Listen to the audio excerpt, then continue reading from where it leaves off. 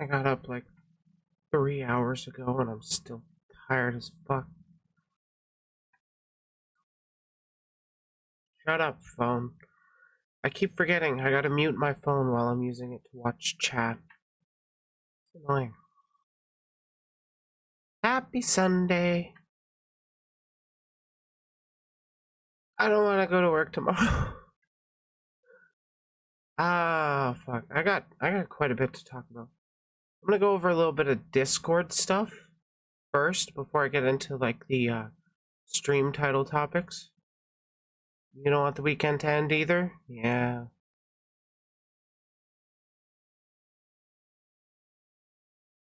Actually, I might go into... I'm gonna be doing some other smaller topics before I get into like the title of the stream stuff. Because turns out there's a fair bit I do actually want to talk about.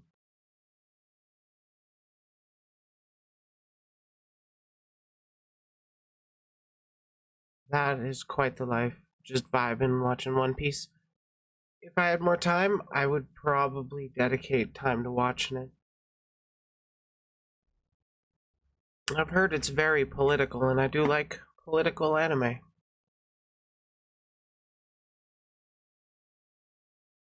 Big part of why I like Gundam. Hey, P-Dork. How you been?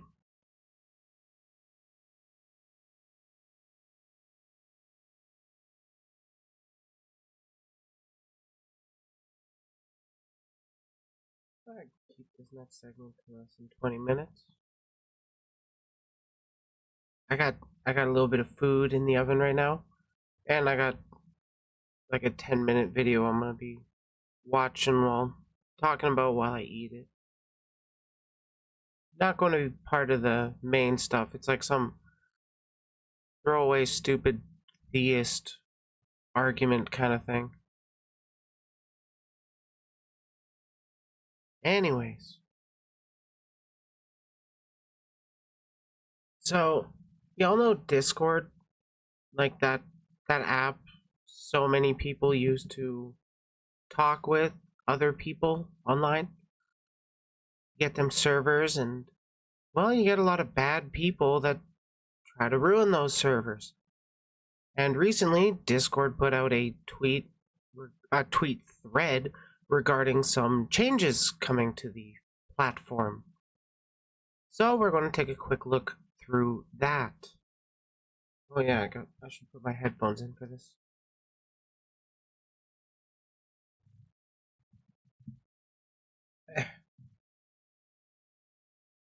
So Discord is here saying Discord is committed to providing a secure and friendly environment where mods can cultivate thriving communities. That's why mods, as in moderators, not game mods, now have 3 more tools to help quash DM spam, resist raids, and keep their servers safe. Thread below. Oh, you remember the days of Skype too? Yeah.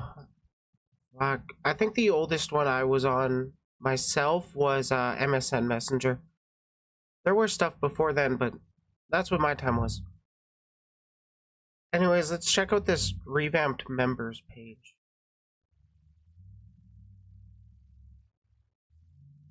Is it literally no sound? I missed that. What?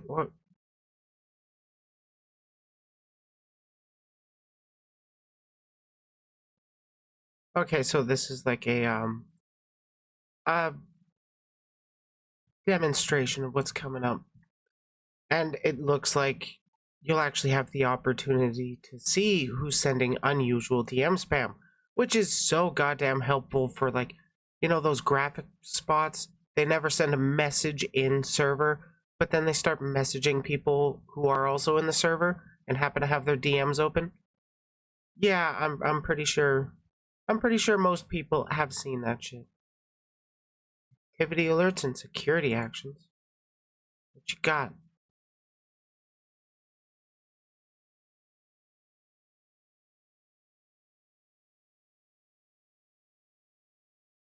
Pause DMs. Is that like pausing DMs for members in the server? Like they literally can't DM each other? Unless, I would assume, unless they're already friends on Discord, then you could probably bypass that. Are you just replaying the same video?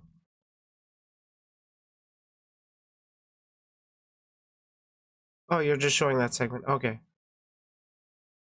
We reimagined the members page so it's easier to track and manage members with safety signals that highlight unusual DM activity and other pertinent information.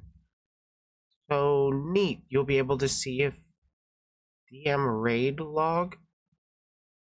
I wonder what that means. Is it like if Discord notices they are mass DMing people, they got like a raid log going on kind of thing? That would be very, very handy. Yes, we saw this part. Activities, alerts, and security actions. Activity alerts notify you of unusual activity so you can swiftly investigate when raids or DM spamming might be taking place. Security actions enable swift server lockdowns, temporarily halting new member joins or DMs.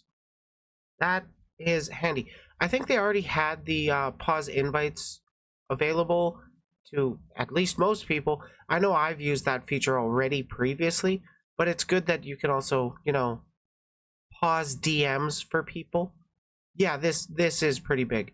These new features are designated to work in unison, providing moderators with necessary tools to better manage and protect their servers. Less time dealing with safety issues, more time enjoying conversations. We're committed to providing mods with more tools to keep their servers safe. Thanks for being a part of this journey with us. So this is a pretty big big change for Discord. It's something that should have been implemented a while ago. But largely, yeah, no, I think right now I'm just feeling the dub from Discord. That's a nice one. Hey, Joestar. Like the ability to actually track when you're having those bots in your server, because those bots join every server. Whether or not you've been directly DM'd by one of them, they are in, I would say, literally any server, so long as they have public invites. It's definitely possible to have a bigger server that's like on a invite only basis where there's no like public invite out there, or like any permanent invite. That's it.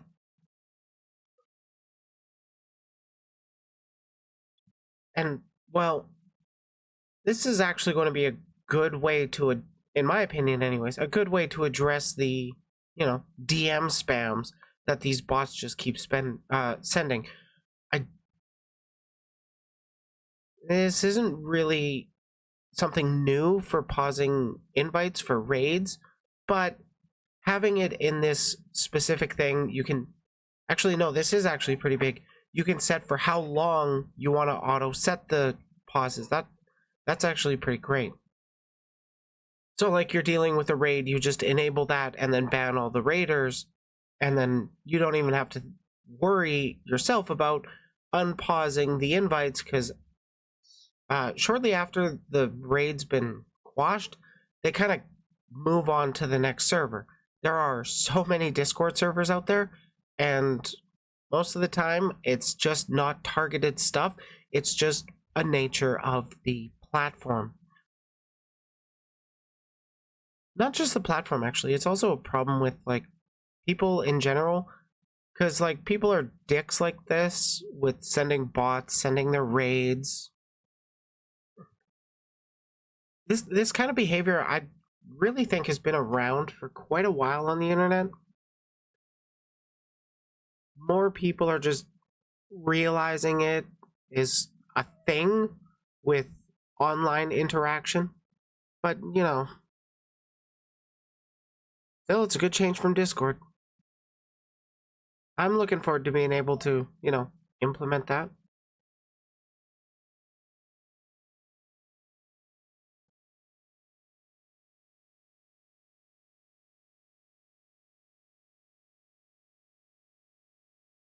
Let's see, what else do I want to jump in on?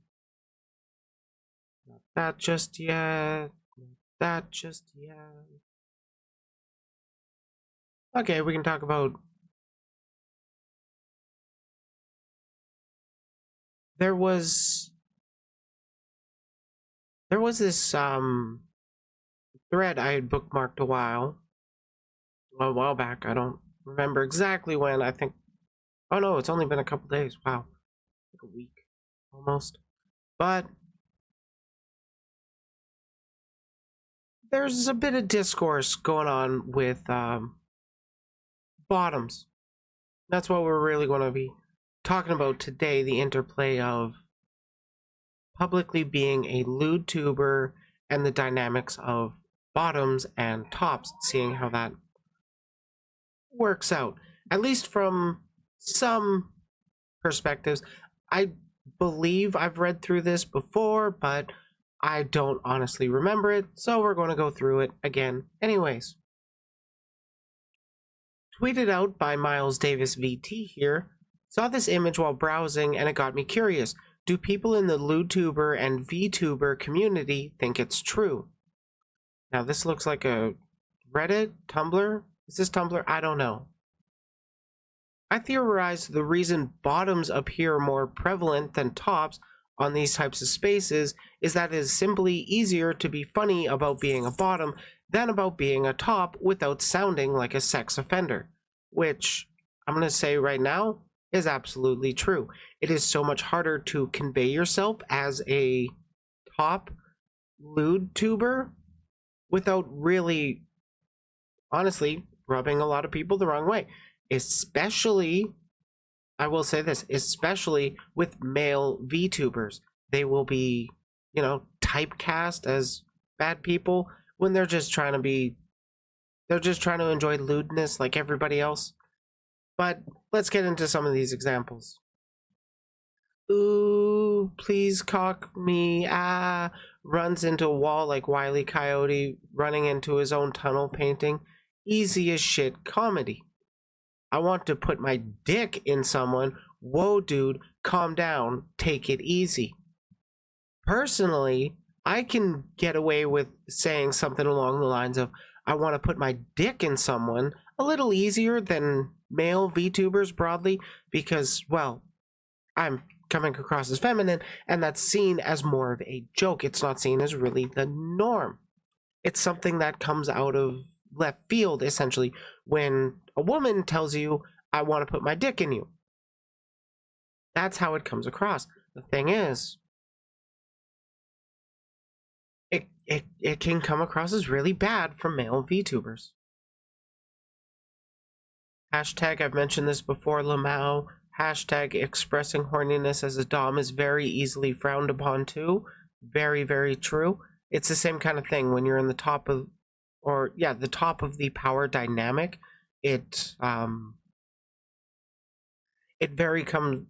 very easily come across that you're just objectifying people, and honestly, most of the time that's not how it's actually being done.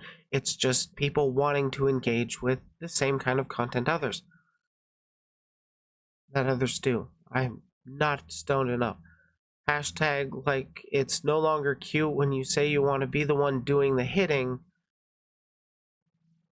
Oh, okay, yeah, that's pretty bad. Like, I guess it's like people don't, in general, don't like glorifying the, for lack of a better term, the abusive appearing side of a BDSM relationship. Like, in general, abuse is frowned upon by broader society. So when you're trying to roleplay as the dom publicly, it comes across very wrong very easily. Hashtag, if even, even if everyone around you was literally just begging to be hit, true, you just can't. Hashtag DOMs must express their desires directly to a sub or in chats with other DOMs because people are so quick to say you're a freak.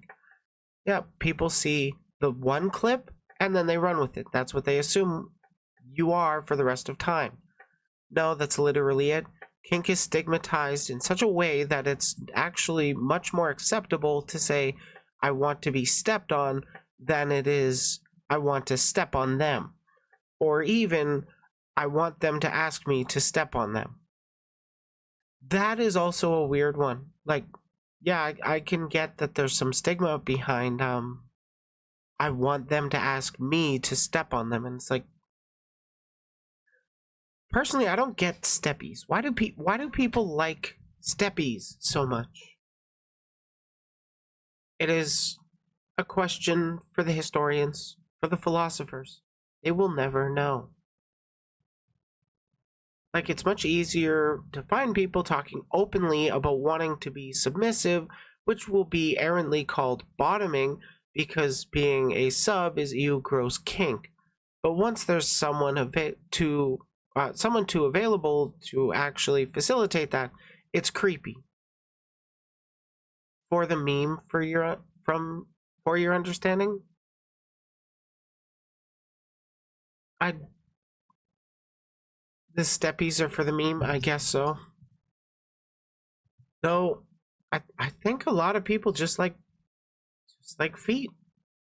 I don't get it. Enjoy your feet, I guess. Get me to 500 subs on YouTube. I'll post feet. I don't care that much. It's not my thing. Why is that trending? I also personally don't like the conflation of bottoming and subbing, because those are two different dynamics, in my opinion. Like, that is the most basic way of expressing your bottom law of wanting to be stepped on. Yeah, I guess so. That is one of the easier ways to express one's bottomness. But yeah, the conflation of bottoming and sub, the bottom is the person that gets penetrated. The sub is the one that takes the commands of the encounter. You can be a power bottom where you're the dom of the engagement, or you can be a service top where you're the one penetrating, but you're taking all the orders from the one you're penetrating. It's like, there is more complexity to this than just every bottom is a sub. Stop conflating it. Y'all suck.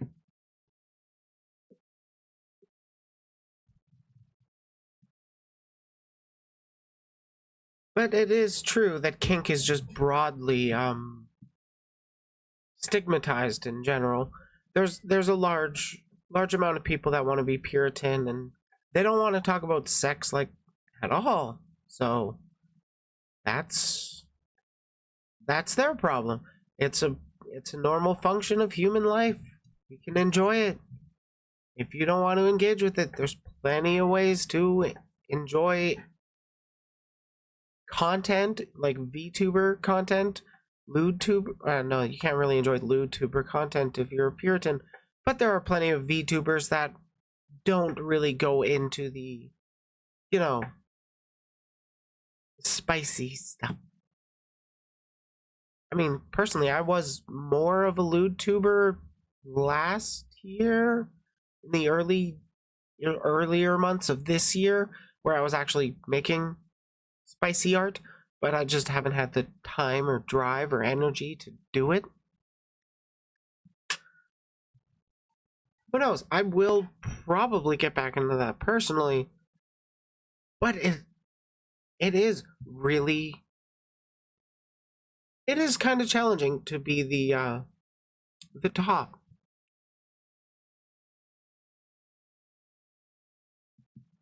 Though I will say that I don't think that bottoms appear more prevalent. It's that there are literally more bottoms. That's how we'll end that video.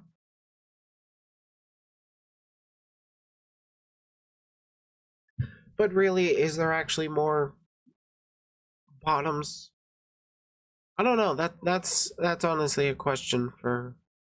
I don't have that study. It'd be interesting to find out though.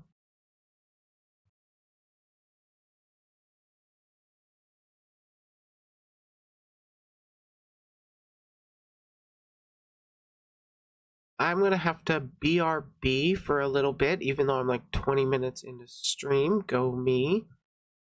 But then when we come back, we're gonna go over a video from like May 6th. What if God was actually the devil kind of type bullshit? So that'll be interesting.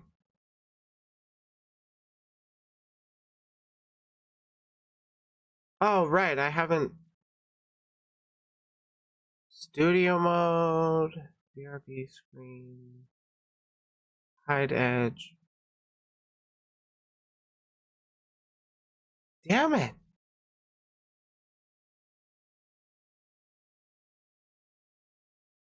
Okay, fuck it. We're just going to the starting soon screen.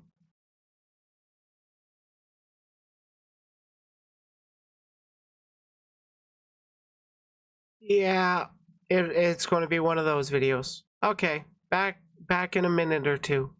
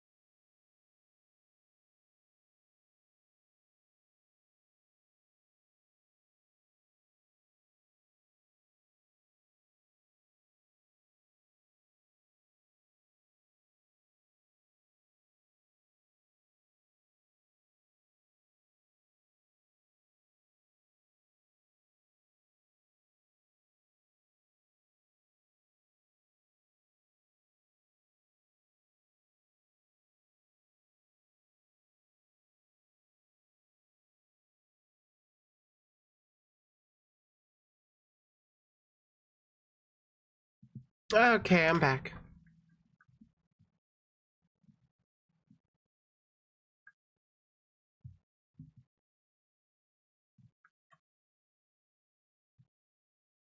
I had to get my headphones ready too.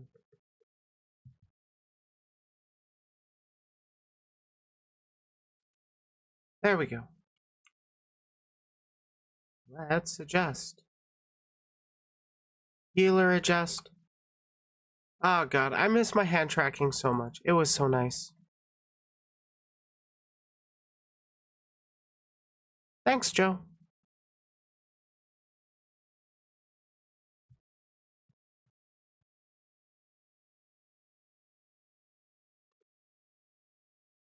Well, this is going to be a first for the channel. I haven't really talked about any sort of spirituality content at all before. I think I have mentioned my position on things before, but I'm going to reiterate them for this video. Basically, I'm an atheist. I think there was no reason that we exist. I think that we happen to just get lucky. The universe is so fucking broad. There are other life forms out there. We happen to be one of them. And it's so vast that we're probably not going to engage with them. I do not think that there was any sort of spiritual creature or being, entity, whatever, that created everything deliberately. There could be some kind of... All I know is there was a big bang, and we don't know what happened before then, but thinking that it was space ghosts is not really my cup of tea. So with that said, I'm going to be going over a video that's talking about the world's first Bible that apparently reveals that God is the devil. And oh yeah, that actually reminds me, I was actually raised Protestant Christian, and then I actually read the Bible and thought to myself, wow, this being that I'm told I'm supposed to love and loves me and is only a one-sided relationship where we talk. But then going on through the Bible, I realized, wow, this dude's racking up the kill count way higher than the person that's supposed to be the embodiment of evil. And then I moved away from Christianity, and then I was pretty agnostic for a while, until I came to the conclusion that essentially, well, I don't want to believe in stuff unless there's actual evidence of its existence. So if there's no actual thing I can point to that's definitive proof and not just a book from hundreds or thousands of years ago that actually demonstrates in modern day in repeatable ways of its influence, why would I believe in it? And that's where I sit today. Without further ado, let's get into it.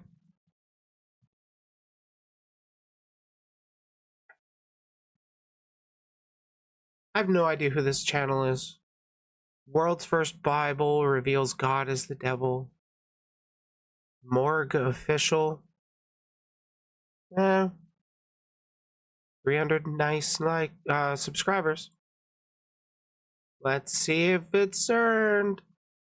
What if God is actually the devil? What if the very foundations of Christianity was built on a shocking secret that the church doesn't want you to know? Marcion, the man who compiled the world's first Bible, believed that the God worshipped by the church today is actually an evil being that's enslaving humanity, and will also discover that Jesus himself reveals that God...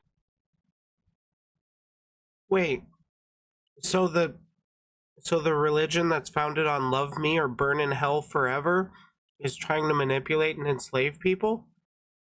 I totally never came to that conclusion. God is the devil in the banned Gospel of Judas. Is this actually true, and has the world been deceived into worshiping an evil being? We're gonna find out right now. First, make sure you like and subscribe, as I'll be releasing more hidden knowledge on my channel that you won't find anywhere else. And if you ever felt like that you've learned something from my work, support on Patreon to get access to weekly secret videos, and you can also support by hitting the join button right below this video. Before we discover the dark truth about God that Jesus reveals in the banned Gospel of Judas, we have to know something about Marcion and the world's first Bible. So who was Marcion? Marcion was a Christian theologian who lived... FYI, I have no idea who the fuck this Marcion is, so I'm learning too. I'm just sharing my perspective as an ex-Christian. As a recovering. lived in the 2nd century. He was the son of a bishop and was deeply involved in the early Christian church. But as he studied the scriptures, he began to have doubts about the God he had been taught to worship. Marcion came to believe that the God described in scripture was not the loving, merciful God that Jesus spoke of. Instead, you mean the guy that drowned the entire world and then saved one drunkard that built a boat for him was not a good God? Huh. Instead, he believed that the creator God was actually an evil deity who sought to keep humanity in bondage. And you can't blame him, because think about it. God is described as drowning the entire world except for Noah and his How does she know? How does she know? family, killing the firstborn children of Egypt and accepting a burnt virgin sacrifice, among a lot of other things. Now, does that sound like a loving God to you? Of course not. That kind of behavior is the exact... There's actually a lot more than that. Like, don't forget about the Cain and Abel story. You got, or not, no, not the Cain and Abel story. Shit. What was that dude's name? Where God told him to bring his son up on top of the mountain to sacrifice. And then when he was actually about to do it, God was like, no, dude, don't actually do it. I was just testing to see if you love me. What was that story called? I forget. Opposite of what Jesus teaches, like love thy neighbor as thyself. So Marcion concluded that the creator God was actually an evil entity who ruled the world with judgment and violence. And remember that Jesus is also God at the same time. So it's a do as I say, not as I do stuff. Kept humanity in a state of submission and slavery. But in contrast, Marcion saw Jesus as a messenger from a completely different God, a higher God who provided an escape from the cruel world created by the evil creator God. I'm gonna need some crack for this one. And at the end of this video, we will see exactly who that higher God is. Historian Bart D. Anybody want to take guesses on what it is? Oh, what if it's Satan? That'd be a twist. Ehrman said, according to Marcion, Jesus came from a different God, a previously unknown God, who was not the God of the Old Testament, but a higher spiritual being who intervened on behalf of people to save them from the wrath of the Creator. So who is this higher God exactly? We're going to find out. But think about it. This idea might seem strange to us today, the fact that the Creator God is evil, but that's because the world has been conditioned throughout generations to believe that the Creator God is good. But the idea that the Creator God is evil was actually very compelling in early Christianity. Bart Ehrman said, well, I just want to say I'm glad to know that I'm not the first person to come to that conclusion. I know I've heard of other stories of atheists that have come to the similar conclusion as mine, where we believed and then we actually read the Bible and like thought about the stories and what the God was doing. This feels like very basic knowledge for somebody that actually reads. Marcion had a huge following. In some parts of the Christian world at the end of the 2nd century, there were apparently more Marcionites than other kinds of Christian. In Marcion's view, the world was a battleground between the evil creator God and the higher, loving God. Now, Marcion's followers, known as Marcionites, were pescatarians, and they embraced pacifism, and women held high leadership roles within the community, which was a practice that was very progressive for the time. Now, not only was Wait, so it was a matriarchy? Based, who wants to subscribe to this religion? Marcion's version of Christianity extremely popular, but he actually compiled the world's first canon of the Bible. In an attempt to distance the evil creator God from Jesus and the higher God, Marcion compiled a collection of scriptures which became the first Christian canon. His canon, or Bible, had only 11 books in 2 parts. The Evangelicon, a shorter version of the Gospel of Luke, Whoop, didn't mean to pause. And the Apostolicon, 10 letters written by Paul the Apostle, that were also a bit shorter than the ones that we know today. Now think about it, the world's first Bible was actually created to support the idea that the Creator God was evil and that Jesus was from a higher God. Marcionism spread I wonder what Marcyism. Did I pronounce that right? Yes, I did. I wonder what it says about the all other gods are false. Like, like isn't it the literal 10 commandments where like the first one is love me for I am God, and the second one is there are no other gods, and then the third one is like trust me bro, seriously, there are no other gods, it's only me. Fast, and it had a big following. The Marcionites' commitment to pacifism and equality for women was ahead of its time. But as the Marcionite movement gained momentum, it also attracted the attention of the early Christian church. Church leaders like Tertullian and Irenaeus spoke out against Marcion and his teachings, labeling him a heretic. They argued that the ideas that Marcion preached were dangerous and misguided. Saint Polycarp met Marcion at Rome and is said to have called Marcion the firstborn of Satan. Irenaeus, in his work Against Heresies, writes, Marcion declares God to be the author of evils and to take delight in war. But Jesus, being derived from that Father who is above the God that made the world, was manifested in the form of a man. Ultimately, the early Christian church declared Marcionism a heresy, and his followers were persecuted and forced to go underground, while Marcion's works were burned. But the truth is, there were actually many Christian movements and books that declared the creator of the world as evil and said that Jesus came from a higher God. In fact, Jesus says, So it still got spread around anyways, despite the attempts. Still, I personally have... I take issue with how organized religion is today. Anyways, that, it, one way or another, it's all a form of control, trying to get you to conform to what they say God wants you to be like, but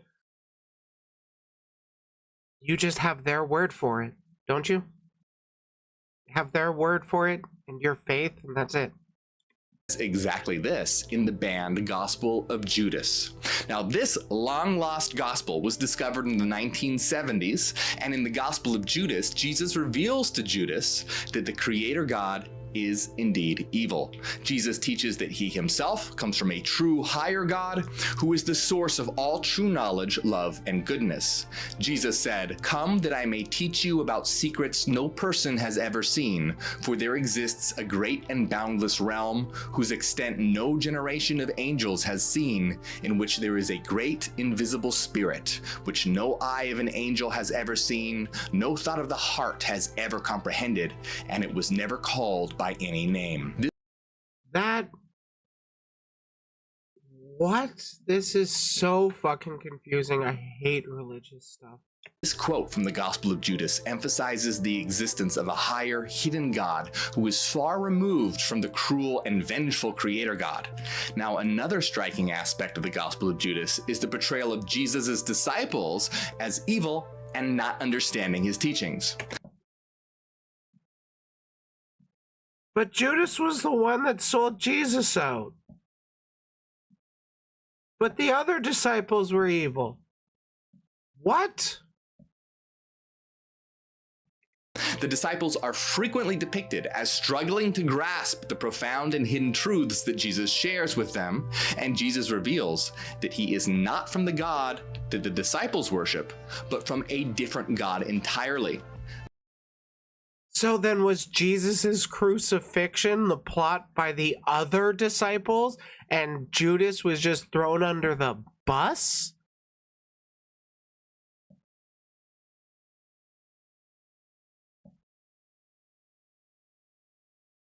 Like, okay. The Gospel of Judas says, "The disciples said to him, 'Master, why are you laughing at our prayer?' He answered and said to them, 'I'm not laughing at you. You're not doing this because you want to, because through this your God will be praised.' They said, 'Master, you are the Son of our God.' Jesus said to them, 'How do you know me? Truly, I say to you, no generation of the people among you will know me.'" Okay, so then the version of the Bible that we all read, apparently, that you know, Jesus said he was God, but everybody apparently misunderstood him for like thousands of years now. And even back then, because, you know, people are dumb. When his disciples heard this, they started to get angry and furious and started to curse him in their hearts. But when Jesus noticed their ignorance, he said to them, "Why are you letting your anger trouble you? Has your God within you and his stars become angry with your souls?" Now notice that Jesus refers to the God they worship as your God, and implies that they don't know about the God that he really comes from. While the other disciples are struggling to understand what Jesus is saying,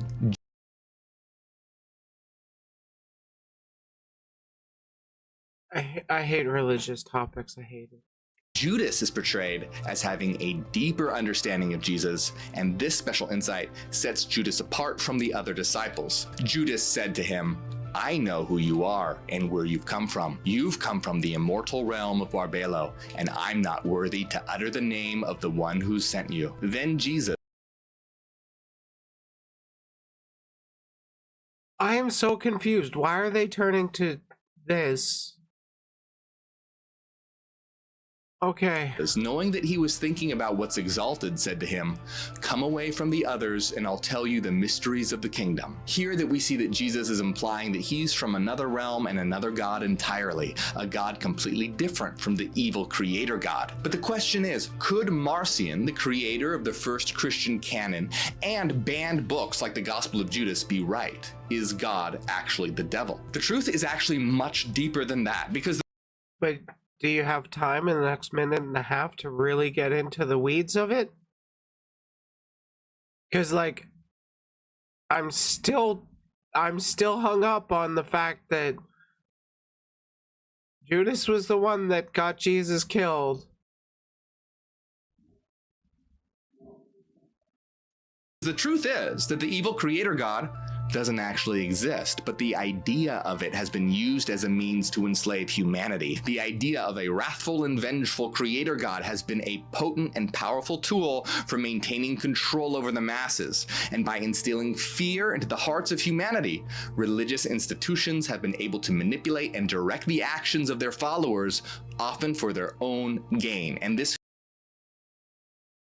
FYI, this is not just a Christian thing.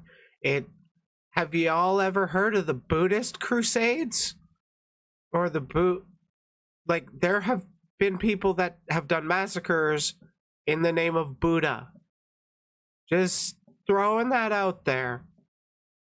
fear-based control has been used to justify wars, persecutions, and countless atrocities throughout history. The Stoic philosopher Seneca the Younger said, "Religion is regarded by the common people as true, by the wise as false, and by the rulers as useful."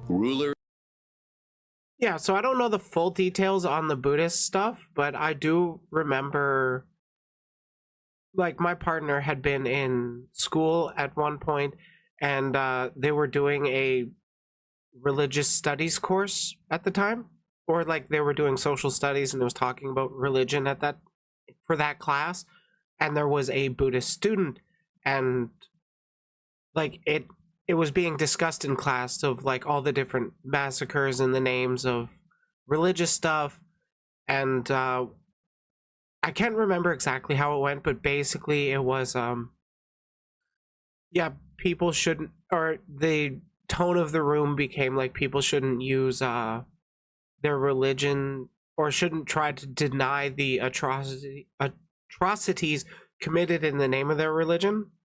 And the Buddhist dude was like, yeah, there were people that did that in the name of Buddha, and they did bad.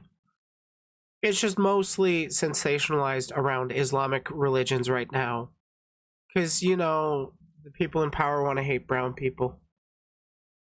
And religious institutions can easily use the idea of an angry and vengeful God to maintain power and control over their followers. If the idea of an evil creator God has been used to enslave humanity, what does this mean for our liberation? Well, by recognizing the manipulation and lies behind Actually, no, let's see what you have to say. these fear-based beliefs and religions, we can begin to break free from the chains of dogma and discover the truth that's already within us. The truth is that we are divine. Who is the higher God? We are that higher God. If you want to know more, Okay, so in my opinion, he's taken a very, very roundabout way to get to my kind of conclusions where we are the ones that created God. It's not a spiritual creature, it's people believing in superstitions and that being used to take advantage of them. That's kind of like how I see religion. It doesn't matter really which, but all religions exude some form of control over you. Whether or not people want to admit it, that's just the nature of religions, at least in my eyes.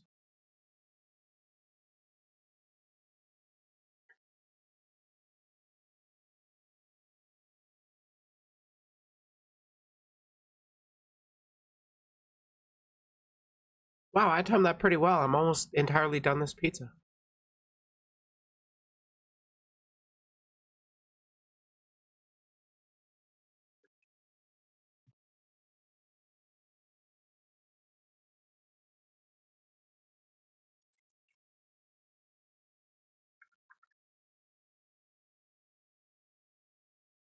Covered that.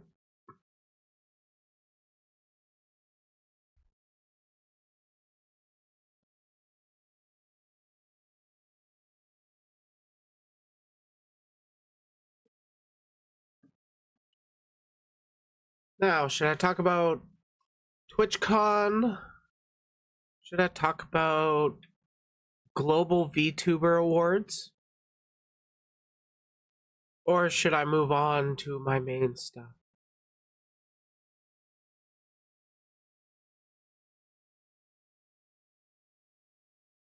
Kinda thinking TwitchCon.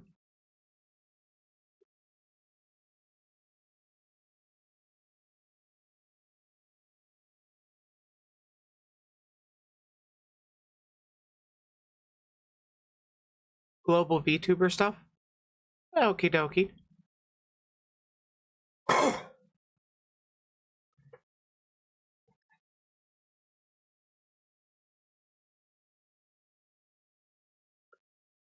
So I had seen some talk of a new VTuber Awards going around.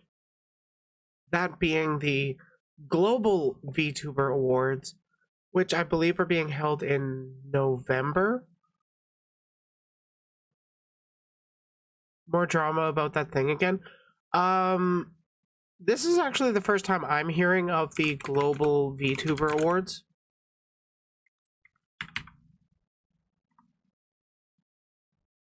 Wait. What was their at? Fuck, I can't remember. Oh, there it is. The VTuber Awards. Talk of this was going around for quite a while. Presented by Oshi. And, well, from what I was hearing, they have been getting a lot of people's attention. They're trying to, oh, they only joined September of this year. They're hitting almost 800 now.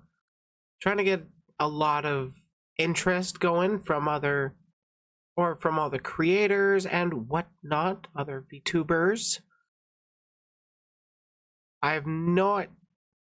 Why don't you guys have it pinned when it is?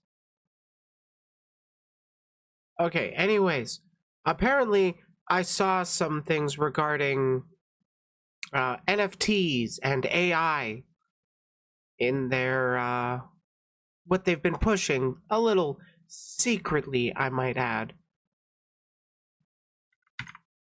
I should have had this tweet ready to go.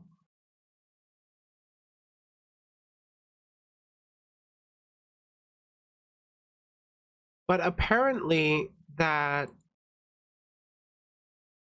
here we are. Why didn't I bookmark this one?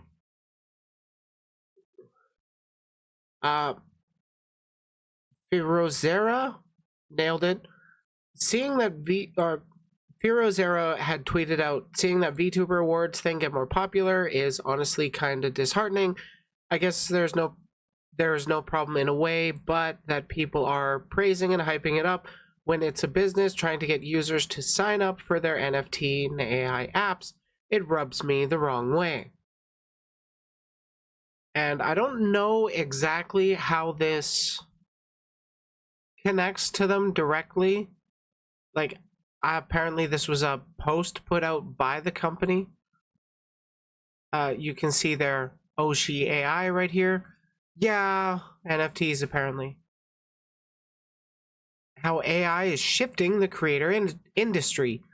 In my opinion, fuck AI art. It should only be a tool to use as a reference, not the end state of art. You're being so fucking lazy if you do that.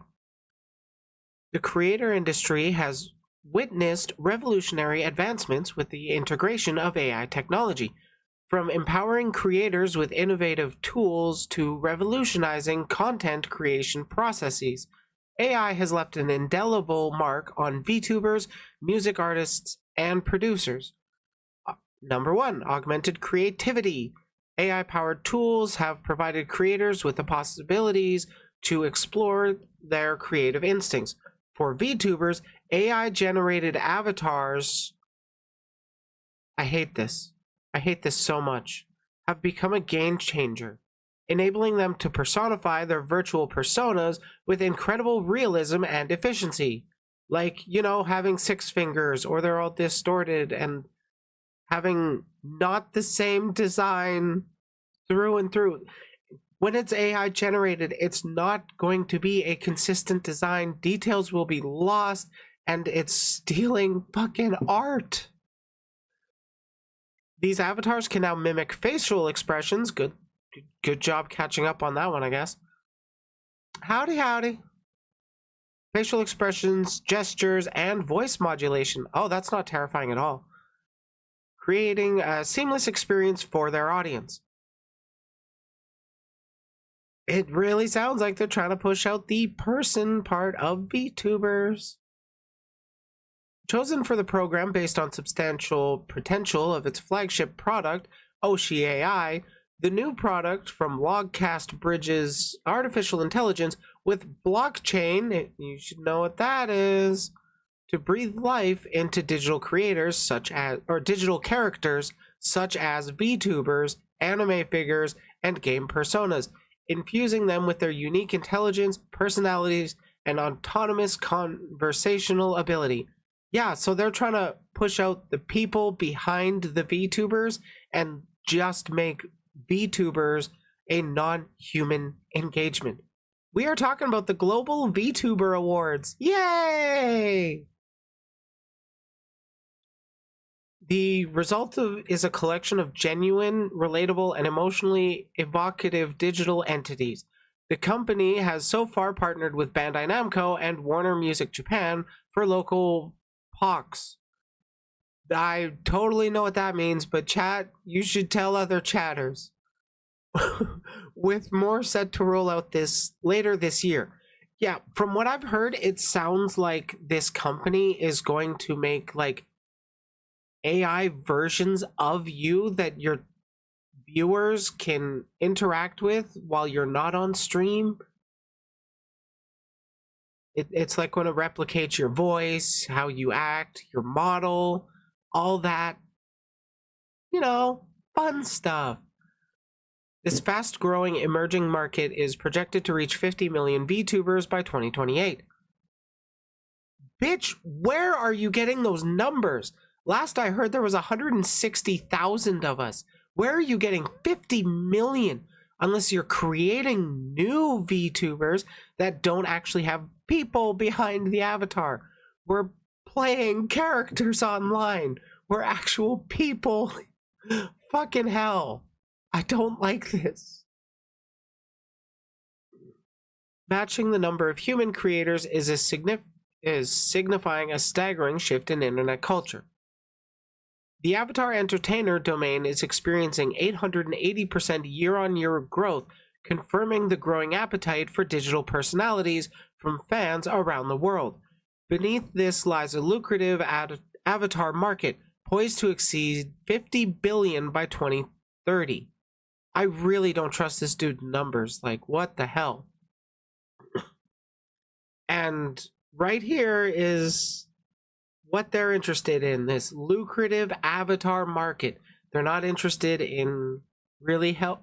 I'm getting the vibe that they're not really interested in helping creators grow or actually recognizing the effort put in by the talents, by the livers, if you will, by the artists, by the riggers, like any of that. That's not getting recognized. They just want their money from you.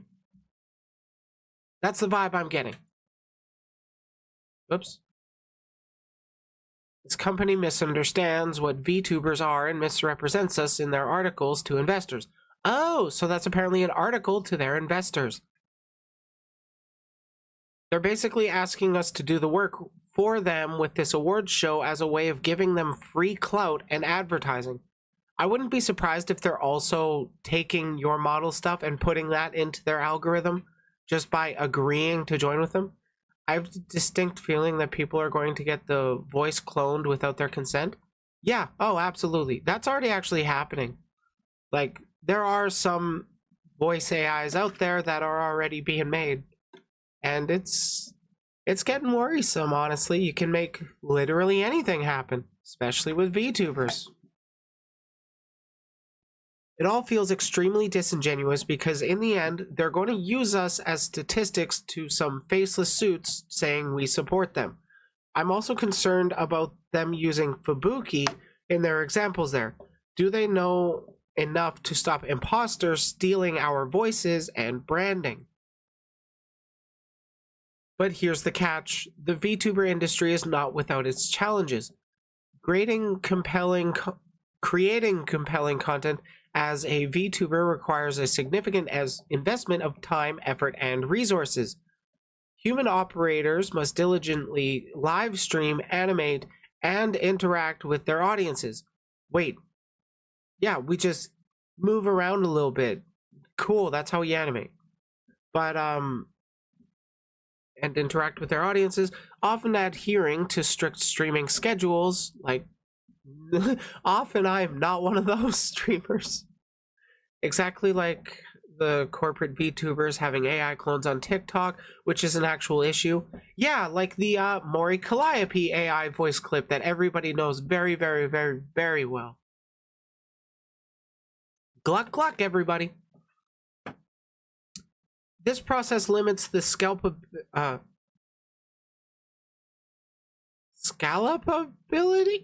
Is that literally, are they saying scalability? I have no idea what the fuck this word is. And growth potential of VTubers. As the human factor inevitably restricts the number of individuals who can operate as VTubers at any...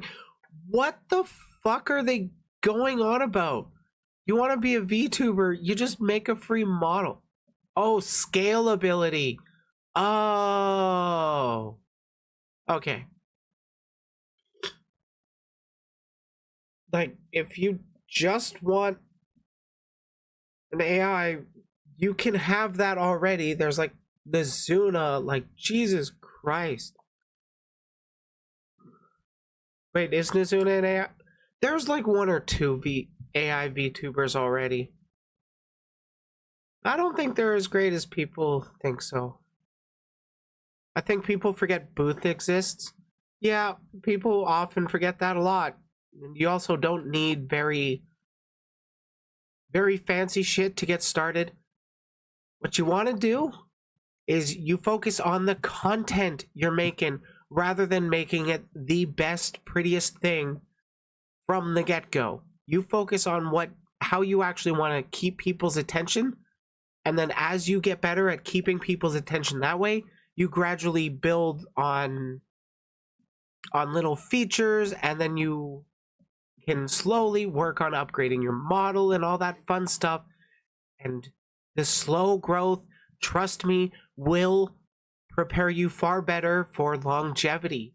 If you get that fast growth of like you explode in a year, or you explode to thousands of subscribers within like a couple months, most of the time you're going to burn out way quicker because you got to deal with all these new things that you haven't really gotten used to or that you haven't really dealt with before. Automating avatar personalities. Oh, this sounds fun. Amidst these challenges lies a massive opportunity, helping entertainers automate their avatars. Fun fact, I made mine on my own in like half an hour for free. Imagine a future where avatars can independently operate, freeing human entertainers from the burden of constant interaction. So, like, take the streamer out of streaming. Cool, that'll do well. We believe this technology could usher in a new era of avatar-driven entertainment.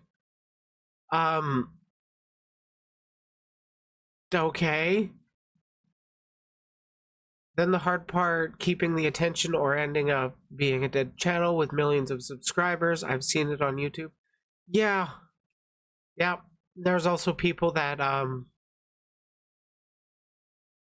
their type of content just falls off. They just don't know how to keep people's attention, and they just, even though they have hundreds of thousands or even millions of subscribers, they're getting like hardly any views anymore. Like sub 100,000 numbers of views. Excuse me. Developments in artificial intelligence, AI if you didn't know, and machine learning which is ML, hold the key to unlocking this potential. By training avatars with distinct personalities and imbuing them with human-like intelligence, we can empower these digital entities to navigate virtual worlds, interact with fans, and even produce content autonomously. This not only enhances the scalability and growth prospects of avatar-driven industries, but also opens the doors to new forms of entertainment and engagement. Like, you want to know what this is getting me thinking?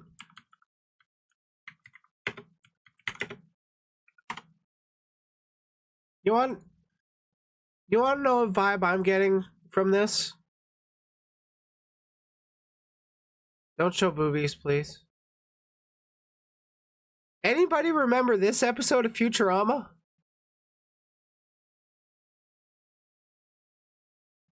Yeah, warning sign. Red flag, fucking scale right. I hate Google.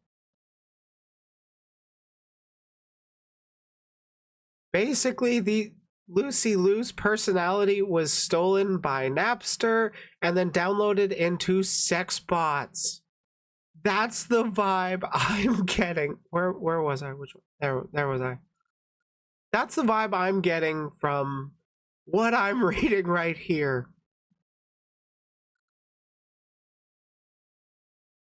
I know I've talked about this before, but that people don't even realize the sign up page for the awards has AI art in the background frustrates me. Background art is a little harder for me to notice. Not to mention the worrying future the company seems to be encouraging in eliminating the human aspects of Vtubers.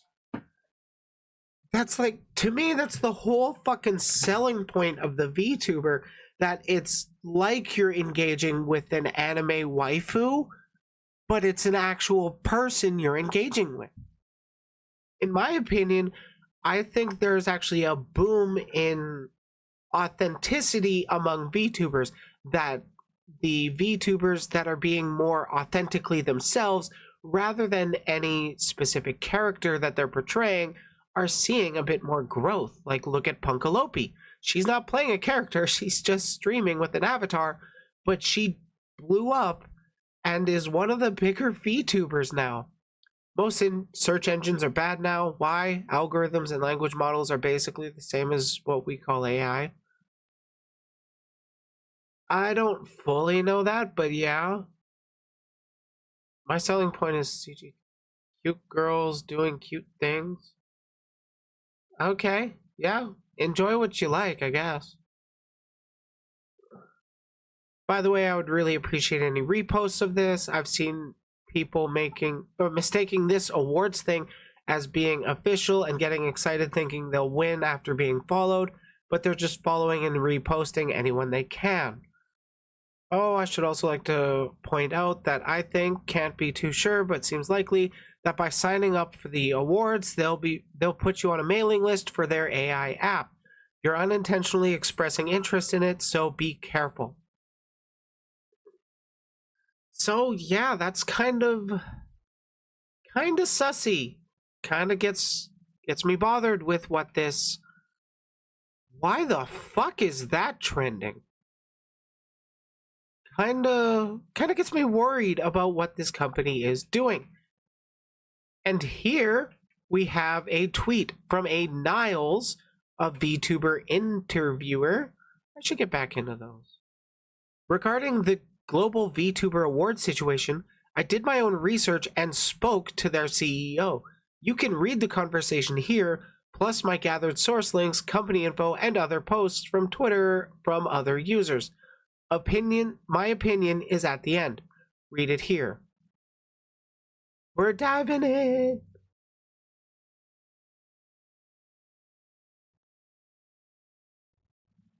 Using the pageless format. Cool. So this is going to be fucking long. Love it. For those unaware of the situation, there's been an account following 3,000 plus, 4,000 plus now, VTuber accounts claiming it's to host a global VTuber awards. This account is associated with a company called Logcast, which focuses on services for streaming like creating voice logs and selling them as NFTs. That's where the NFTs come in. Their marketing material across accounts and website has pretty much only AI art and AI VTubers. There were rumors spread that inputting your information in the awards website would result in your data being used to sign up for their streaming app, Oshi, which I believe is the thing. Oshi, I think, is here's an AI version of your favorite VTuber. You can interact with them in like a pseudo one-on-one experience, but it's one on AI. There have been a few VTubers calling this out, saying the company is baiting users to 1. Download their app, and 2. Giving them personal info which could be used to create more AI art. And here's the accounts. Awards account, the Twitter company creating them, the CEO of that account, and the streaming app for that account. Cool. These wonderful creators have also made amazing posts regarding the topic. They include images, conversations with the company responsible, as well as their own research from where I found some stuff. They already touch on the topics of AI content used in their marketing material, like their shotgun marketing tactic of following many accounts, and the affiliation between the GVA account and Logcast. I encourage you to check them out.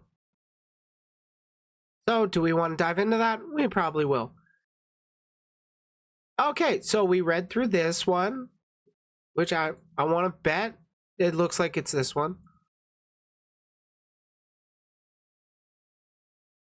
Yeah, so this was the first thread that I saw, which is why I talked about it there. Twig, from whom I first heard about this in more detail. I can't say I know Twig.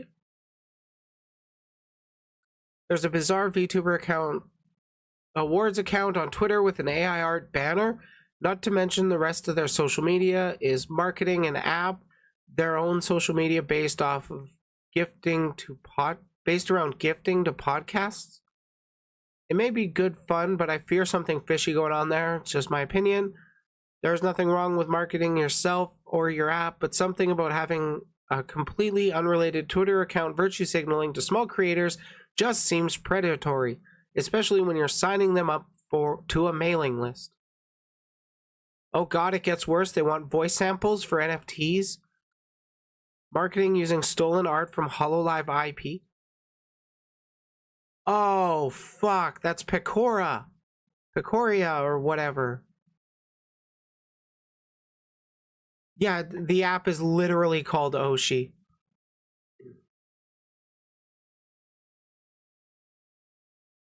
Yeah, it's literally Pecora. I wonder if she actually agreed to that one. After breakthroughs for text and image generation, the next frontier of AI is audio with speech-to-speech technology. Speech-to-speech? What wonders we live in. Technology powering the future of interactive entertainment. Yeah, so they're just going to steal your likeness and then, you know, make money off of it. I would fucking love to see somebody make me on the Oshi AI and then argue against me because they're too fucking cowardly to actually talk to me on my stream. If it's just a shit post, that'd be fucking hilarious. If it wasn't a shit post, that would be sad as hell.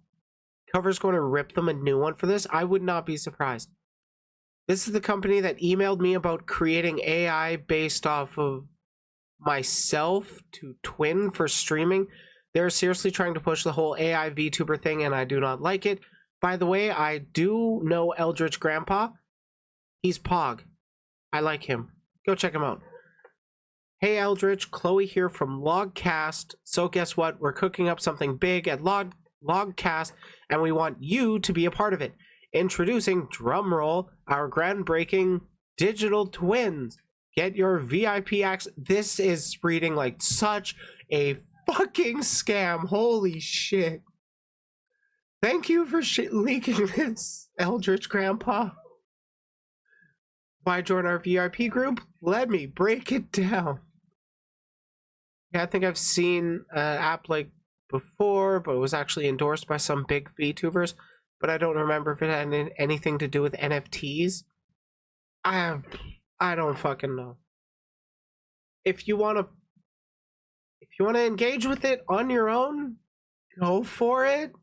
But this is disgusting to me that they're largely branding themselves to, or trying to engage with smaller creators to, like, you know, take their designs, their personalities, because there are a lot of great small VTubers that have good designs. They have great content when they're streaming.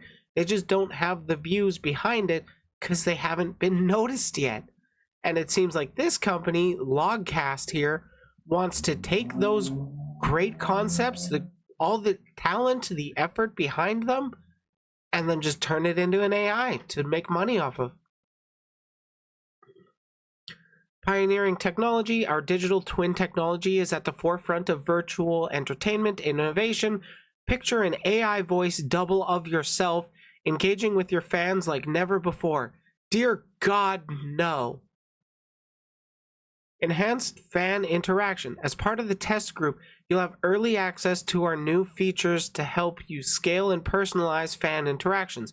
Your digital twin can chat with fans during breaks, keep the fun going. Think super chats, but completely automated and controlled by you, as your AI will be strictly trained to mimic your voice, tone, and personality. Oh, so when you walk away to go take a poop, you turn on the AI and no one will know you're pooping, and it just keeps going. What? Like, you want to end stream, so it's just an AI that keeps it going with, like, shoddy replica of your work, of your talent, your content? This is horrible.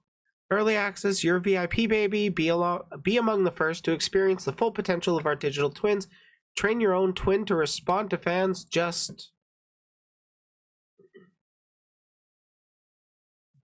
Respond to fans just like you. I will say this is very, very worrisome for, like, toxic problematic behavior or parasocial behavior, not well, I mean, hand in hand. But like the people that fall down the parasocial rabbit hole is what this is for. The majority of people that enjoy your content aren't the type to endlessly watch your stuff over and over and over and constantly need that new drip for their content. Wouldn't just playing footage of past stream like people have been doing on Twitch, lol. Unironically, that's what I do. If I'm knowing I'm going to take like an hour-long break, hey guys, enjoy this old video. Like, it is the best way, in my opinion, to take a break when you want to take that break. I will play like a 45-minute video, and then since I'm still watching chat, it's like a premiere of an old video. So there will be some people in chat that have seen it, but then there will also be some people in chat that haven't seen it before, and it's kind of like a premiere. Which is funny. It's like a premiere of a live stream that you're not at, but you're in. If you get what I'm saying. It also helps me, like, you know, reflect and see where can I improve with my content. Okay, community collaboration. We're all about the VTuber fam. Joining the test group means collaborating with talented creators, sharing ideas, and building a network of like-minded creators. Your insights will shape the final product. What does that... What?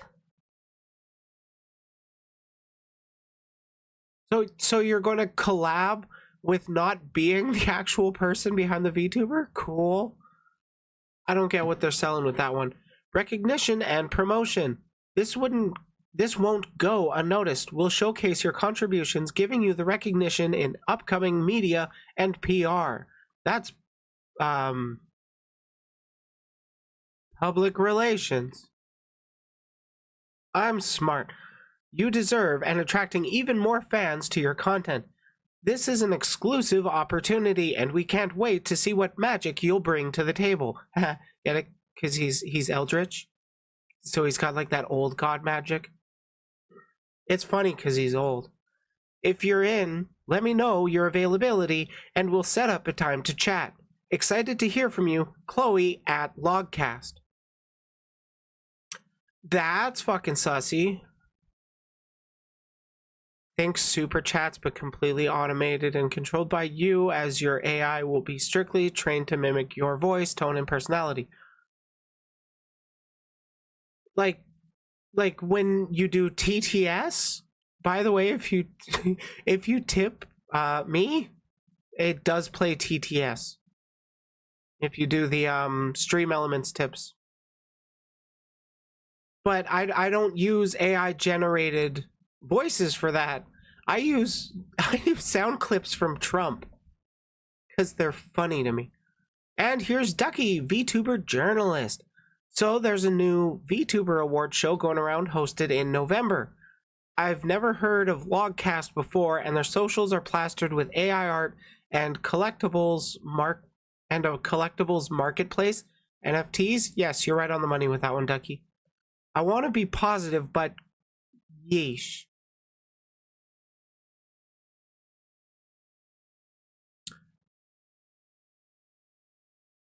Silvervale, Melody. Is that Neanners? Is that Bebe? That's Zentrea. Why are you stealing a lot of V Shoujo and XV Shoujo looks? I don't know who the two in the front are. Is that I'm gonna be honest, I'm too dumb to tell how this is AI. Is it the fingers? Oh god, it's the fingers. That is so weird. Why are they so long? Okay, convinced. That's just boring. Logcast, stream your voice to the world, available on the App Store. It's from Sweden.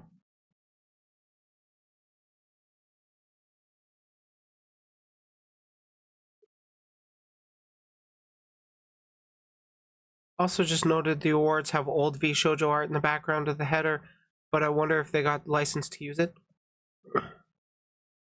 Like, that's what fucks with me. Is that actually some official art that they threw in the background and then created AI VTubers to...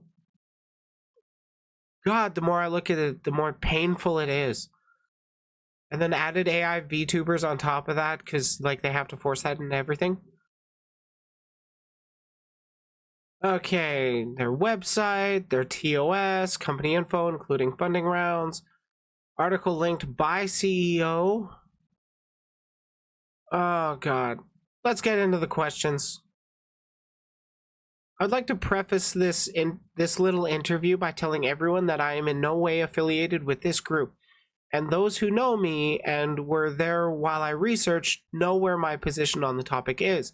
I give my own opinion at the end, but I am happy to chat with anyone who wants to know more of my stance, either through comments or DMs. I'm no lie detector and can't tell you if they're being honest or not, so I leave that up to you. I'll tell you. I asked for and received permission to post this conversation online, but before I asked most questions. Oh, okay. So they asked for permission to post it online before they started asking questions. That's actually good. Good. I don't know. Industry standard. Excuse me. Okay. Personally, I think if you're going to bring somebody on for a controversial talk, be upfront and be like, "Hey, this I want to make this public. You okay with that?" And they'll say, "Yeah, cool."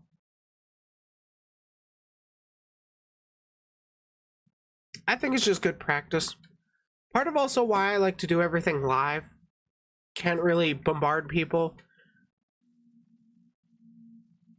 I will say they are willing to talk to people about what they are doing, and they are not shying away from the affiliation between accounts.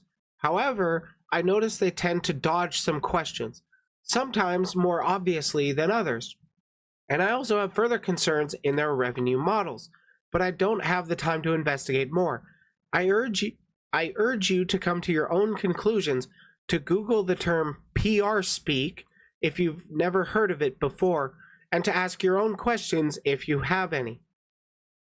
Finally, I've added personal notes in italics here or there, which I wrote post-interview. With that in mind, let's move on. Why the name's gotta be so big? I guess to separate that.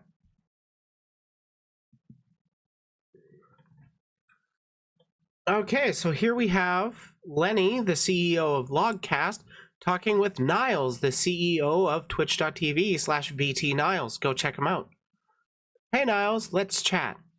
Hello, good day. My concern here is threefold. I've already asked Chloe, the community manager of Logcast, who we've seen earlier in this stream, or video anyways, the community manager of Logcast. Some of these, but I'd much rather hear from you. Main issue 1, why did you choose to not be transparent about what the data inserted into the Global VTuber Awards would be used for? Ooh, good question. Hard ball to start off the interview. We understand the importance of transparency in data collection, and we want to assure you that our goal is to create a fair and safe way for VTubers and fans to participate in the competition. The reason we collect email addresses and require users to choose a password when signing up or nominating themselves is purely for logistical and communication purposes and common practice in competitions, especially if they are formal competitions like ours with official prizes. Here's why we ask for this information. Communication with participants. We intend to keep participants informed about the competition, including important updates, voting, and nomination confirmation, and winner announcements. Having valid email addresses allows us to reach out to participants directly, ensuring they don't miss any information, which is reasonable for something to be done when you're hosting some kind of awards. Why you gotta be focusing on so much NFTs, I wonder. Like, they're close to the real thing, but the two girl in front look a bit generic. Yeah, like, that's why I'm wondering, are those two in front, or were those two in front the AI generated ones? Probably. Security and anti-bot measures. In order to maintain the integrity of the competition and prevent abuse from automated bots or fake accounts, which I'm sure you know is unfortunately very common on Twitter, 100% Elon's war on bots is going perfectly, just like I figured it would. We require this user information. This helps us verify the authenticity of participants and ensures that every vote and nomination comes from a legitimate, real person and not a bot that someone has set up to vote for them. That's a very funny statement to me, where, like, the entire point of Oshi AI is that you're not talking to a real person despite it being a VTuber. You're talking to a bot. Privacy and data protection. We take data privacy seriously, and we do not share this information with any third parties. We apologize if there was any confusion or lack of clarity in our initial communication. We take feedback from community very seriously, and we will make sure to be more transparent about our data usage in any future competitions. We appreciate the community holding us accountable. Good Lord, this is like all PR speak. Oh, don't worry, it's not my usual content. We're talking about AI. We're talking about AI VTubers and NFTs. Basically, the global VTuber awards that have been going around. Turns out they're tied to NFTs. For the record then, there have been a few rumors that the user data input into the global VTuber award site is used to sign people up to the Oshi app. Is this true or false? No, you will not have an account on the Oshi app if you sign up to the VTuber awards. I don't mean to throw shade and create an implication. However, there is no real way for me to confirm if this is true or not. Yeah, it's something that's still fairly small anyways. There's supposed to be awards next month, like in November. But this stuff came out, like, this is, by the way, this is an interview with the CEO of the company that's associated with the global VTuber awards. Main issue 2. Why did you make the decision to use AI art for all the marketing material across the different accounts and websites? Was the intention to use AI art from the beginning, or a transitory means while talent became affiliated with you and permission was given by them to use their art? The decision to use AI art was made for the reason of unbiased representation. What kind of reasoning is that? AI art allowed us to create promotional materials without bias or favoritism towards any specific VTuber or talent. What? Unbiased? Do they know it was fed into an AI? We have no idea here. By using AI-generated imagery, we wanted to ensure that our marketing remained impartial, reflecting our commitment to fairness throughout the competition by not highlighting any specific VTuber, as this may affect voting. Except, shit, where was it? Scroll up a little bit. Go back to this tweet.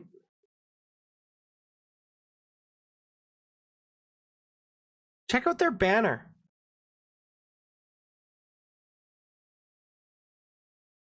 There's two current VShojo girls and then 3 XV Shoujo girls on their banner. Then they don't want to be biased. Just remember that. They don't want to be biased, but they like V Shoujo, and then they're generic VTubers. AI is heavily biased towards white cis white people. Yeah, I don't doubt that. Probably the main people that actually use it. Oh yeah, I was reading the response here. Yeah,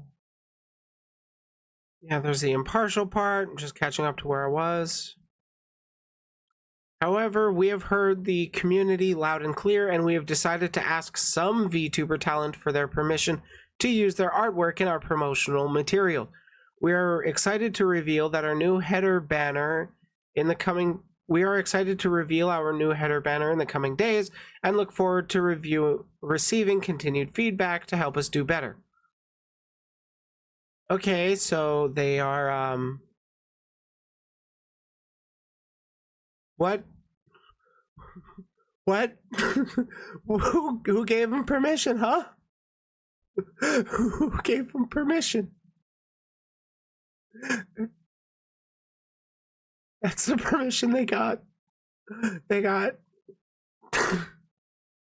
GG.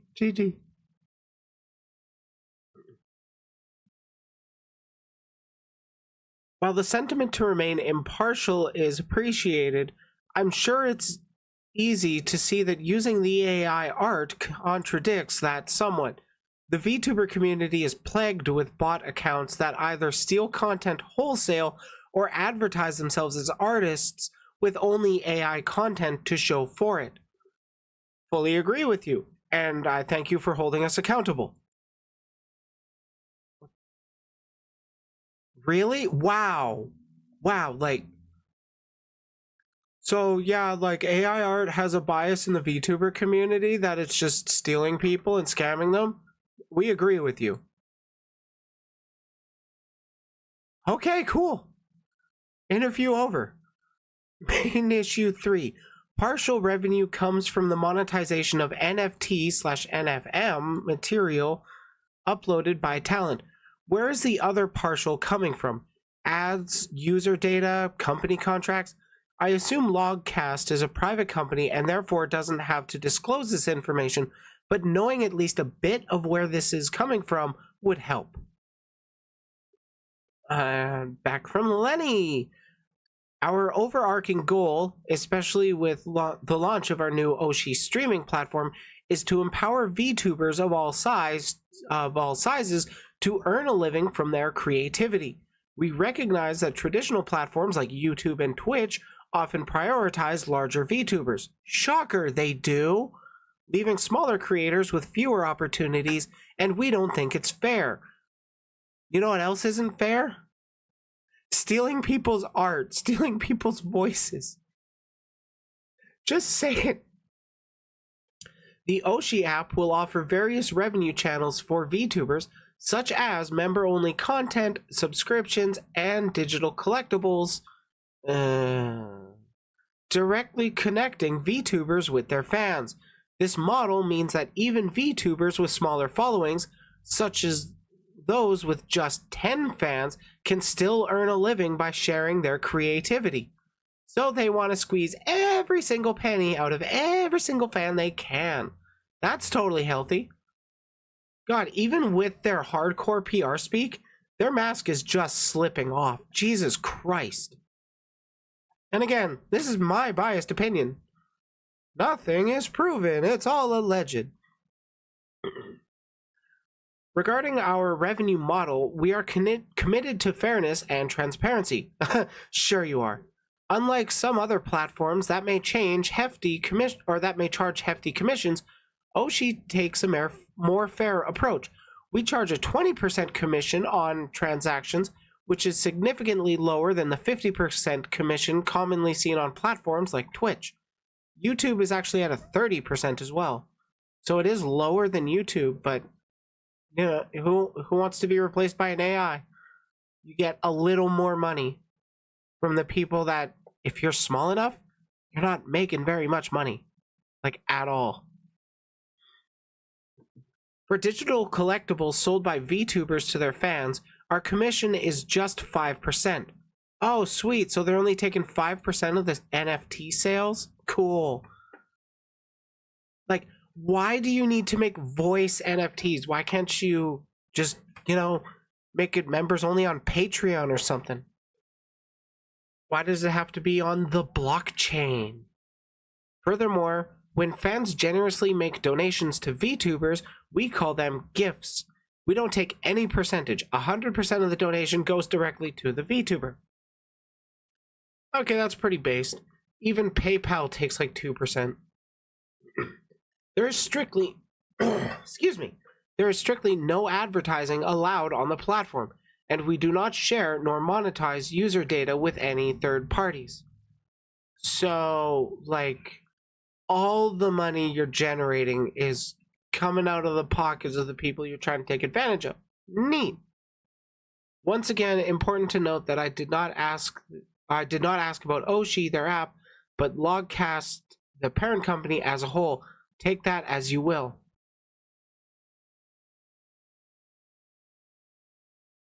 Yeah, that was a broader question about the parent company, and they're like, let's talk about the app. This is looking so well.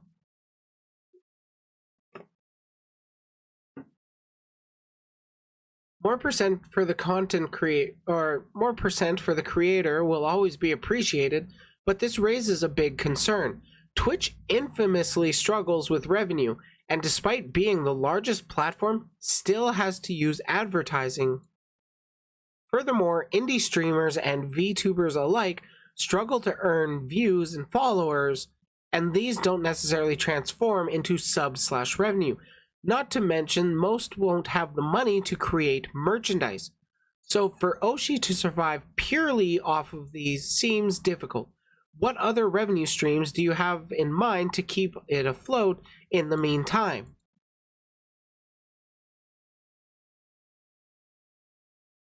God damn.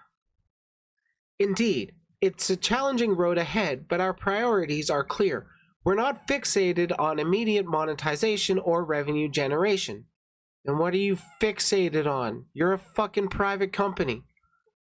Our goal is to develop technology that empowers VTubers to make a sustainable living and build stronger connections with their community. At this time, we aren't exploring additional revenue streams. Our focus is on the building tech that serves the VTubers and their fans. By delivering genuine value to the community, revenue opportunities will naturally emerge down the line. That sounds like wishful thinking to me. Just saying. I would have asked more regarding this, but I have other things to do. It was, in my opinion, way too vague. Companies can't survive off of good intentions, so one has to wonder where they will pick up the slack if the above revenue stream is not enough. Yeah, like, especially if you're marketing towards small VTubers, or that's who you're getting the attention of the most, you're not going to be generating, like, anything. Much of anything. You're just going to be getting people in trying to sell that, just, like, trying to squeeze every penny. But good fucking luck. Correct me if I'm wrong, but the goal of Logcast is to create NFMs. What the fuck are NFMs? Non-fungible musics? Which can be traded by the user. No? NFMs are one of the tools available to Logcast creators, but it's not so popular. Logcast creators love to stream their voice for free to their followers or create private groups, which we call circles, so original, so they can chat privately with their fans. Circles and voice streaming are the two most popular feature on Logcast. So you host... No. NFM is not a typo. Where was it? Right here. They mentioned monetization of NFT/NFM. That's deliberate. Excuse me. So, like, seriously, what does it stand for? And So this platform, it's a podcast platform. Okay? I see. So what's the main product of Logcast? Do they correlate with the most popular features, i.e. circles and voice streaming? Logcast is a voice streaming app. It's like Instagram, but you share voice notes only. You can share voice notes for fans to listen to for free, or you can choose to make your fans pay to listen. Why? Like, seriously, why? You don't have to ask me to say something, you can just ask me. I'm small enough that I can actually respond.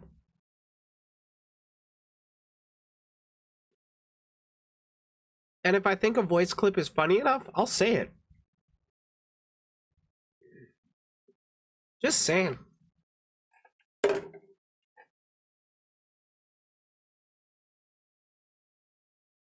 Then Oshi is the Japanese / VTuber oriented version of Logcast. I know you've already explained, but would that be a fair assessment? No, Oshi is a brand new streaming platform that we built for VTubers and their fans. It's not been released yet. It will be released in the end of November. Also might be interesting for you to know, we will host a physical awards show in Tokyo at the end of November. All nominated VTubers will be invited to join the event. For any nominees that can't attend physically, they will have an opportunity to stream in and accept their award.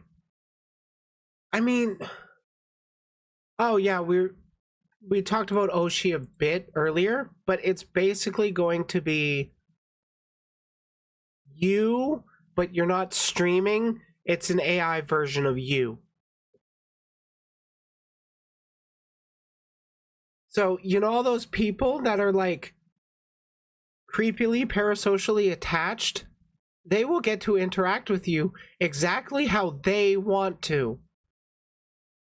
Yay! Oh my god. This is so sus. I will say that if you're doing a VTuber awards show, it's pretty cool to like have the winners be able to call in and accept. But aside from that idea, fuck this company. Huge if true, do you have any material on that? The press release will be distributed on November 2nd. The same day, the awards website will go live and voting will open. Coordinating the announcement plan with our PR agency in Japan, but you'll likely hear from me on November 1st or 2nd. Personal note, I initially wanted to wait until then, but I decided it would be best to get this info out earlier rather than later. I leave it up to you to check during that date, but I will also be reviewing things and keeping an eye. Yeah, Seahorse, I agree. This Oshi app just sounds so goddamn sus. Why VTubing? I am very curious why this community, of all streaming communities. My initial goal starting Logcast 3 years ago was to create a healthier, less toxic way for young people to share their lives with friends online. Is that still your goal? 'Cause you're missing it. Probably because they can copy Neurochan. What they want to do is feed your streams into their AI and duplicate you perfectly. They don't want to create a new AI. They want to remove you from being you in your streams. They want to remove the person. That's the entire vibe I've been getting this entire time. Using their voice to share experiences instead of relying on unfiltered pictures or heavily edited videos. Over time, I saw a similar sentiment emerging in many young people who turned to VTubing as a means of genuine self-expression, free from the fear of judgment associated with revealing their faces or names. There's a saying, man is least himself when he shows his own face.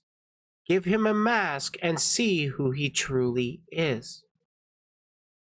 It's kind of why I think there is a boom in interest around authentic VTubers, where it's you're using an avatar of some sort to represent yourself, but you're still, being your genuine self on stream. You're not acting like some kind of different person in other contexts. That way I can spend all my time making shorts on YouTube. Sweet. So like me, yeah. Like I think there will be a growth among authentic VTubers. Like there should be, or at least I think there should definitely be more interest building around it. I'm not the only one who's thought this sentiment, though I don't have anything directly to point to, unless you're going to count my channel, because like 7 months ago I was at 100 subscribers and look at where I am now. Though that could also be with the me putting effort into actually making content for YouTube. I don't know. It just seems to be a vibe I get. I found that I couldn't trust large companies like Meta or YouTube to change and create technology that truly prioritizes the well-being of young people because their intentions are just different. Bro, I don't trust this small company I'm listening to. That Cirrus Bump. So glad you did that. Cirrus Bump? Yeah. That, funny enough, from the immediate stuff regarding my collaboration with Cirrus, it was like 17 people had showed up from the live stream after we finished talking, and then it was like 8 people. Like I didn't expect very much of anybody showing over, but there was still more than I actually expected. Though I think there would be some people that are like, that would be upset that it's only that few. I'm like, holy shit, 25 people directly checked me out, and possibly even more that just haven't bothered to, pop in, say hi and stuff. But also, if you don't know who Cirrus is, go check out Cirrus Skeptic on YouTube. He is really good. Makes a lot of great content. I decided I would need to be the one to build a different kind of technology for the future, where people can be their true selves and express different parts of their personalities and creativity without worrying about being judged. Oh, FYI, you will still be judged anyways. Doesn't matter. You will be judged. And just because you have an avatar in front of you doesn't mean you're immune from that judgment. You're still going to get it. You're still going to get harassed for shit. And, well, honestly, you got to have a bit of a thick skin to be a public figure, like a creator, VTuber. Because people are going to throw shit at you. That's why VTubers mean a lot to me. I think this community has the power to change social media culture for the better for many younger generations to come. You mentioned that you would want a type of AI clone as an AI chatbot, like there have been in the past, but based off of the personality of a VTuber. I can see the appeal for big companies like HoloLive to create an AI version of their talent for fans to interact with outside of streams. That's not a question, but cool, thank you for sharing. AI is something many VTubers and their fans ask us about, as they're excited by the opportunity to have a personal one-on-one interactions with their favorite VTubers, rather than just watching a public stream. Like, you can also join their Discords, where a lot of us actually tend to hang out with. And if you ever feel the need to, or you ever feel the desire to have a chat one-on-one with me, I'm small enough that you can actually reach me and have a conversation. Just don't DM me saying hi and that's it, because I'm not going to respond to that. That looks like a bot DM and I don't care. But if you show me some kind of reason to think you're a person, I will more than likely respond.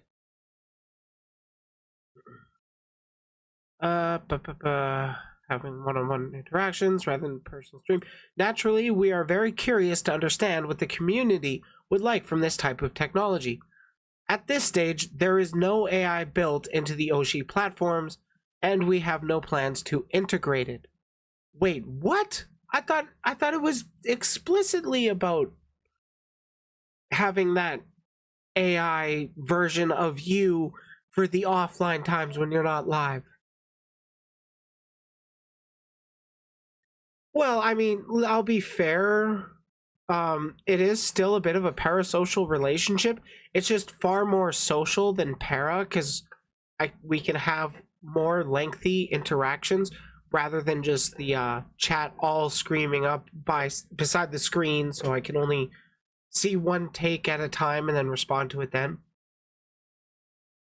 It's definitely a lot easier to engage with people as a small streamer. Now here we have Niles' opinion.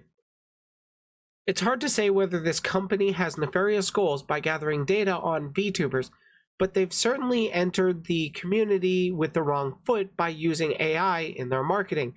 This isn't the first time the community has been burned, and it won't be the last. But it also isn't the first time a company does this sort of thing. It's companies being companies. I can't guarantee that your information won't be used in a manner that you didn't intend, but that happens all the time. It's not rare for them to create events that are separate from their products and services. Look at Red Bull, for example. That's actually true. Somebody jumped from space because of Red Bull. It didn't give them wings. Though obviously the advertisement and clout will attract consumers to their other products. This is just capitalism, and as much as I despise late-stage capitalism, it's how it do. I am liking this person a lot more now. I'm giving them a follow.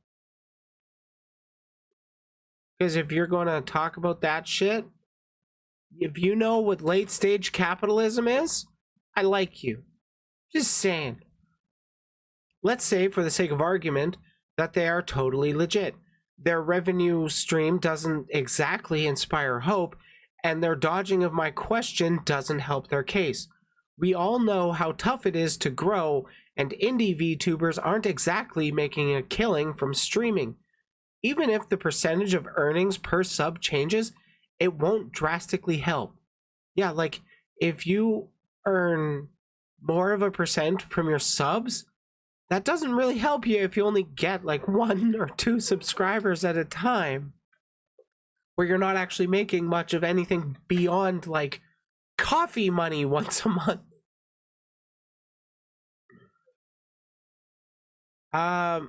That's to say, if most small streamers can't live off of this, how can we expect Oshi/Logcast to maintain the app with less income than Twitch? No one really likes Twitch, sure, but we also know it won't be going away, and that stability is a reason, among others, that I and others choose to stay. There have been examples in the past of new streaming services directed at VTubers crashing spectacularly. Nailed it. I would have preferred if the CEO had been more forthright with how they intend to maintain Logcast, and therefore Oshi, and hope that their answer isn't meant to hide the fact there is no plan behind it. To close this off, I will repeat something I've said a few times. At best, this company has severely overestimated the profitability of the indie VTuber community and misunderstood our love for AI content. At worst, they are gathering data by baiting users and selling it. I will continue to wait and see if they follow through with the awards promo material on November 1st or 3rd. On the 1st to 3rd of November, they've promised. Okay, so when I made fun of them for not having any characters in their banner, that's because I've been looking at it a day early, or a couple days early. This video is being recorded on October 29th, so we'll see. But I will say this This seems so fucking sussy to me. I think Niles here has pretty good takes on it. Has got a pretty good perspective, and I really appreciate that they actually bothered to get in contact with the CEO of Logcast to talk about this stuff. I think this Niles is worth keeping an eye on, worth checking out. But yeah, I'm sussy on this company. I also just don't like NFTs. Yeah, because they're like a scam. And they're like, this company isn't doing the same kind of NFTs that most people think of. People, at least I tend to think of Bored Ape when I hear the word NFT. But these guys are doing like NFT versions of audio recordings. And why do you need to make those NFTs? You can set up other services like Patreon. Have a voice clip that's patrons only. Because you can, true.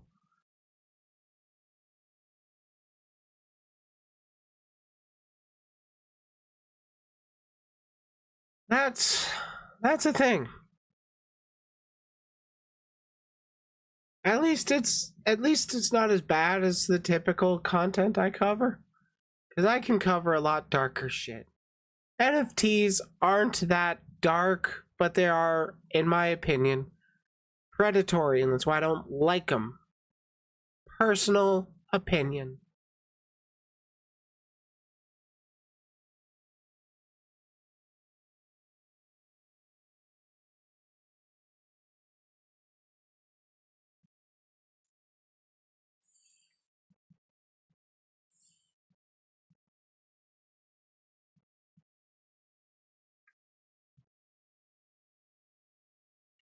I want to search up something before I get into a different video.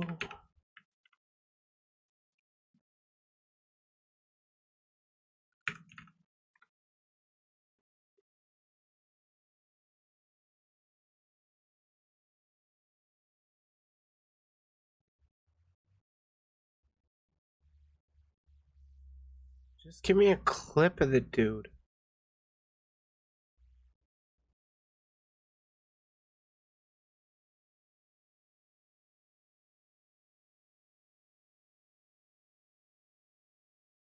Good lord, he's got massive Twitter following.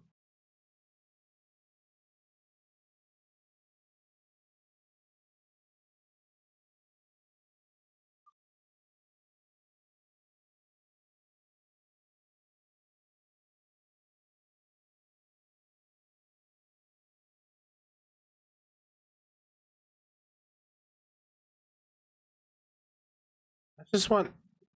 Somebody have any funny, like, an actual clip of Dr. Disrespect? Because I'm going to be talking about him shortly. Or at least in one of the videos I go over. I don't want to have a comparison of what he's like. Because I'm going to be going over a interview with the dude where he's off character. Where he's not playing up himself.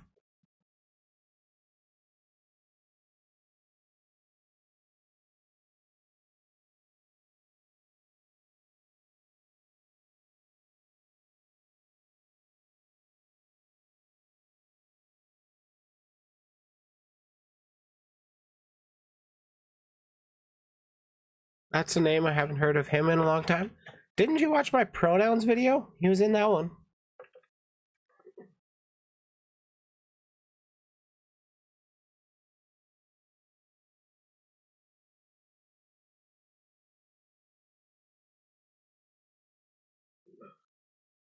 That's okay though.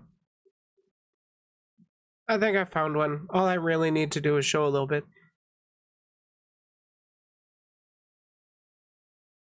Yeah, that video was fun. Preferably, or specifically, the heel versus babyface video. That one was hilarious. Oh my god.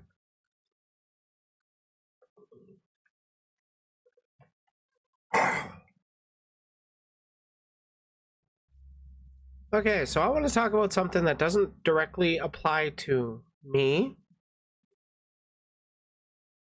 but it applies to, excuse me, it is at least of interest to a lot of different VTubers because, of the platform that they stream on. I personally don't care about this event, but it is important to keep an eye on new trends because a lot of people do love streaming here. What am I talking about? OnlyFans. Twitch. Not OnlyFans. Recently, there was TwitchCon held in Las Vegas, and we're going to be going over a thread of, well, what Twitch put out as their highlights of the opening ceremony. I probably should have covered it last week, but I forgot. Anyways, here's the picture of Dan Clancy, the CEO of Twitch. Don't be like that. Hello, Las Vegas, and welcome to TwitchCon! Woo, TwitchCon! My name is Mary, and I'm so excited to kick off yet another What? It cuts there? Why? Congrats to Extra Emily. Your emote is now official out. Now official out. TwitchCon emote and will be a Twitch global emote for an entire year. We're working to get it live on Twitch ASAP. You should be able to slam it very soon. Giggity. And there you have it. Extra Emily is going to be our global emote for the next year. So I guess there was like a Hey, chat. live poll? Yeah.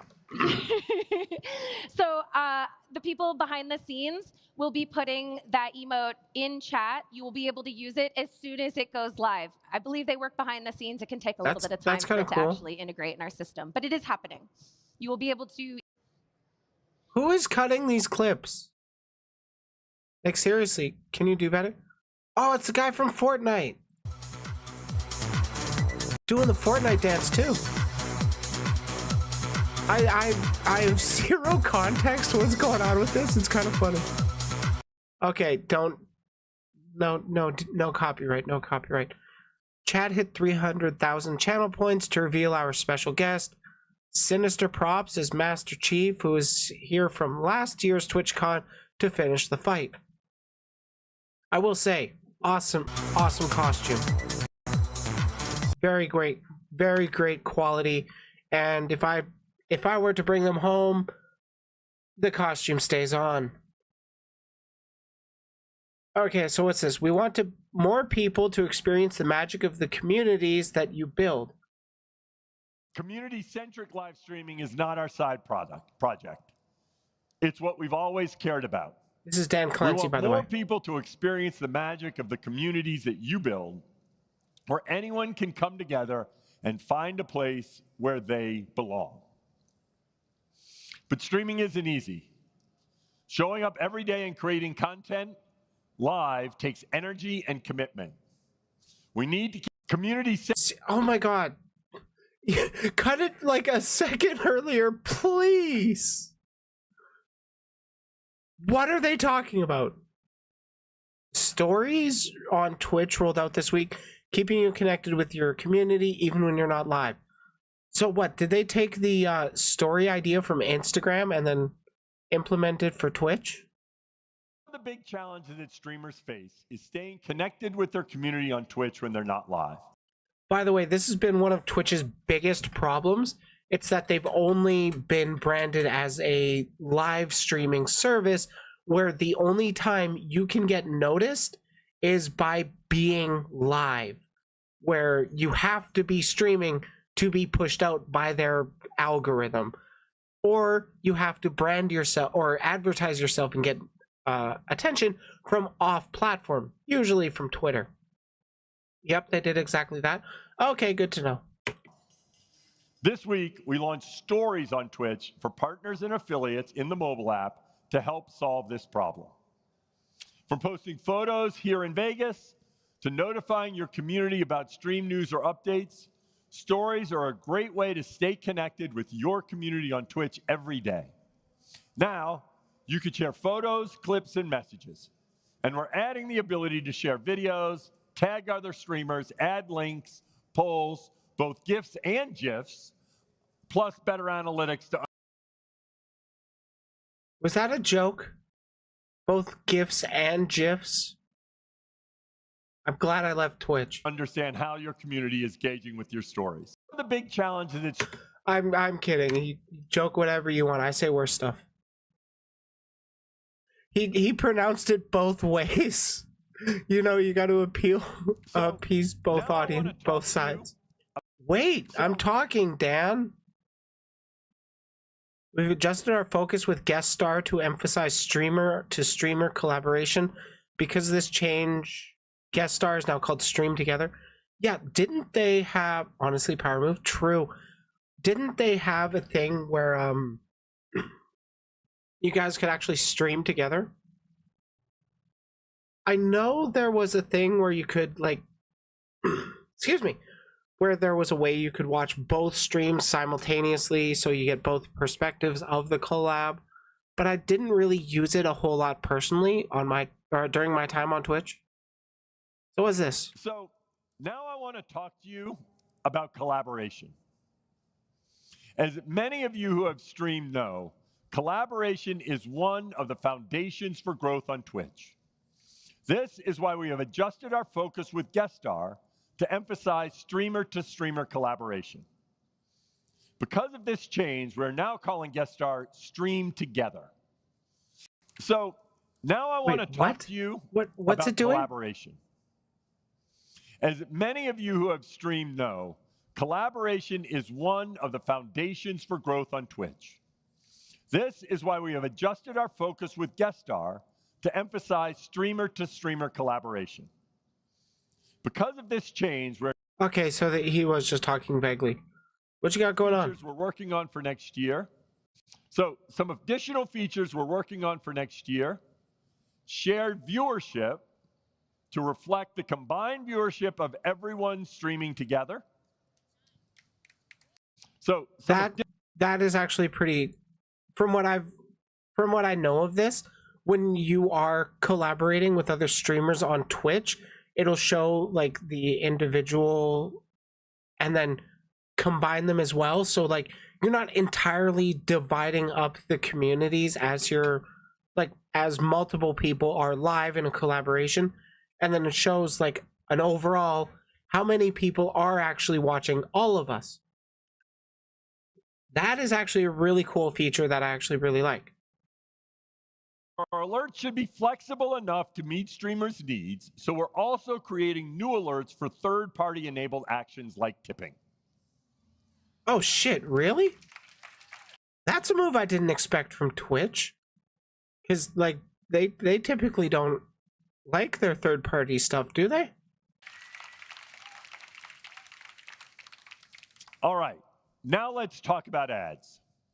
So our alerts should be flexible. Great time to cut there. Twitch alerts. Starting soon, you'll be able to add custom animated emotes to alerts. That's pretty cool. We're also doubling the number of animated emote slots for all affiliates and partners, and you'll be able to earn even more slots when using Twitch's alerts for a hype train or sub alert. That's actually pretty good. That is one of Twitch's bigger benefits, that they have like good emotes available, and now they're making more available, which is pretty pog in my opinion. Bitch, don't knock down that curtain. Sushi being rude. Where were we? There was the alerts. Here we are. Folks here that we've been playing with. I should read the tweet before playing the video. It's because of the incredible Twitch community that you've raised 58 million in less than 10 years for St. Jude. Yeah, St. Jude Children Research Hospital. That's a pretty good cause to be raising money for. When you hold charity streams, you are directly helping to keep families together through their most difficult times. Yeah, charity streams are a good thing. I should honestly be doing more of them.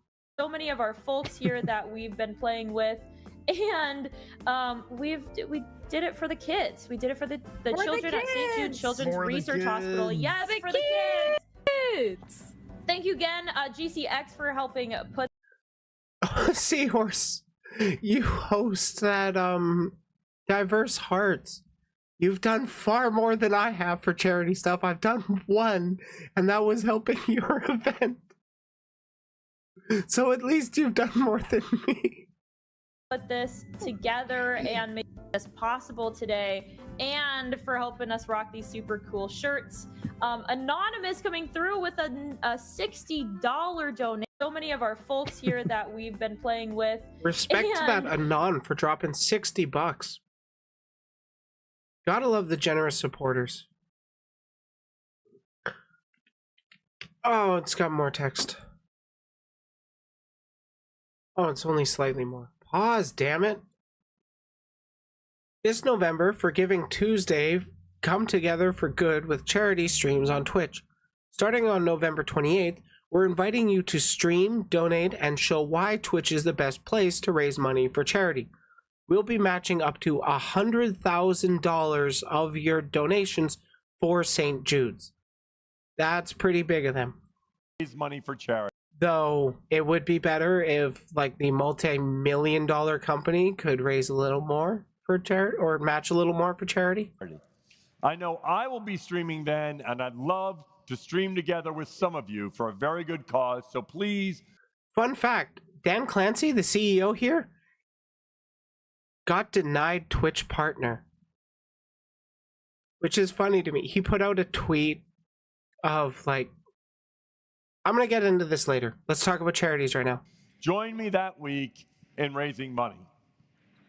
I'm in there. Let's do it. We're streaming together, We're Mary. going. I'll do it. All right, there we go. And Twitch will be matching up to $100,000 of your donations for St. Jude during that event. Woo!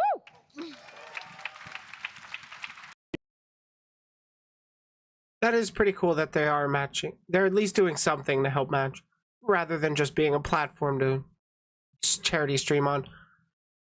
There's so much to see and do here at TwitchCon. Austin Show and Will Neff drop by to give us a preview of what's in store for everyone when Name Your Price takes over the Glitch Theater stage tomorrow at 2 p.m. I have no idea what the fuck this was. If anybody has context, please let me know. Yeah, so my show, Will and I are co-hosting. This is Will Neff, by the way, everybody. Hey, everybody. We're hosting a show called Name Your Price, which is going to be here tomorrow on the Glitch Theater. It's a 70s themed game show, like The Price is Right. It's like The Price is Right in hell. Yes, Yeah. Absolutely. We got some amazing guests. Hassan Piker will be there. Pokimane will be there. George Not Found, and German. Yeah, so... That sounds neat. Gets me kind of thinking, I'd like to see more game shows hosted by VTubers and stuff. Because you could do a lot of fun things. Thank you all for making the Twitch community the best. Citations needed. Join us for much more streamed and from stages all over TwitchCon Las Vegas, including Twitch, Twitch Rivals, Twitch Presents, LAN, and Nom Nom at our hub, twitch.tv/TwitchCon. I think they only did I was part of the one that was really fun. Wait, what? I am now confused. Of you were part of a game show? Oh, nice. I haven't been a part of any game shows just yet. I have seen some, and they were kind of funny. Gives me kind of ideas, but I also lack the drive to actually organize game shows and stuff. This year, 3 Twitch Unity guilds launched. The Black Guild, Women's Guild, and Hispanic Guild give diverse streamers their own spaces for networking, asking questions, and celebration. Now, all Twitch Unity guilds are open to affiliates. What the hell are the Unity guilds? It sounds like a way to say you're helping promote those creators without really incentivizing people to check out the creators, aside from check out these creators because of these immutable characteristics. It's not like actually showing off their content. It's just, you know, putting them into the boxes and saying, hey, check out these boxes. That's the vibe I'm personally getting. Feel free to disagree. Holy shit, this keeps going. With Stream Together, we wanted to make it easier to have impromptu collaborations, but you also need to be able to control who can drop in or put up a do not disturb sign. Soon, you'll be able to add streamers to your own favorites list and let them know when you're live and open to collaborating. Or you could, I don't know, DM people and say, hey, you want to do a thing in the future? It's not that hard. I don't think there will be a ton of people that would be open to... Actually, no, there would be quite a few people, because the majority of, at least, VTubers that I know of are typically gaming VTubers, and it would be pretty poggers to, when you're playing, like, let's say Valorant, like all the kids are playing, and you want to have a team of streamers, you could potentially find that. That's a pretty good one. For me, it doesn't really have any effect because A, I'm not on Twitch, and B, I don't play games on stream. I talk to people. Collaborating with me is easy enough as being like, hey, you're in between segments right now? You want to talk about this specific thing? And I'll be like, cool, I'll bring you on. Or we can just plan it out like a week or two in advance. It's not that hard. Show diversity inclusion and make money from them. I can't think of the words, but they're groups with advisors that help teach the members how to improve as streamers, get constant feedback, find collab partners easily, etc. Okay, if it is like going down that route, that is pretty great that they are offering that service, assuming they are helping, or like they do have advisors helping those creators grow. Because otherwise, if it's just like, here's a bunch of these specific types of creators and not really helping them, I largely think it's a virtue signal. Yeah, it's more like a full school program than just a random thing. Oh, okay, I actually respect that then. That's pretty sweet. We're also working on additional features that we'll share more over the next year. Shared viewership lets you see the combined viewership of all streamers collaborating. That's a pretty sweet one. Ability to merge chats from the streams that are collaborating, just not between like YouTube and Twitch if you're multi-streaming. We're continuing to explore new ways to make make the ads running experience easier and more intuitive to you. Twitch, if you ever happen to listen to this, don't interrupt the actual stream with your fucking ads. Stick to those banner ads that show up on the sides or under where it doesn't actually stop the stream, because you have no idea how pissed off you make me when I'm trying to go to bed, but I want to say goodbye to the streamer I'm watching. So I say goodbye, and the second I send it, the ads start playing. So then I gotta wait for the ads to go through just so I can hear my Oshi say goodnight. It's annoying. That's what I'll say on that. We're bringing the chat countdown timer to mods, giving them the ability to snooze or go forward with an upcoming ad break right from chat. Okay, that's cool. Or when someone raids 3 seconds before ads, or raids mid ads. Oh yeah, 100%. Yeah, that's a really good way to make raids useless. Raid into an ad. People will see the ad and just click right off. Gotta love it. The banner ads don't make enough money. They're a massive platform. Charge more money to the companies. The companies want to advertise on Twitch. We're also adding new insights into Ad Manager to help you better understand when to run ads and how ads perform on your channel. We're working on these changes to help you make informed decisions about how you run ads for your channel. We're bringing the best of September to the holiday season with a new promotional event featuring discounts on subs, ooh, so new, gifts and bits, as well as a holiday-themed hype train. Stay tuned for the inaugural event this December. Not enough that you're spending money on presents for each other during the December time?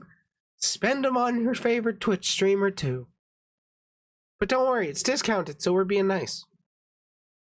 We recognize that harmful behavior that takes place off of Twitch can harm our community. Our off-service policy is another tool we use to make Twitch safer. Today we added swatting and doxing to the list of behaviors we enforce against, building on feedback from our community. If I made a quote tweet about this, which was something along the lines of, gee, I wonder what caused this change. And this was announced right around the time that Sniper Wolf had doxed Jack's films. That was a thing.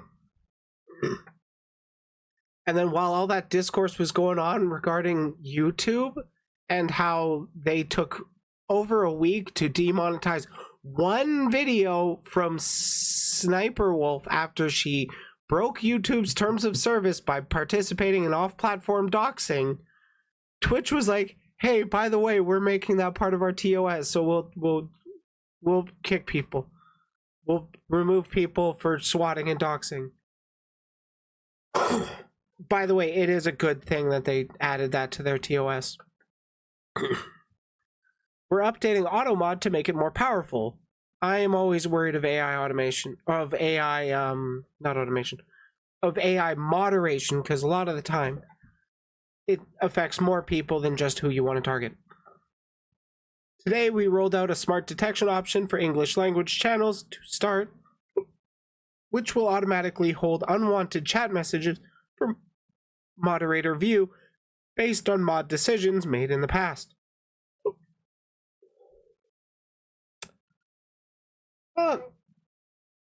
That's good that they're finally doing that. YouTube has that for a while now. New updates are coming with featured clips, new toggle to feature clips from creation flow. You'll be able to grant clip featuring permissions to mods. New featured clips icon in the clip manager to help feature existing clips in one click. That seems neat. So like, no, it's not directly, it's not the AI that most people dislike, like I dislike. It's a different kind of, I'm gonna be real, the AutoMod doesn't have an algorithm at all. Yes, it does, literally, right here, based on mod decisions made in the past. That confirms the use of an algorithm for the AutoMod. That's the thing, it is like that, but it's still good to be able to, you know, be able to stop spammers from ruining chat kind of thing. But these clips seem pretty poggers.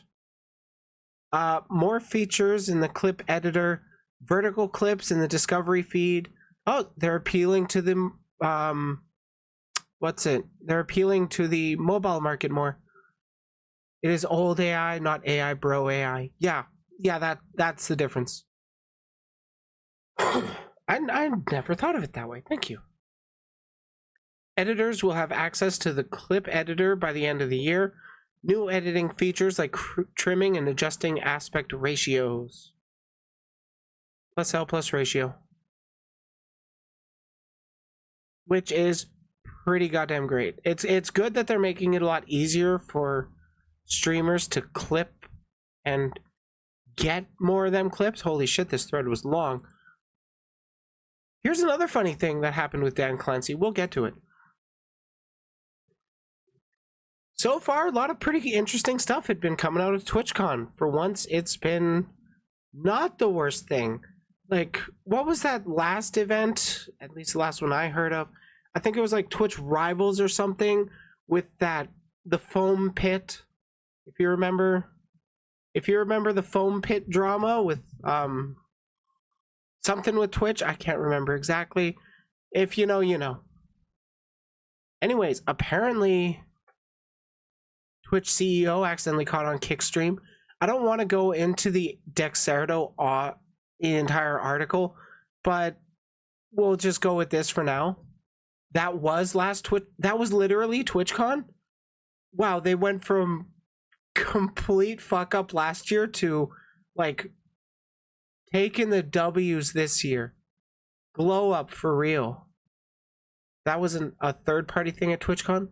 Oh, okay. Well, anyways, this Vinny B is a former Twitch partner who had made the switch over to Kick and went down to TwitchCon and was streaming on Kick. And then this happened. Do you guys want me to switch, yes or no? Yes, I am. Hello. Hello, how you doing? I'm good. You're the CEO, Dan. I am. That's what they tell me. Twitch CEO. We're live. There we go. There we go. How y'all doing? I got some bad news. Or it's how you want bad to. news? We're live on Kick. Thoughts? Uh-oh. Hey, that's your choice. You know? Whatever you decide. Oh my god! Giga chat response! We're live on Kick! Uh-oh. Well, bye! Oh my god! Was that bad? You guys... I don't think anything actually happened after this. Because, like, it would have been horrible PR if Dan Clancy had, like, kicked them out and banned them just for streaming on Kick. It would make Twitch look like a bunch of bitches. That was amazing. Holy shit. But yeah, I want to find that Dan Clancy thing. Where he was talking about the Twitch partner program.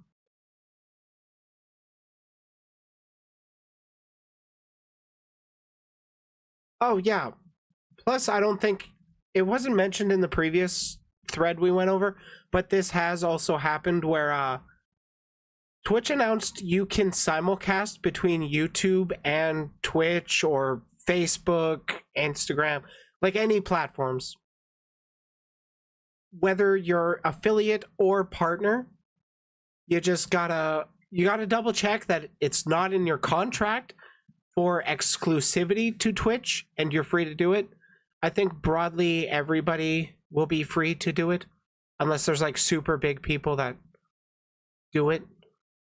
Yeah, you can't combine the chats, like you can't have the restream excuse me, the restream bot showing or having the chats engage with each other. Because, like, there is the service from Restream to have your YouTube chat relayed to your Twitch and your Twitch chat relayed to your YouTube so that both your chats can actually engage with each other and see what's happening. You just can't really have it.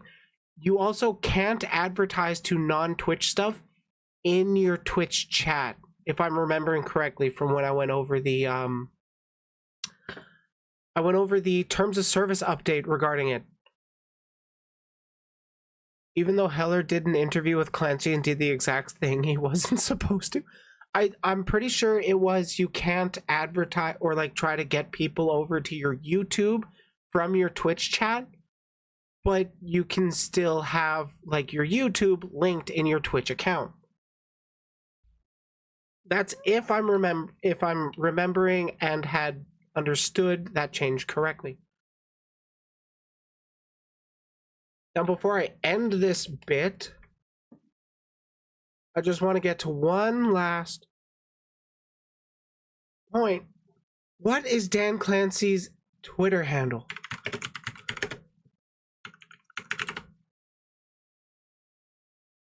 Daniel Clancy? Or is it Clancy Dan? That's not Dan. That's not the one I wanted.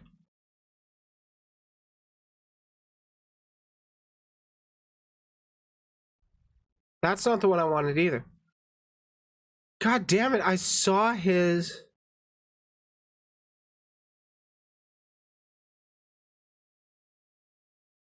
I saw his account before. Why can't I remember it? Twitch CEO Twitter handle. Oh, okay, here. This'll work. Dexerto puts out an article, Twitch's CEO gets rejected by partnership program for lack of viewership. The fucking CEO. I believe he didn't tell anybody that he was applying for the partner program. And so yeah, it got declined. So this year's TwitchCon 2023 kicked off on October 20th when thousands of fans and streamers headed to Las Vegas for the 3-day event. Twitch's CEO also attended the convention to announce various changes that were coming to the leading streaming platform. Most notably, streamers are being allowed to stream on multiple platforms. Wow, even Dexerto realizes that. However, an announcement he perhaps didn't expect to make amidst the event was that he had been rejected by Twitch in hopes of becoming a partnered streamer. Which is funny. Okay, I hate you. You act like you have a source, but then it's not. I hate this site. On his account that he had been unaccepted by his own company to... He had been denied by his own company to join their partnership program. For anyone who got denied being a partner from Twitch, don't feel so bad. Just got my partner application denied. Did not tell anyone I was applying, Clancy admitted. Now, I think this is supposed to be a video. Is this it? Well, it's his... It looks like it's his Twitter. And then boobs show up. That would be funny.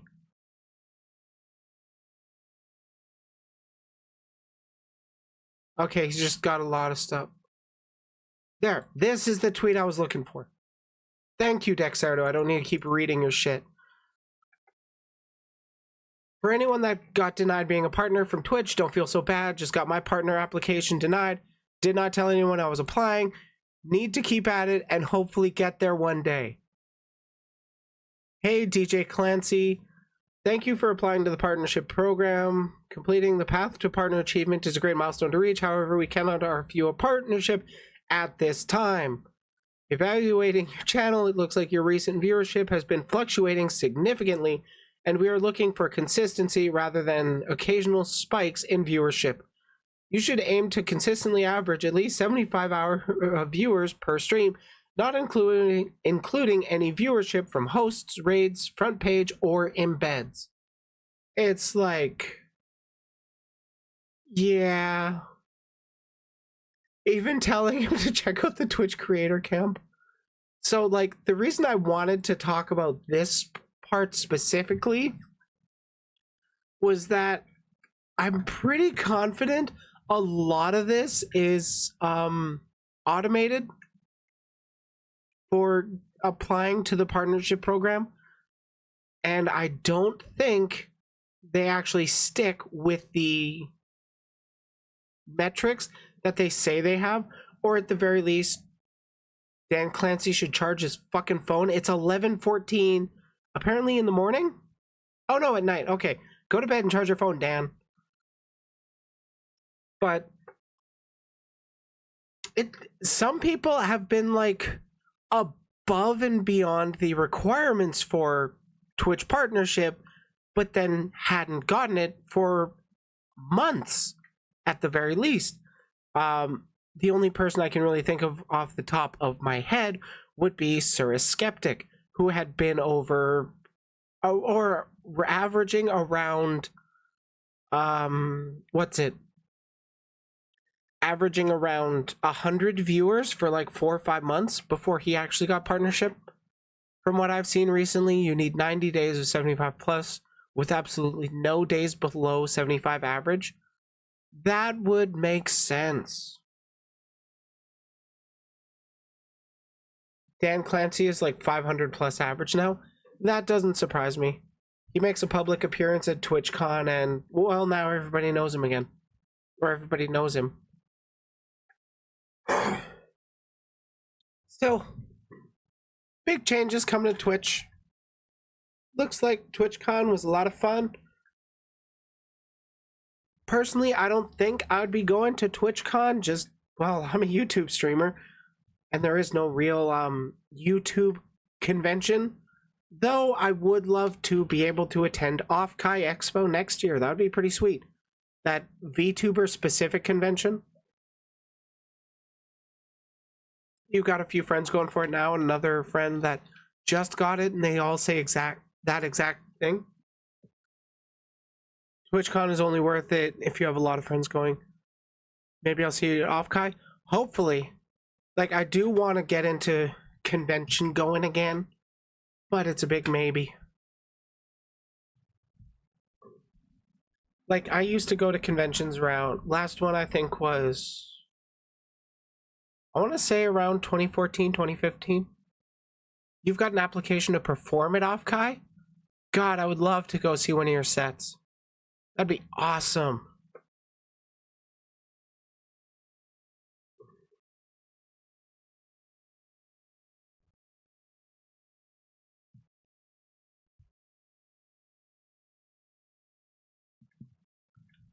Okay, before I do get into the last 3 bits, because I haven't even covered the title stuff yet for the stream. God, I gotta get into that stuff. But I do want to take a little bit of a breaky. VidCon is basically the equivalent of TwitchCon? Oh!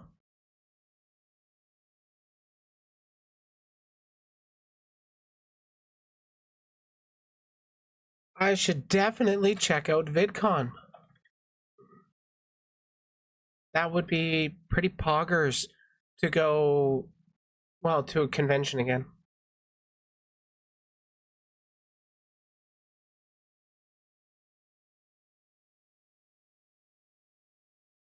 Wait, where's my channel?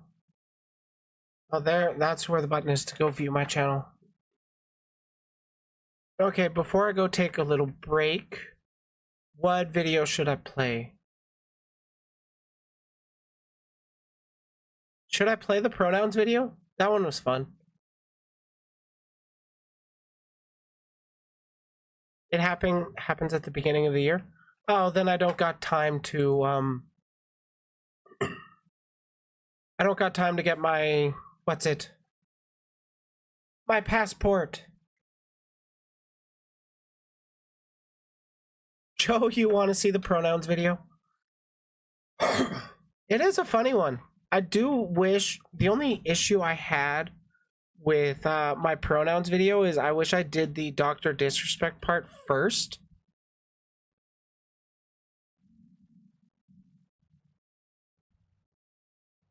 Oh, it's only 18 minutes.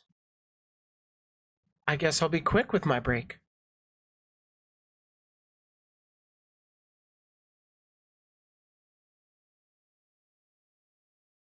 It actually only came out a month ago, FYI.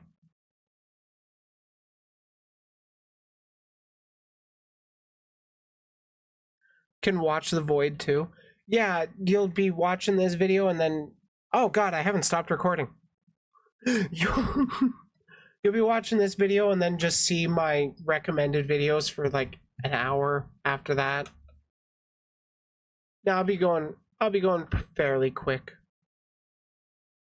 We'll watch a 18-minute video and then I'll come back and then we'll actually get back into, you know, the content y'all are here to see. At least the title of content anyways.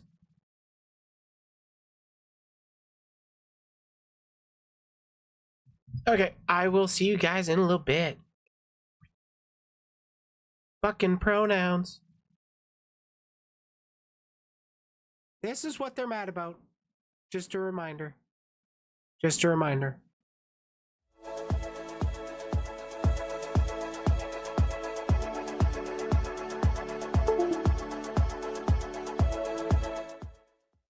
Starfield is Todd the God Howard's latest magnum opus that I have yet to play.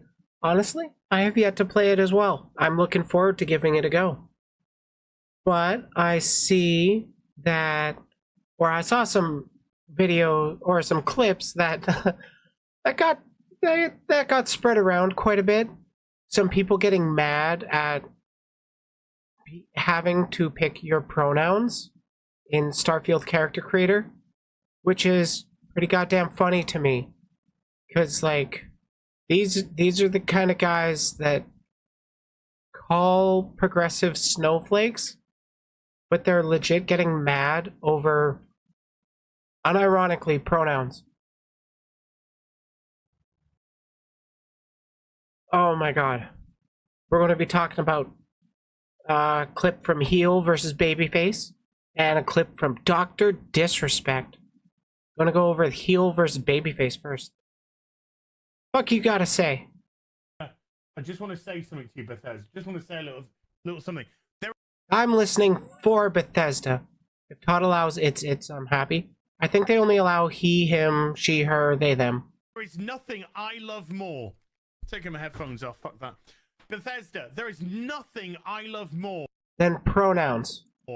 Than to sit down, comfy chair, turn on my PC, fire up a brand new RPG, lose myself, think, oh my god, just think of this world, just think of all the planets I can visit, all the immersive things that I can get involved with, all the fights, all the relationships, all the people I meet, all the places I go. I'm so excited to go there. And you know, I love nothing more than, with all of that laid out in front of me, I love nothing more than to be dragged out at every fucking conceivable opportunity so you can fucking current day us. Where the fuck is this going? This guy's a physical embodiment of the Wojak meme? Oh my god, he does bear a resemblance. Sorry, did you want to get immersed in our world? Yeah, well, guess what? Fucking pronouns! Fucking gender ambiguity! Fucking current day Californian shit! Because that's all we fucking know! Because we're boring! So, bro, if you don't want any pronouns at all... Oh, I'm sorry, I didn't mean to call you bro. Heel versus Babyface. If you don't want to be called anything besides Heel versus Babyface, that's fine. It's kind of weird, though. I was going to call you a guy, going to, you know, talk about him, but we'll just say Heel versus Babyface, because that's why he's mad. Damn it. Fucking current day Californian shit! Because that's all we fucking know! Because we're boring! We're so fucking boring! Boring because you have to pick your pronouns in character creation in a game with hundreds of planets to visit. Let's get hung up on what people refer to you as by your choice.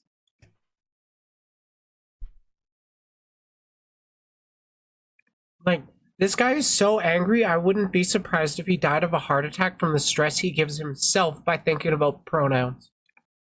We can't see past our own fucking reflection. That's the level of our narcissism here.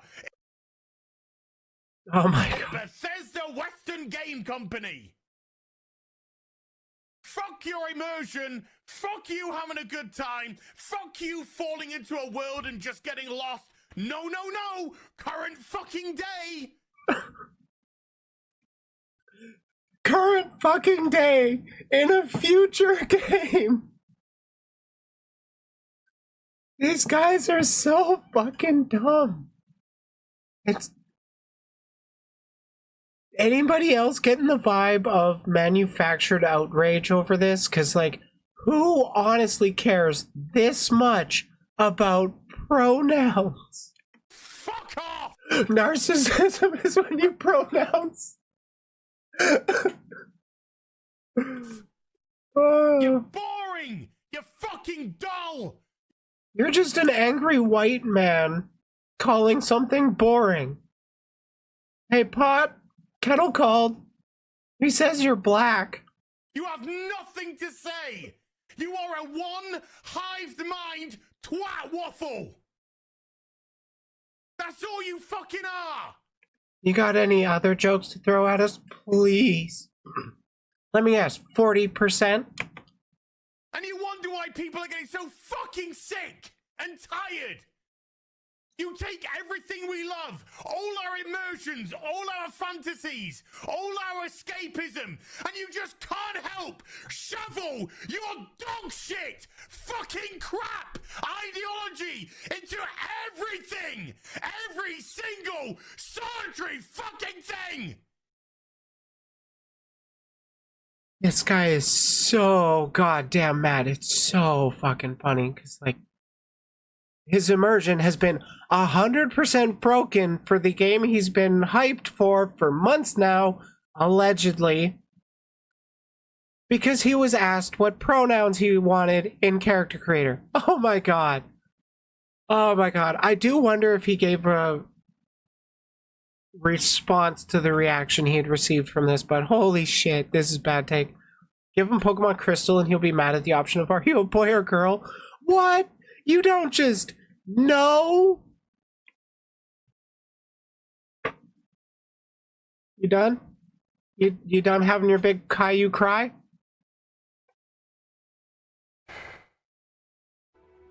Get a refund. Die mad. Holy shit, this guy.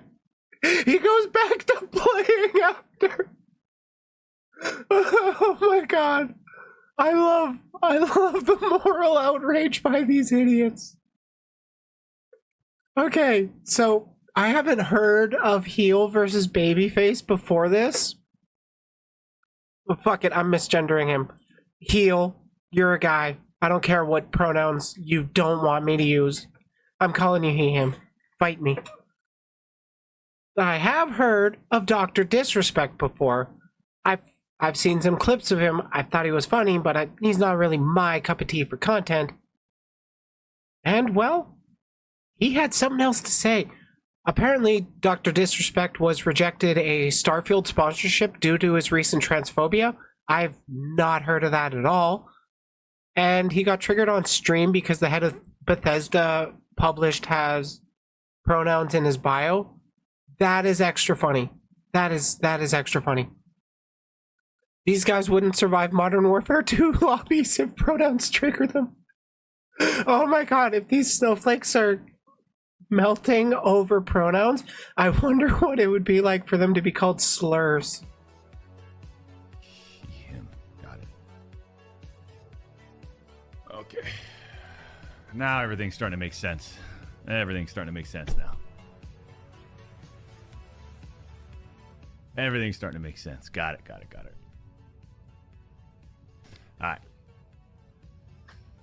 I got it. So, I got to say this, Chance, just real quick. I just got to get it off my chest. Say it. Obviously, we've been hyping up Star Citizen for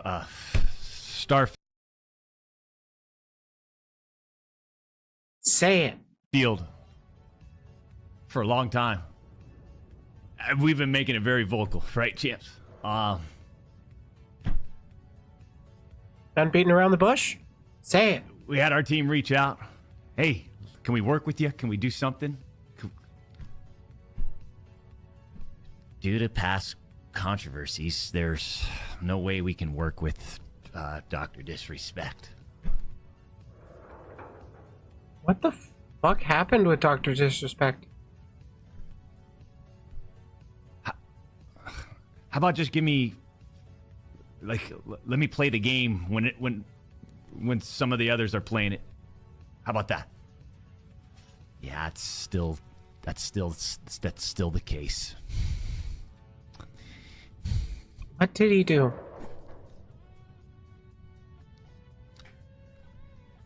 Is that it? Anyways, Chance, that's what the had to get clip that off is. our chest.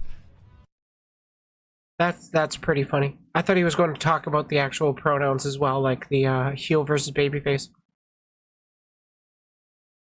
I do know that he had replied. Yeah, right here. Some of these poor young people are just depressed, no life experience, and completely misdirected by the internet. Look at my words being taken out of context here. Their insecurity is obvious. Politics should stay out of the video game industry entirely, along with people like this. Politics are the reason why unions exist. If we don't have unions, games just get worse. We should really unionize the game industry. Okay, let's see if we can... Just in case... Like, I'm pretty sure I'm not going to get anything flagged for going through this.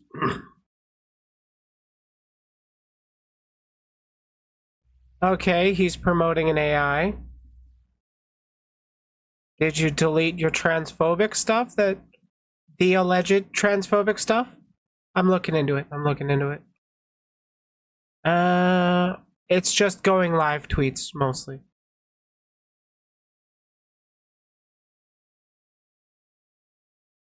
He looks like... See if we can do some digging under replies.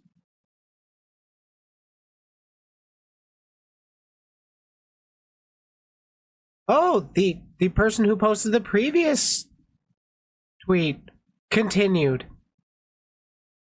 The two-timer who cheated on his wife filmed a teenager in public bathroom. Yikes. Makes racist jokes about Asian people. Thinks he's on moral high ground by telling Bethesda to not add pronouns in a video game because it hurts his feelings. How the hell do I say your name? It sounds like I'm starting up a motorcycle. A Chinese motorcycle. Have you ever heard of a Chinese motorcycle, ladies and gentlemen? No.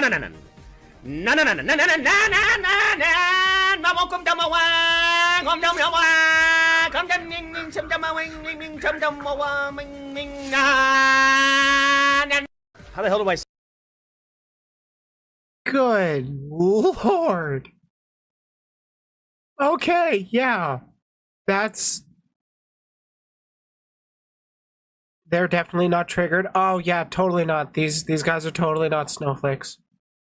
SDL with the goddamn dunk as usual. If you think pronouns are confusing, wait until you find out about verbs. Good times. Yeah, so he might have had some funny jokes, but I don't think I'm gonna enjoy Dr. Disrespect's content. I think it's really, really funny. Oh shit, this is a mod for Bosch. Cool. They're going to get a follow for me. They're pretty pog. Yeah, I don't think I'm gonna really look into Dr. Disrespect much anymore. He's just kind of... Wow. But don't worry. He's not actually racist. He just makes he's just okay with making racial jokes about minorities. I will say there are ways you can make edgy jokes.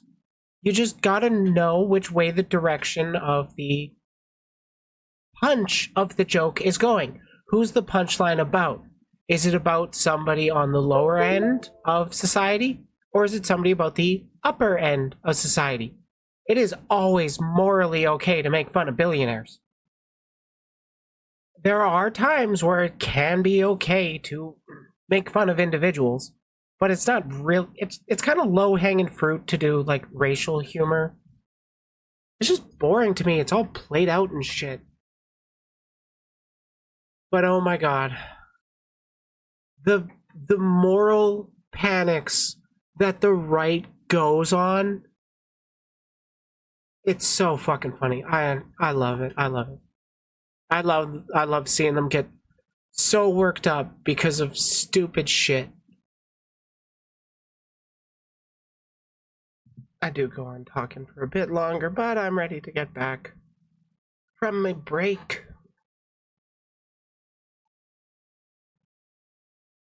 If you want to catch the rest of that video, just search my channel for Starfield. You'll find the video. You'll see. You'll recognize the thumbnail. It says pronouns.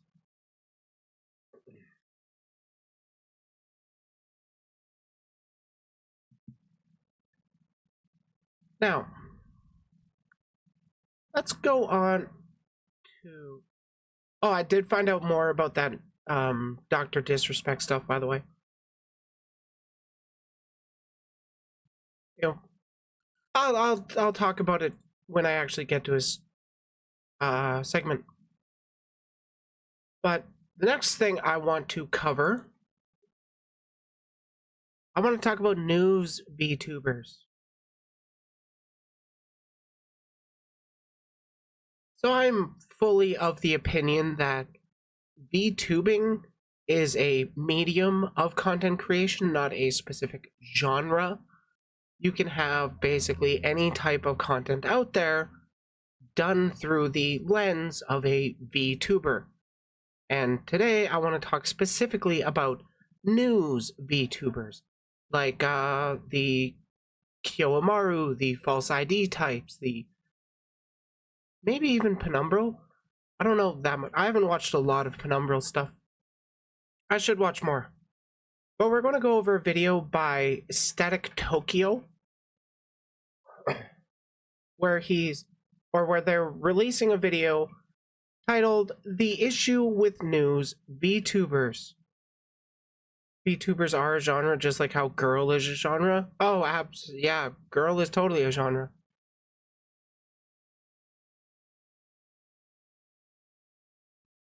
Let's watch.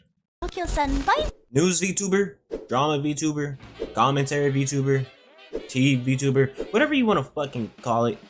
Some people don't like us. Drama news VTubers make me wanna. I swear to God, the fact that some people use drama for like their own kind of how do I say that, promotion, fucks me up. Like, I hate that.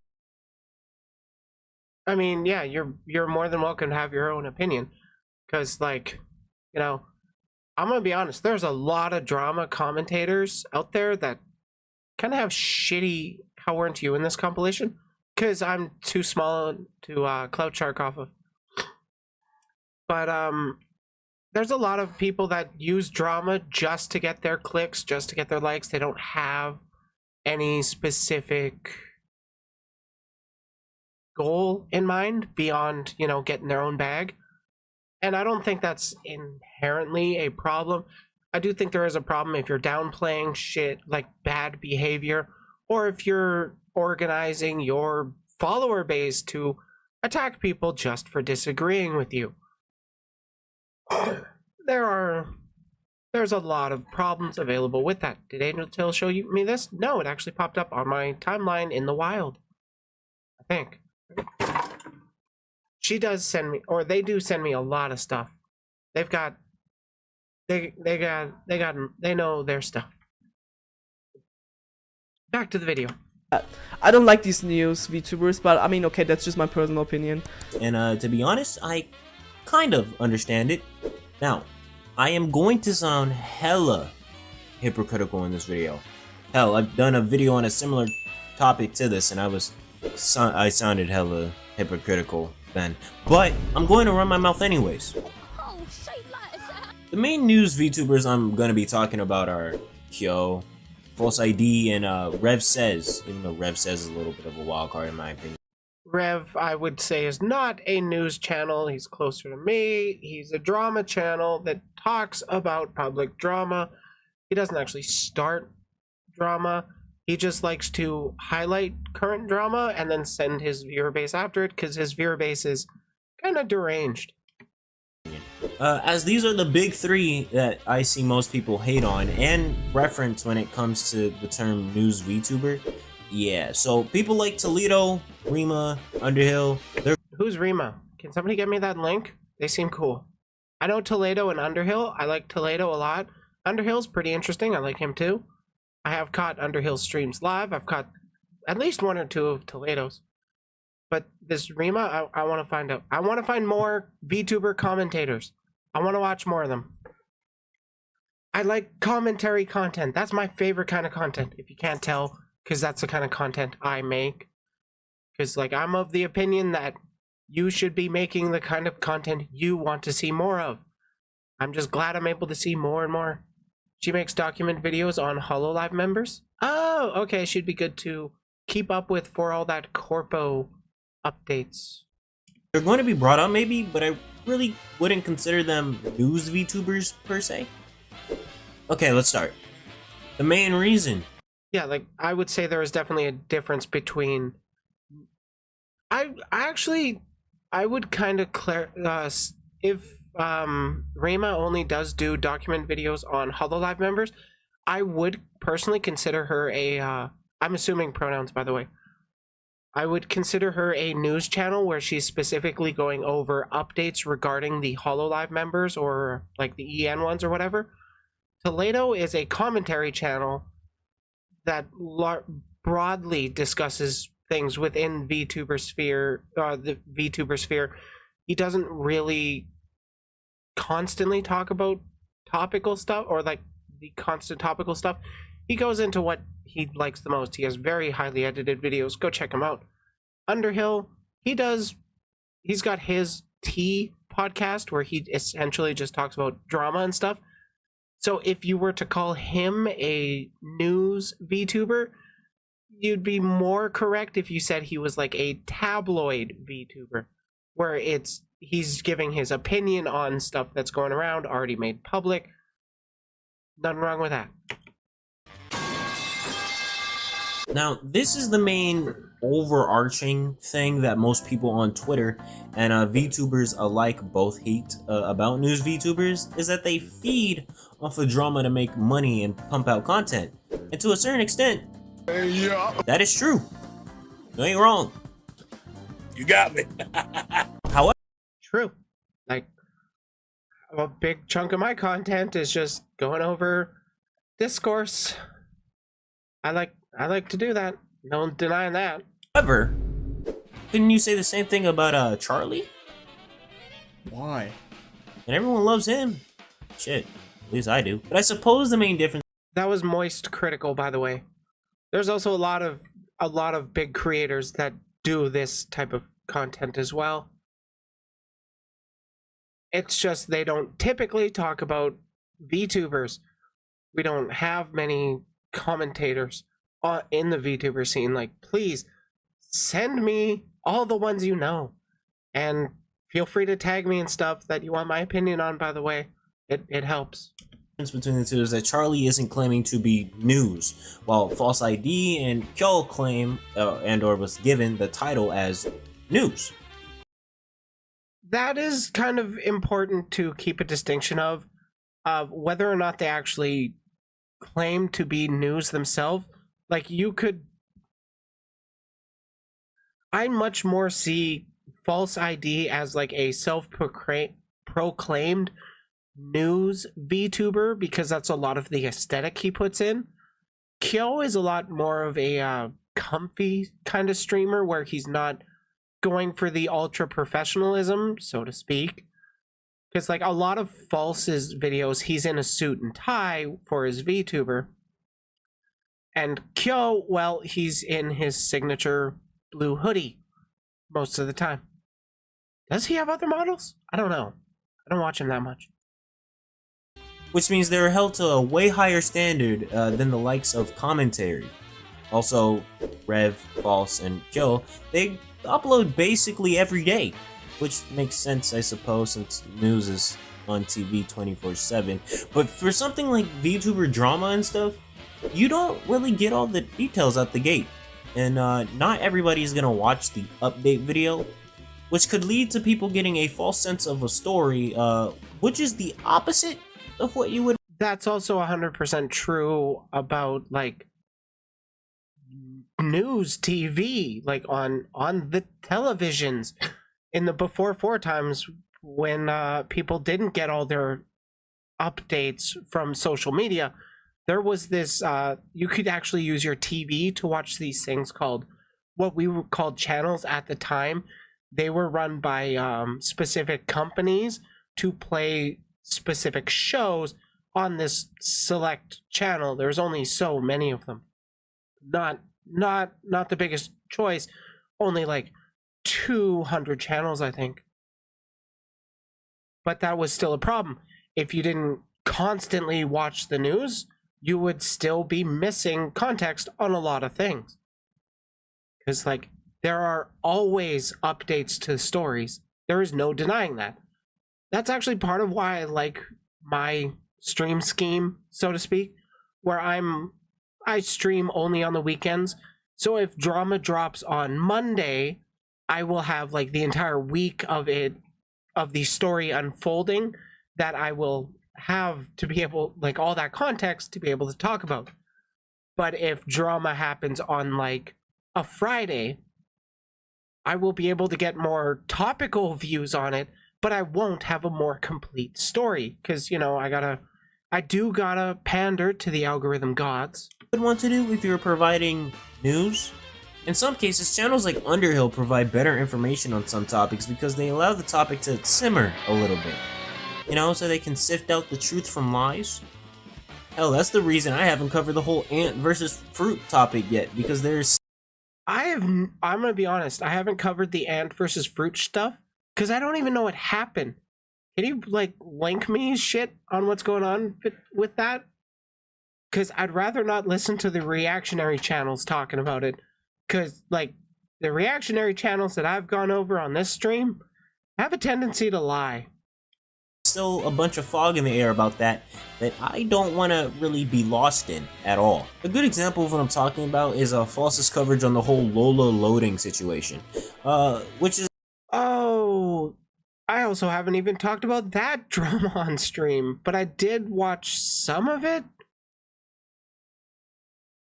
I'm not even going to comment on it. I really don't know. This is when I first encountered my issues with his way of doing things. Which, I'm going to say this again, I respect what he does, I just don't wholeheartedly agree with it. When False ID was covering that situation, it first came out as Taiyaki is the big bad guy and Lola is the victim. Then literally a few days later, you get a bunch of info that Lola loading isn't exactly an easy person to work with sometimes. Which basically chalked up to, yeah, both of them had issues, both of them were kind of shitty at some spots, you know. Tayaki's studio is still a shithead, but like, you know, Lola loading wasn't the easiest person to work with as well. Personally, in that kind of situation, I would lean towards, let's shit talk the company over the indie. Because yes, the indie can do bad, but I would say the company has the potential to do far more bad because they have so much money backing them most of the time. So the potential for harm is way greater from a company rather than an individual. Okie dokie. Thank you for doing that, because I am very curious what happened there. Hey, that's all. That's kind of the truth of it all, as much of a nothing burger as that is. Now, to be fair, I also covered the story a little early, and I did a major step back with a follow-up video, and I didn't touch that story again. So, you know. You got me. But let's talk about that news title. Now, like I said earlier, these niggas are held to a higher standard than these niggas, due to the news title. People like myself don't claim that something is fact, and if we do, we urge people to do their own research. That's actually a fairly important distinction. Like, that's why I say allegedly a lot of the time, because even if I do have, like, pictures of screenshots of this shit happening, I still gotta cover my ass legally just in case, because I don't have definitive, or there hasn't been any sort of court case on this shit, and there likely won't be. And we provide sources in the description from where we got our info from, you know, the usual shit. News VTubers sometimes become the source itself. Yeah, I know news have sources, no shit. But there's been times where news VTubers get like a head start on a story because someone reached out and gave them info first. There was also part of the Akio Air situation where False ID was directly sent DMs from the involved talents of that agency. So he had information that was not previously made public and been given the permission to make it public. That transparency is pretty important. For them to tell. This does nothing but heighten the expectation of False, Chill, and Rev, especially for Rev, because people do not fuck with this nigga. Rev is not news. He's just 600,000 on YouTube and just talks about drama. He's a commentary channel. He's not news about VTubers. He just happens to use a creepy avatar.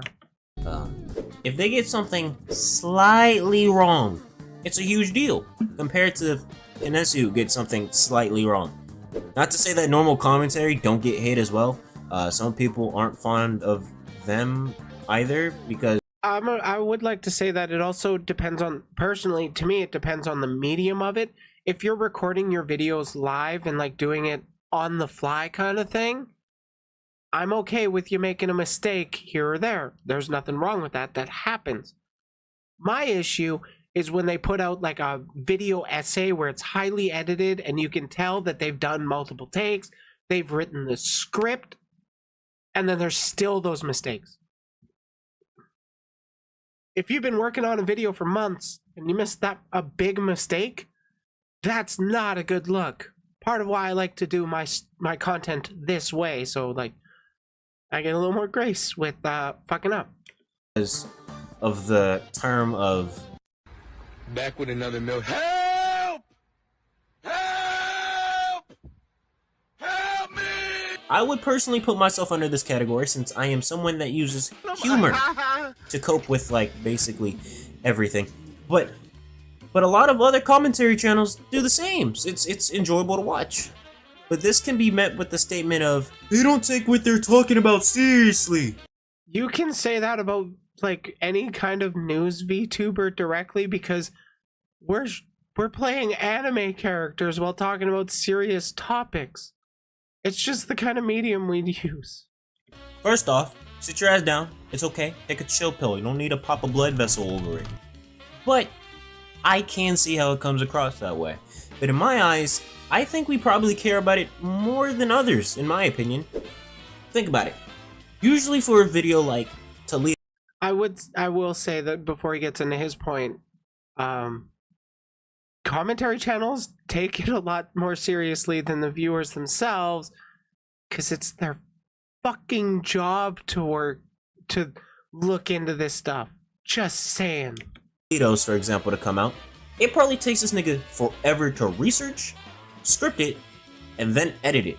Due to that, pumping out a video a day is borderline, nah, fuck it, is impossible without help. And since we just can't pump out a video every day, we tend to spend more times on a subject and usually cover the subject after it's already simmered down a little bit. Now, is what I just said possibly biased as fuck? Yes. Yes, it is most likely. Yes, it most likely is. But I still think everything we say is biased as fuck. We all have our own biases. Don't worry about it, bro. There's some merit there. News VTubers set an expectation of basically daily uploads. And it's not just news VTubers specifically. I mean, if you want to just talk about Pokemon and make your entire channel about talking about different aspects of Pokemon, you could put out daily content as long as you're like just figuring out, or as long as you figure out how to properly do that. Like, I only stream once a day, or not once a day, once a week typically, but I also put out daily videos because I double up on my content. I stream the stuff I'm talking about, and then I've turned that into videos that are released throughout the week. And hell, if I had time to stream a little more, I could be up to 2 to 3 video uploads a day with only a handful of streams. Just saying, it's all about how you grind out your content. Thank you, Nanya. False also streams daily. I don't know about that. I don't watch his streams. I just watch his YouTube sometimes. And covering a story as fast as possible. Where commentary VTubers can wait it out to produce a more detailed, for lack of a better term, and more edited video over a topic. Just saying, it's how you want to do your content. If you want to, you can do commentary that is all done live, or you can do commentary where it's done off a stream and highly edited. You can do both. It's not exclusive to one way or the other. It's just how you want to present your content. Why you bully me? Now, this one, I won't say that I agree with it, but I can't say I disagree with it. For those that missed it, the screen had said we make the community toxic. I would say no, we actually don't make the community toxic. We show the community's toxicity, and depending on how you cover certain topics, you can contribute towards that toxicity. Sadly, drama and negative behavior spreads and gets clicks. And since that is the case, making a video over drama and even drama baiting is enticing to some people. Now that there is a large amount of drama videos surrounding the VTubing community, people from the outside looking in, at a glance, the community is seen as toxic and a little scary to join. That's also the same for a lot of things, like League of Legends, like Call of Duty, any of the online shooters, honestly. Like, so many of the things. Fucking My Little Pony had that as well, with the Brony fandom, where they were actually a lot of extremely toxic, horrible people. Warhammer 40k, like, it's prevalent within all communities, and really, like, what was I going to say? It's not something specific to the VTuber community, but yes, outsiders looking in, just seeing like the biggest channels, like Rev being 600,000 as an indie VTuber, quote unquote, and he's just largely covering negative stuff regarding VTubers, and he also uses a childlike avatar. It's like, it doesn't give the VTuber community a very good look to the people on the outside. It's kind of hard to bring more people in when a lot of people are only talking or just highlighting the negativity and then not really offering any solutions about it. It's something that needs to be discussed a lot more. And to be honest, it do kind of get wicked down here. I'm not even gonna lie to you. But welcome to the internet. By far, I've had a way more good experience being a part of this community than bad. And I know a lot of people have good experience as well. So why don't we cover those? For me, actually, check out Petri Coral. She started doing positive VTuber news. She's only been doing like a couple videos so far, but she talks about fluff pieces like birthdays, debuts, anniversaries, that kind of stuff. Go check her out. Me personally, a lot of good things that I see happen usually already gets covered pretty fast, and I feel like I have nothing really meaningful to add. For example, Kuro and Matara just joined Bishoujo. I had a video planned for those two, but then everyone kind of said what I wanted to say, so I just scrapped the idea. Oh yeah, I should probably talk about them too. Like, apparently, from my understanding, Kuro and Matara in Bishoujo were other talents. He should do it anyways. Yeah, I think he should do it anyways. Just because other people have made content that has points that agree with you doesn't mean it doesn't mean your perspective is useless. You can still put out your opinion, dude. A lot of people love to see it. Hey Drac, how you doing? Boop your snoot right back. And as for other commentary videos, I can't give you a definite answer, but negativity bias. Is this nigga serious? If you don't know what that is, I recommend picking up a book or Googling it. Negativity bias is when you spend too much time focusing on the negativity that you just can't notice the nice things about what's going on. Like if you're focusing too much on your low numbers, I don't have enough engagers in chat kind of thing, and then you're just kind of forgetting about the other creators you've been engaging with and talking with and who have previously been enjoying spending time with you. You gotta stop focusing on the negativity. If you focus on the negativity, you're just going to leave yourself in a spiral, and it's only going to hurt your mental health in the long run, leading to burnout. Relaxing, floating around, decide to be more social? Well, I'm glad you popped in. But if you insist Professor Tokyo's definition, it's when one bad thing outweighs a bunch of good things. In other words, if you get a compliment about your hair, and then someone insults your hair right after that, your mind would dwell on the insult more than the compliment, at least for most people. And the same applies to drama. Commentary channels know that drama will get more clicks than something positive. Who am I watching? This is Static Tokyo on YouTube. First video of his I'm checking out. So far I'm liking him. Plus, if you watch Kill or False, you know they use drama to get the initial click. They talk about the major drama, then all the happy stuff happens towards the end. That is also how news channels work. You know those fluff news pieces about like, kid helps old lady across the street, news at 5. But then right before that, they talk about the 3 people that were murdered down the street.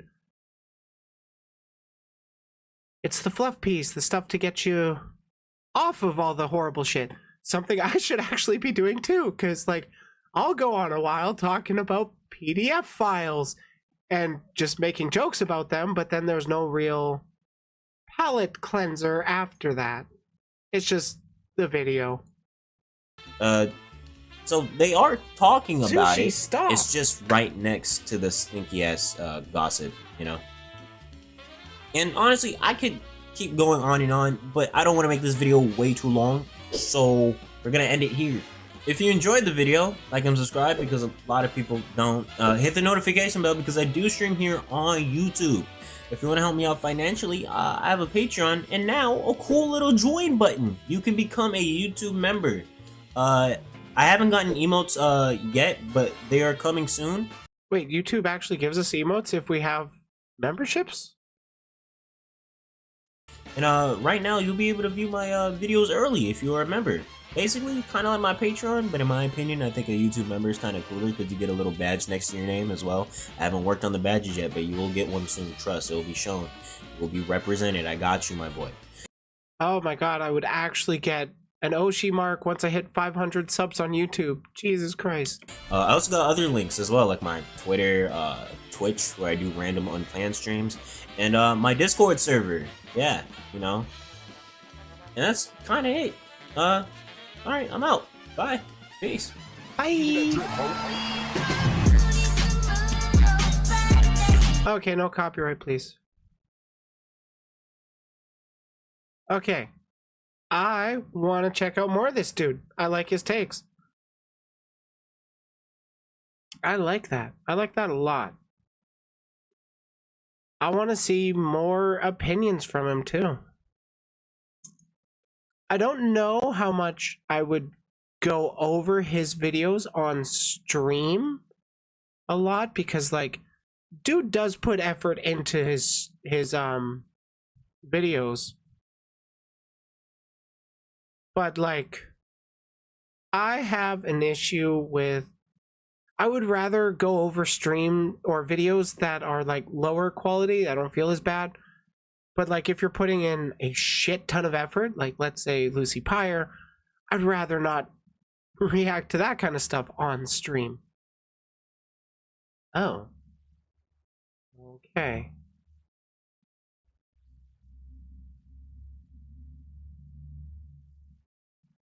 Interesting videos looking over.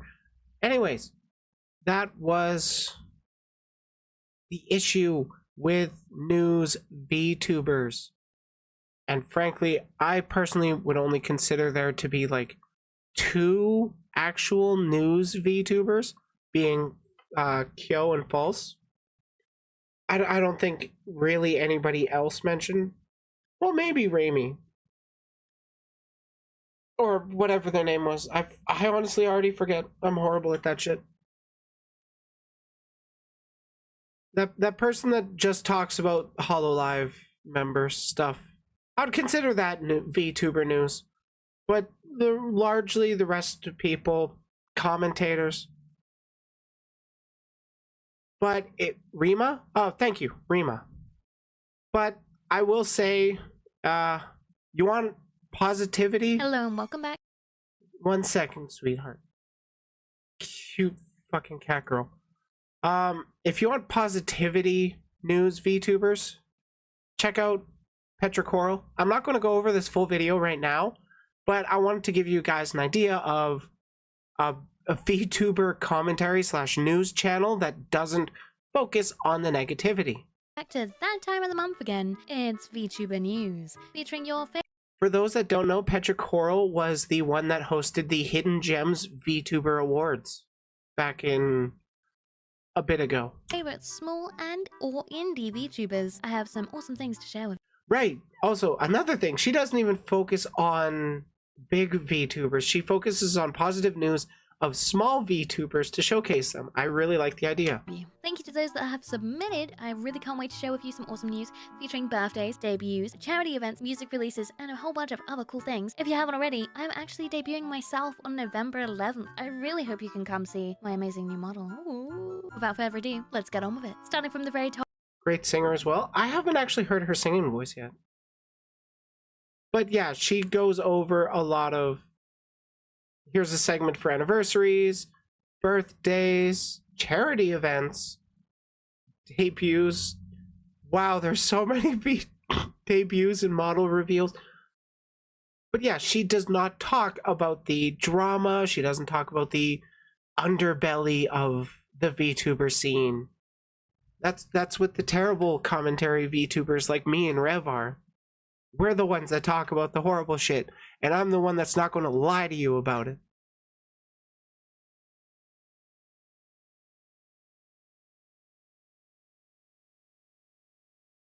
Okay, good times, good times. I think that was a great way to end that video.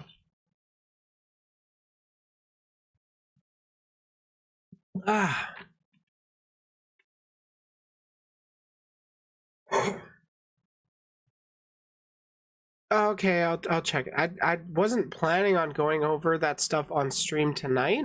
I just wanted to have I wanted to know what's going on. Banned.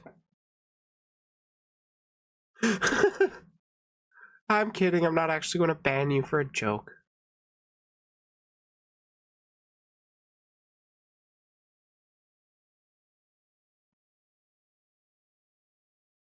Tell me what you think of these juicy details.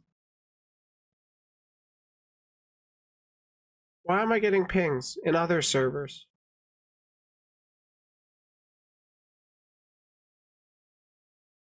Oh, because somebody else was... Because other people are streaming too. Cool. Cool.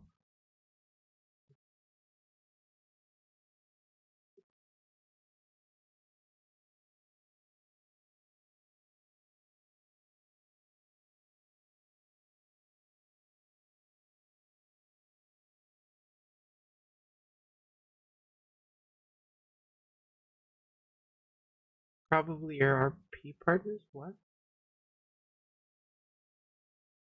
Oh, I'm looking in my Discord, the media channel.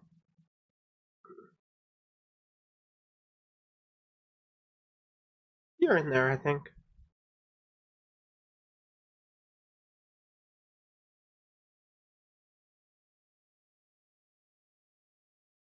It's a joke. It's a joke post.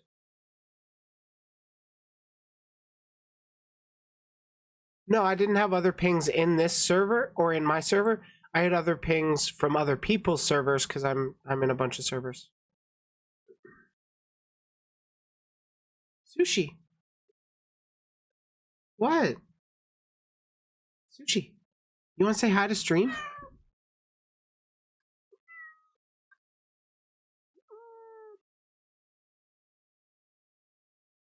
Sushi.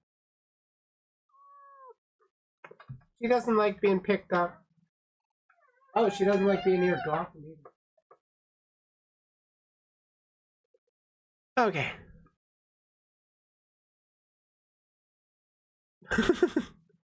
Yeah. Well, to be fair, the other people streaming, they're on Twitch, so I'm not competing with them, really.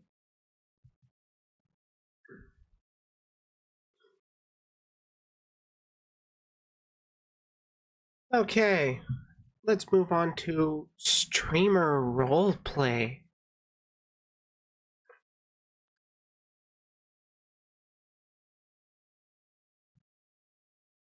there's a fair amount of discourse with what is a VTuber? Is a VTuber somebody that's always playing a character when they're using their VTuber model as that's like the only thing they do? Is it wait, does that mean people have two minds? One for YouTube, one for Twitch? No. Like the it's stun locked already. The people that tend to watch on Twitch don't tend to migrate over to YouTube. I'm gonna leave this in the video. Anyways, there are people that say that VTubers should only play their character. They should not engage with real world politics and whatnot. And then there are other people that are like, no, VTubers are just a way of presenting yourself, and you can play a character or not. It's just personal preference of how you want to convey your content. And well, I have made the argument previously that there are plenty of flesh tubers that play characters on stream and then act totally differently. And I was actually talking with somebody in private about this just randomly out in the ether, and they said, oh, have you heard of Dr. Disrespect? He is one of those kinds of streamers. He is actually very different off of stream. So I asked them to send me they mentioned that he had done out of character interviews on camera. And well, 1 year ago, this interview was recorded. But for those that don't know Dr. Disrespect, despite his 2.5 million followers on Twitter alone, I have no idea what this clip is, by the way. Denson Studios, thank you for the $10 donation. Doc, your return has inspired me to return to making music again. Woo!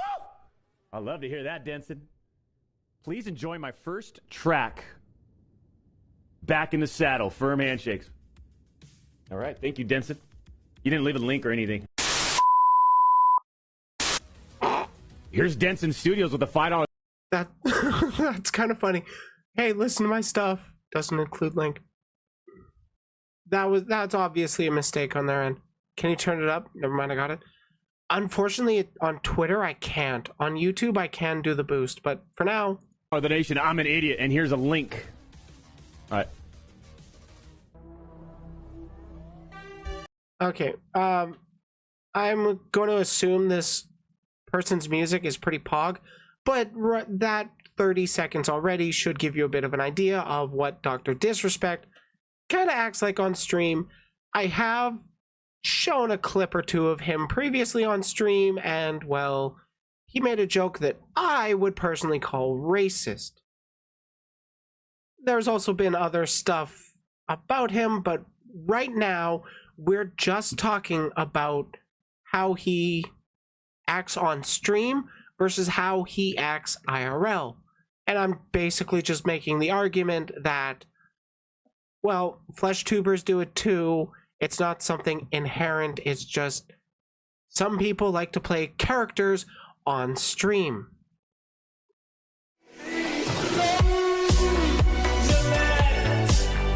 No copyright, please. No copyright, please. So first and foremost, just by way of hands or applause, how many people are here to see Dr. Disrespect? Like, whoa. Come on. That as loud as it goes? When I think a lot of people, like obviously a lot of people know Dr. Disrespect, I'd love to hear, like, how was this a career choice? I'd love to hear from your time at Activision all the way up to now. If you can kind of walk us through, what was that journey like for you? Well, here's the thing. I mean, you know, so I had a fantastic run at Activision. I was like, it just challenged all my creative senses. I loved it, like level design, sitting there and building maps and working in that creative environment. Yeah, I have already maxed out the audio as much as I possibly can My PC is set to 100. I've got YouTube's media player maxed out. I've got the audio boost on.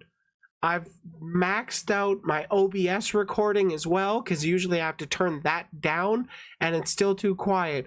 But the intro was not. Their goddamn levels suck. That collaborative environment with other extremely talented people, that was just like I was living a dream. Sure. And then, you know, when it was time to sort of venture outside of the Call of Duty franchise and look for sort of like a new studio to work with and potentially move my family and location, all that stuff, there was it felt like, oh, I worked on Call of Duty, I should be able to, you know, pick up a job relatively quickly, you know, Yeah, just for based sure. off that experience. Little game called Call of Duty. Yeah, and that wasn't the case. It was, I had probably 7, 8 design tests that I went through, multiple interviews, and it was just, it became this strenuous process, very stressful process for months. And I missed what he was talking about because we were ranting. I'm just going to replay after the music. How many people are here to see Dr. Disrespect? Like, whoa, come on. Me too. We got one.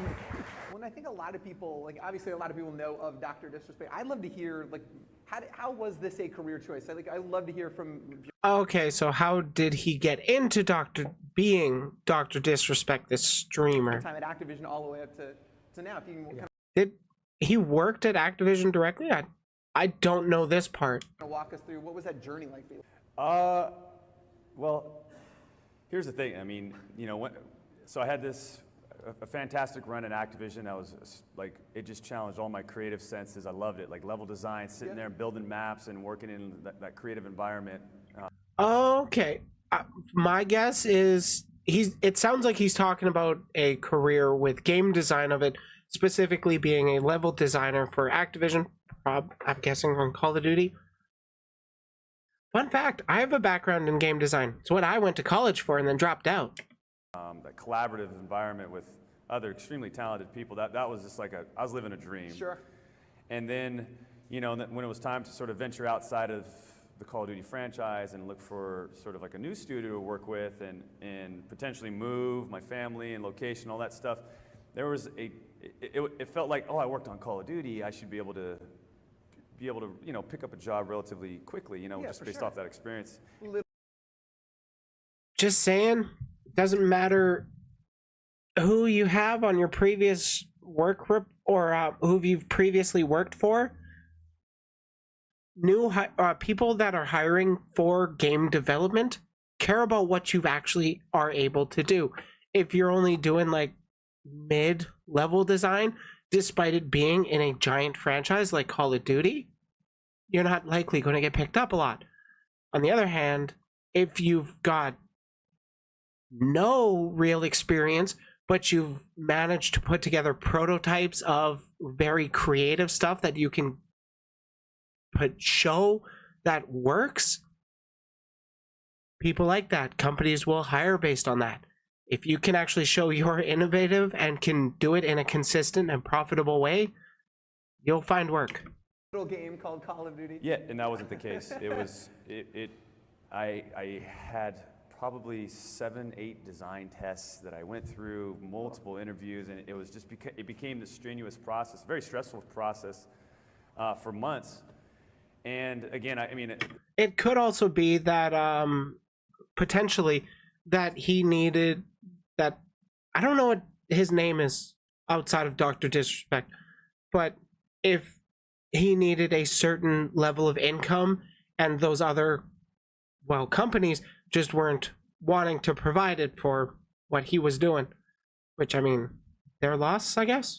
it came down to this one company up in Washington, but at the same time, there was just something about meeting Submit and the timing of that, and it literally came down to a decision. I mean, I'm talking 2 weeks, where it's like, do I go here? Do we move the family up to Washington? I'm a California kid. This is that's gonna be a big jump, but it's sort of a known path, right? Like, I know exactly what I'm gonna do. I know what 3 years down the line with that company is gonna look like, 5 years. Or there's this kind of this Sumit, who's very energetic, passionate, very successful himself. He's got this idea. It kind of falls in the same realm. I get to start up an old passion. And ultimately, I mean, it was just like, you know, my wife, Leo, you'd make the decision. And she ultimately made the decision. She's like, just go for your passion. And that's kind of how it started. Can you talk to me about like why Twitch? Okay, so he was trying to find work, was struggling to find work, and then he was like, babe, what do I gotta do? Do I just hunker down and keep finding work, or do I chase his passion? What kind of loving partner wouldn't say chase your passion? If you got a chance to chase your passion, do it. Just make sure you can also realistically meet the ends of when rent is due. That's the important thing. Twitch, why that platform? I'm really interested for several reasons, which I'll get into in a minute. But Sure. Yeah. No. I mean. To be clear, I don't know if this interview is before or after his departure from Twitch. So, throwing that one out there. Going back to just like building levels, one of the things, you know, you always have your one monitor, your two monitors for, you know, sort of the engine you're working in, and then your third monitor. On my third monitor, I always had like Summit 1G up on the live stream. I'd be watching Ninja play the old Halo games, you know, because he was so good at it. But there's just a draw to just like have that, and I could just look up every couple moments. Oh, it's 30 to 35. Game goes to 50. It's just kind of getting close. Now my attention's up here. Like, so the whole streaming was certainly an outlet, an entertainment type outlet, rather than just listening to music. Sometimes you get in the zone listening to music, right? But sure. Sometimes you just get into his own listening to somebody talk on ends. Hey, it's like podcasts are popular too. Video games, for whatever, the background noise, whatever. I mean, it's free TV, right? But TV. It's free TV where you can also call the person on TV a nerd, and then they will call you a douchebag. Doesn't have video games, right? You know, this is yeah. So that's how I got into Twitch. I just have it on my third screen and just watch it, and eventually I kind of like started following certain people again, like Summit and Ninja. Sure, getting behind them, supporting them. So I'm curious to see, like, you know, Guy, like, how do you leverage the chat? How do you interact? How do you take advantage of that interactivity? Because it's obviously a very different relationship you have with your audience. That's an interesting one. Like, it's so much harder to balance out and monitor and control your chat at much bigger levels. At my level, it's pretty easy to see when somebody's just being a shit disturber, or, you know, somebody wants to talk and I can actually engage with them one-on-one because they're making good points and I want to engage with their points, kind of thing. Because, you know me, I love to do my talking on stream. That's like all I do anymore. I should really do gaming streams again. But if I do gaming streams, I don't get to do my daily video uploads. So, win some, you lose some. Well, that's a good question. Yeah, I mean, well, it's funny because when I first started streaming on Twitch, like, the chat was the narrative. Yeah. Like, you know, like, because you could stream a game and you can entertain through the game, right? Sure, yeah. Especially as like a character. But like, you need that third dimension, and that third dimension is the chat. Like, you know, because if someone says something in the chat, then now you have something you could draw a story off of, right? Like if you know, as the character always says, like if a guy flaps his gums in the chat, you know, he's negatively. Yeah, you know, yeah. if he's being you know, a negative person, then it's like I'm going to address that in a fun way as the character. So like. Yeah, and there he's talking about how he's actually playing a character on stream, like in the preamble of this video. That's personally my preferred way to deal with dissenters and shit disturbers in chat. You clown on them, you joke about them, you laugh. Because, well, they want to piss you off, they want to make you angry, they want to interrupt your stream. And if you're just clowning on them, laughing, having a good time, they're going to leave. That, like, literally, one time, while I was I can't think of too many times where people have actively tried to ruin my stream by coming in and like doing something like that. But one time specifically was somebody came into my chat and asked me, first thing they ever said in my chat was, why did the seaman cross the road? And I asked, I don't know, why? Or I replied, I don't know, why? And they responded with, because I put on the wrong sock in this morning. And I laughed my head off. And then I never saw them again. They never subscribed. They never said hi in chat ever again. I don't know if they were trying to be a troll, but that was a fucking funny joke. In the beginning, and that's when I'm talking like where I had like 20 or 30 viewers. Sure, you know, and then it Oh, very super duper small when you only have 20 to 30 viewers. 200, 300, then it becomes more like there's a lot of energy there. It's like, okay, cool, now things are really rocking and rolling. Now it's really tough to It is a good one. engage what the chat's doing, right? I'm sure. Yeah, just it cruises by. Yeah, so it's like it's actually become a little bit more difficult on where do you put your sort of your energy into, because you've got my suggestion, Dr. Disrespect, is to keep talking about the stuff you're talking about. And when you see somebody that has an opinion you disagree with and you want to engage with them, you directly engage with that chatter. You can scroll up in your chat, you can stop it from flying by on you, and you can focus in. Though I do imagine it's a lot harder when you're at like thousands of subscribers or thousands of live viewers. But still, I've seen Hassan do this, I've seen Bosch do this. It's possible. Donations and people that are subbing, and you certainly want to acknowledge that, for right? sure. Like that's. But at the same time, how can you still make sure that the people that are actually watching, the other, thousands of people that are watching, are getting noticed or feeling wanted or empowered? And I think that's the most important point. That's part of why I have chat show up on screen. So even if I don't actually directly engage with every single chat message made, I do read it. You can see it. Chatters feel like they're a part of the stream just by engaging with chat that shows up on screen. They can see their name on stream. Well, Vosh has the patience and steadiness of a well-bred horse, so that makes sense. Yeah, like that's 100% true. There's no issue with that statement whatsoever at all. Part for a streamer, especially like sort of a bigger streamer, is like continuously empowering your community, and I think that's. He does make some good points here, that's true. Also, I won't bring that up right now. It was brought up in the last video, though, where I talked about Dr. Disrespect. Not a good thing. That's what we're trying to do at Boom. We've got a replay system. So like if something cool happens on the stream, all of a sudden you see this emote spammed in the chat, and if it hits a certain amount of emotes, then the replay of that cool moment will happen live on stream. What's the craziest thing that he...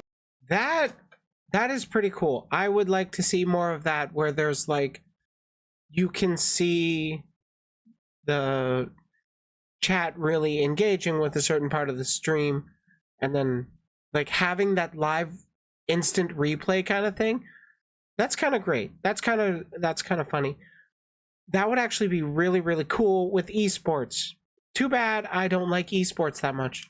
Either kind of evolved organically from your chat, or what was the actual like best smackdown you did to somebody? All time. I remember seeing this one video where somebody was stream sniping Dr. Disrespect, but in a way where he wasn't disrupting, or they weren't disrupting the stream, but basically they would get up close, they would get killed by Dr. Disrespect, and in that moment of shortly after being killed, proximity mics were on, so the dude would just hot mic drop Dr. Disrespect's lines on him out of nowhere, and it fucked with him. I wish I had the video on me, because that was actually pretty funny and one of the first things I saw of Dr. Disrespect. It was somewhere on TikTok. I couldn't remember that. There's so many. I think a lot of things develop from the chat. Like if I'm in a moment and I'll say, you know, like for one example is there's like the violence, speed, momentum sort of quote that the doctor says a lot. I mean, he said that after he killed like 3 guys in H1Z1, he's feeling good and felt powerful, and he screamed at violence, speed, momentum. And I noticed that the chat was going crazy. And they kept on repeating and repeating, and so now it's sort of a staple of the channel. It's a mantra. And a lot of channels actually do have this. Like Rev Says Desu has Your Likes Are Public. Dr. Disrespect has his violent speech momentum or what speed momentum or whatever. Vosh has his Coconut Island. It's different community sort of points where you will say something sort of offhandedly, but then it'll really resonate with your community in a way you didn't expect it to, and then it just becomes a meme of the channel that people just love to hear you say. Like when yes, those things are, you know, they certainly pop up from the chat, like that I forget about, like you know, when I first screamed Raul or Portugal or a lot of these weird things, you know, like the chat loves. It seems like they very cool. What the fuck? Oh my god, why is that part of the video? And why is it so much louder than them talking? Edit your levels.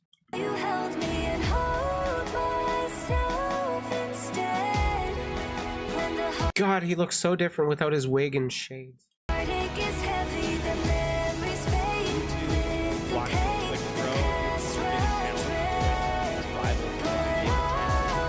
So, like, are they playing a clip? Because it looked like they were just thirst trapping Dr. Disrespect there. I mean, credit where credit's due. Dude has a nice look for himself.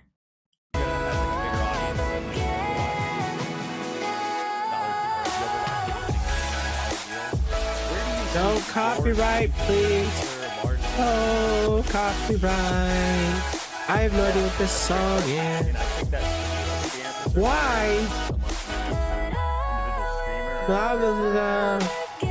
Seriously. Short-term and long-term. Thank you.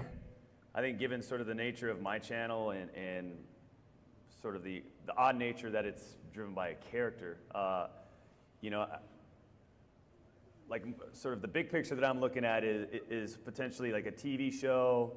I know, right? Like, and it even overwent or like overpowered their talking for a bit. Why did they have the music there?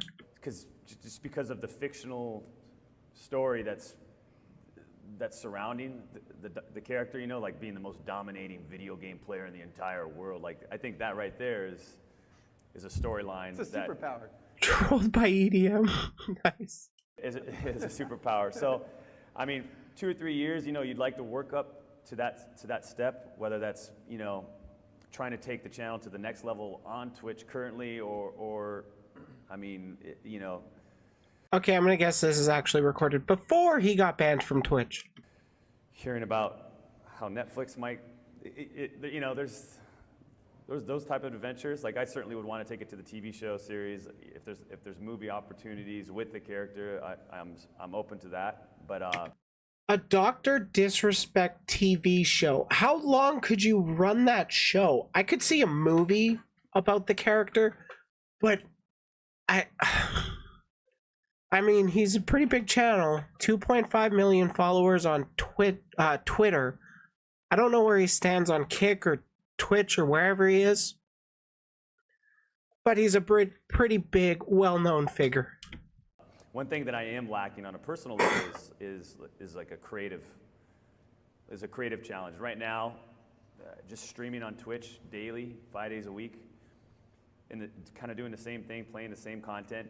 It's not necessarily wearing me down. It just doesn't feel creatively challenging enough, and I don't know what that next level is or what that outlet could be, but I'm looking for it.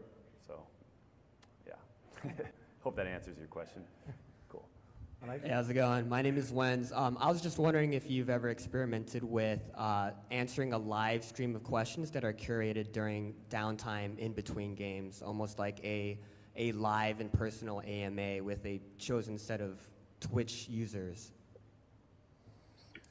Why not also engage with the trolls? It's fun. They call me gay, I call them dumb. I haven't thought of that. One of the things I have a challenge with is a structured schedule of streaming events throughout a stream. Like, I'm terrible at it.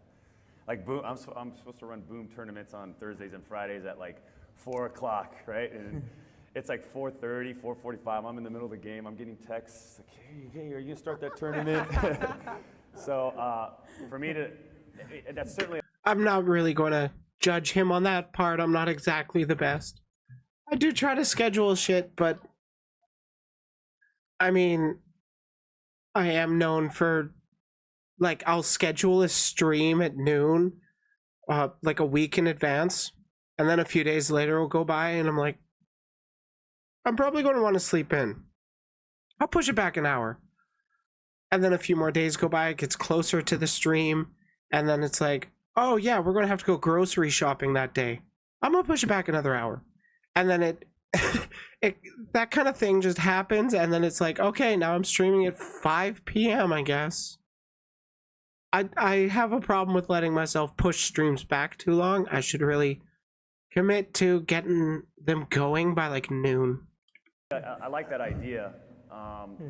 You know, I feel like I try to tackle, again, in an organic way. Like, I'll look at the chat. If something catches my eye in chat during any sort of downtime between a game, or if I've died early and my teammate's still alive and I'm spectating him, I'll look at the chat. And if I see something that is worth bringing up on stream and making it kind of like a narrative or story out of it, that's what I usually do. But that is interesting. So, Guy, I had a question for you. You had mentioned just in terms of, you know, elevating your creativity and kind of trying different platforms from Twitch, and you'd mentioned Netflix. So, I was just curious, what kind of partnerships are you most excited about in terms of the future of gaming content like you're creating? Why? Why? Seriously, why? Why? There is no question that this is from the video. Why? No copyright. Why? No copyright. No copyright. Why? Dear God, I hate you. So as Twitch is growing, thank you. In that sort of capacity, like in that sort of way,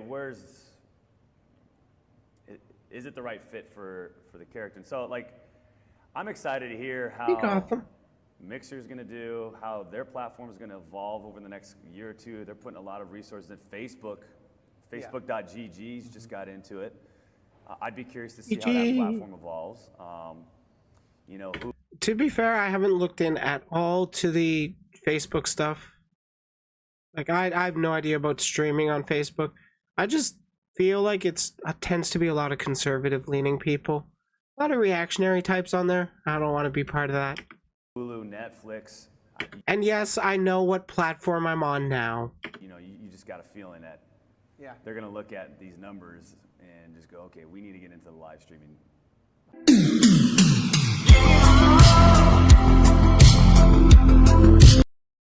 Right. So if you don't know, I don't even want to get into that shit with this stream. I don't want to get into that drama shit. I just wanted to talk about playing characters on stream.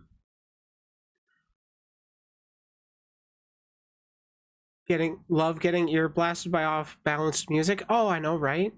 So fucking great.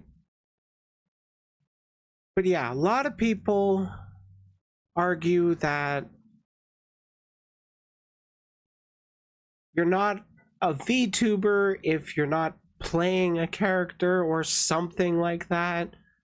But I've also seen a lot of people finding more success, more growth, more attention by being their authentic selves despite portraying themselves with an avatar. I don't know if my growth has come from that phenomena or if it's come from me just putting out the content constantly, or if it's a combination of the two. All I know is, fuck, there's a lot of flesh tubers that play characters on stream. Dr. Disrespect just happens to be a big one. There's also a ton of cosplay cosplay streamers. They do a lot too. But yeah, in the end, I would say VTubing doesn't matter if you play a character or not. If you're using an avatar over or using an avatar with tracking instead of a regular old face cam, you're a VTuber in my books. I don't care. Okay, I got one last segment to get into. Would you consider the annoying orange to be a VTuber? I gotta run to the bathroom real quick, but then I got one more video to go over. Be right back.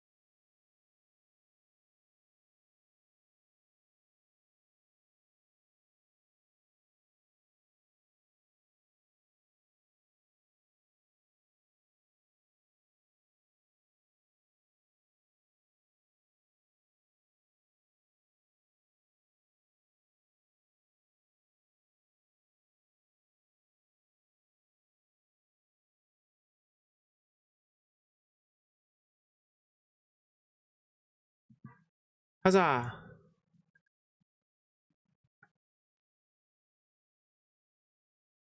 I don't know. There's a lot of discourse on what's a real VTuber kind of thing. Some people get offended if you call the annoying orange a VTuber. I call those people snowflakes. Because it doesn't really matter. The current meta of VTubers is just anime characters.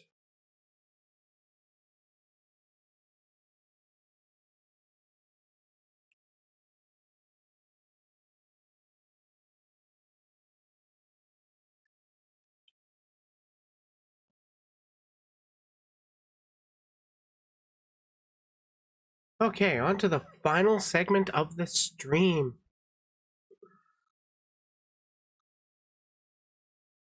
Snowflakes, cream puffs, and flower petals. True.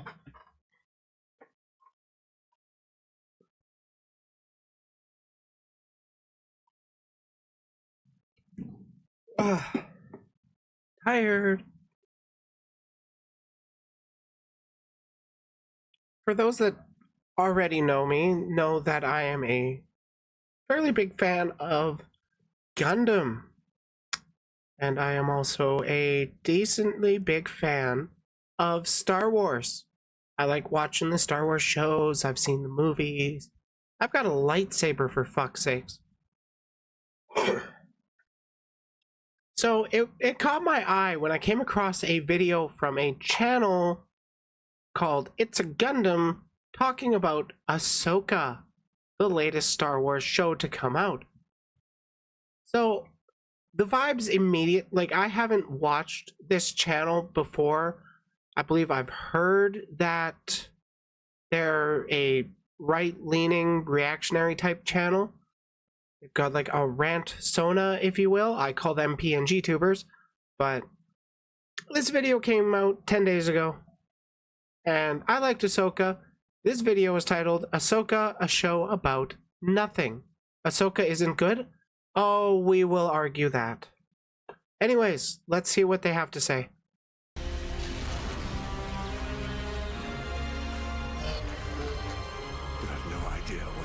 Oh yeah, spoiler warning for Star Wars Rebels as well as Ahsoka. I will be talking about a lot of detail of what happened in Ahsoka, and you would, if you watched Ahsoka without watching Star Wars Rebels, you'll miss a lot of context. Ahsoka was essentially a series made for people that have watched this other series.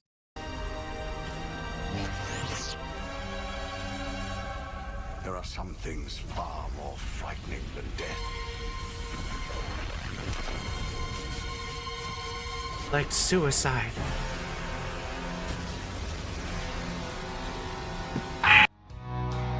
Why the loud...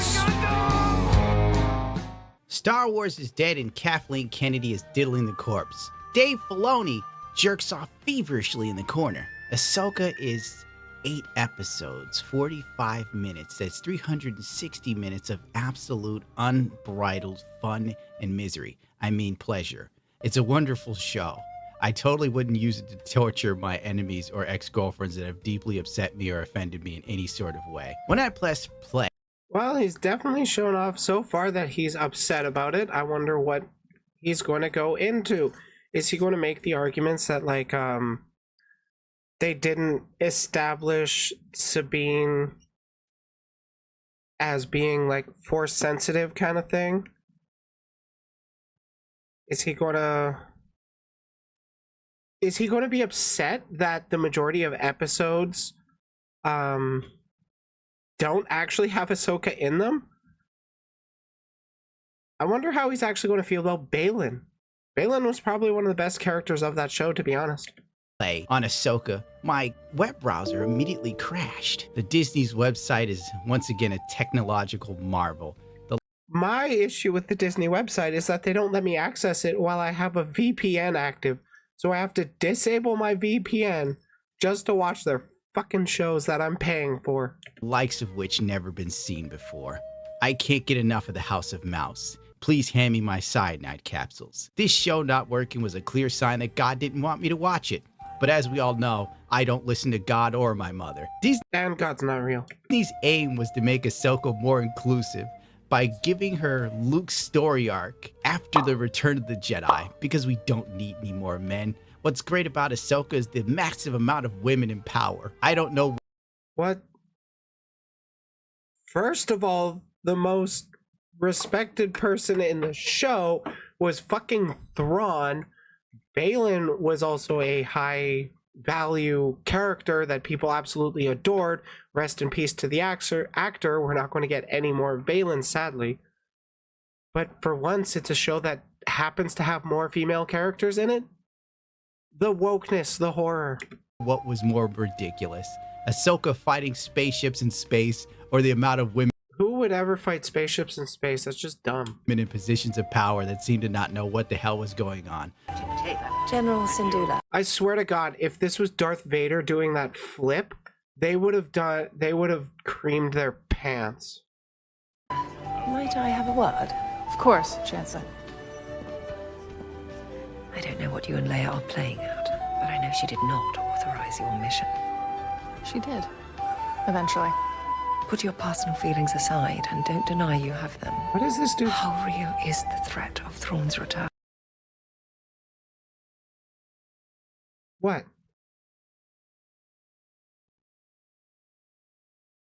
They don't like the fan service and pandering of Vader? Really? Huh. Is there anything about Star Wars that they do like, or do they just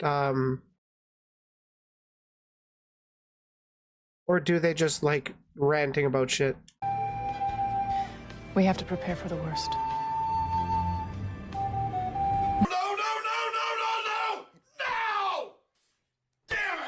but it's a perfect mirror of the current state of America. The only thing missing was a man in high heels and panties, and we really could have taken it to that next level of inclusion. As we all... If only. But, okay, what is the problem with having different looking characters? Seriously. Like, what does it actually matter if there is a quote-unquote man in a dress character in the background? What would you guys actually care?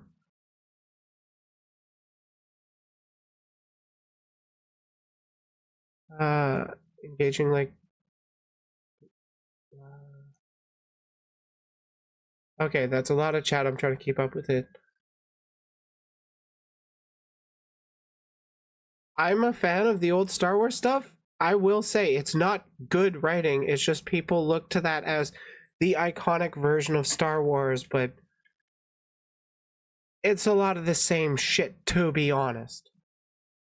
Also saw Leia's cool and thought their whiny bitch version of her and Obi-Wan was cringe.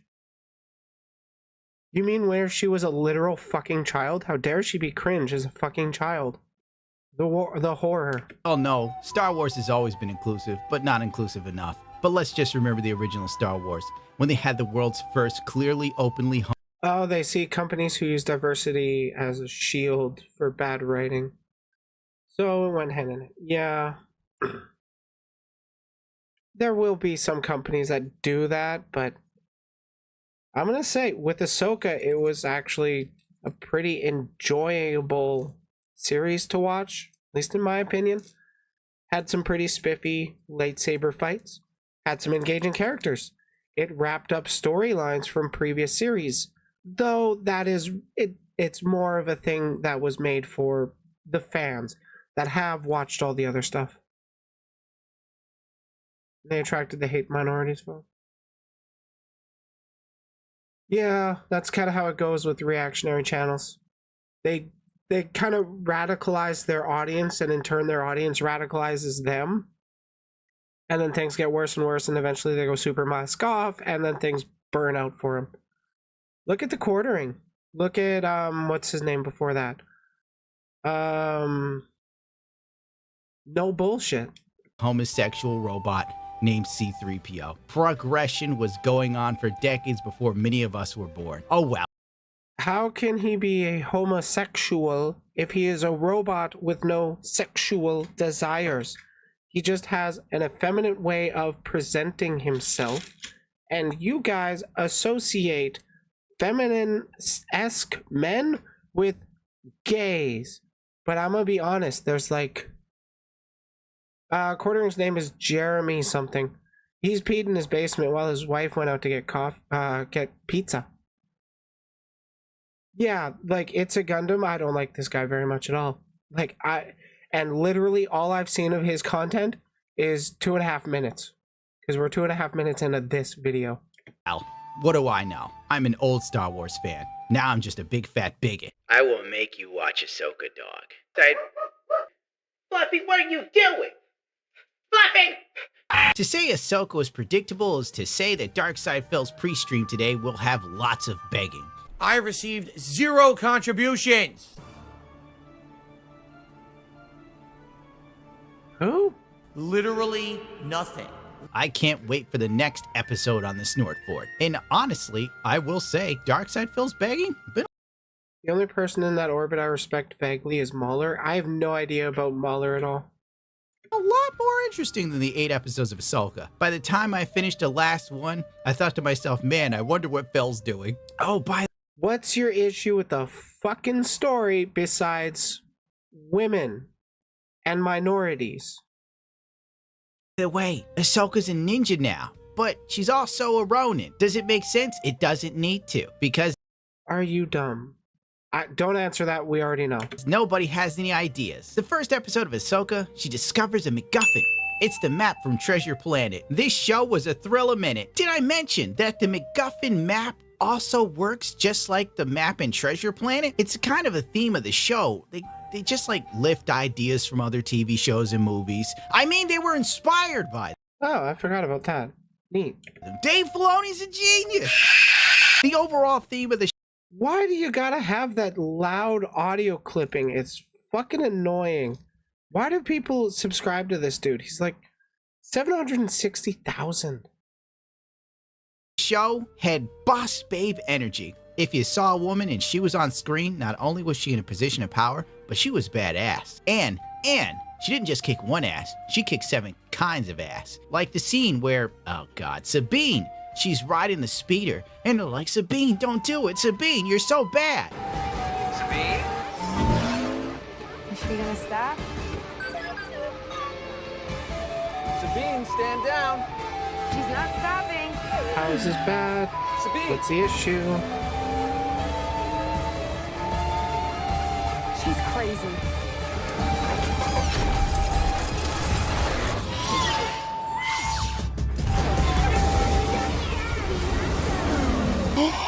Cool, it established her as a daredevil. What's the big issue?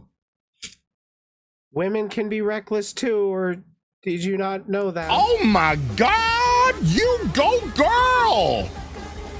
She drifts the speeder under the X-Wing, but... That wasn't a drift, that was a skid. How can you drift a vehicle that doesn't have will? Don't think about it. Dave Filoni's a genius. Pay no mind to the man... You said it was drifting, and then said it was different than that. What the hell is your problem with this? This is kind of a funny picture of Dave Filoni, by the way. And in black armor that looks like a character from Dark Souls. An Inquisitor. Like all the other Inquisitors, the best kind of looking Inquisitor so far, in my opinion. That's totally not a ripoff in any way, shape, or form. Don't worry. He doesn't matter. The writing is so good, they created a character specifically to sell toys and immediately killed him. And the best... Whoa, you're telling me a worldwide franchise fucking makes stuff specifically to sell toys? Gundam totally hasn't done that. Why is it the issue with Ahsoka?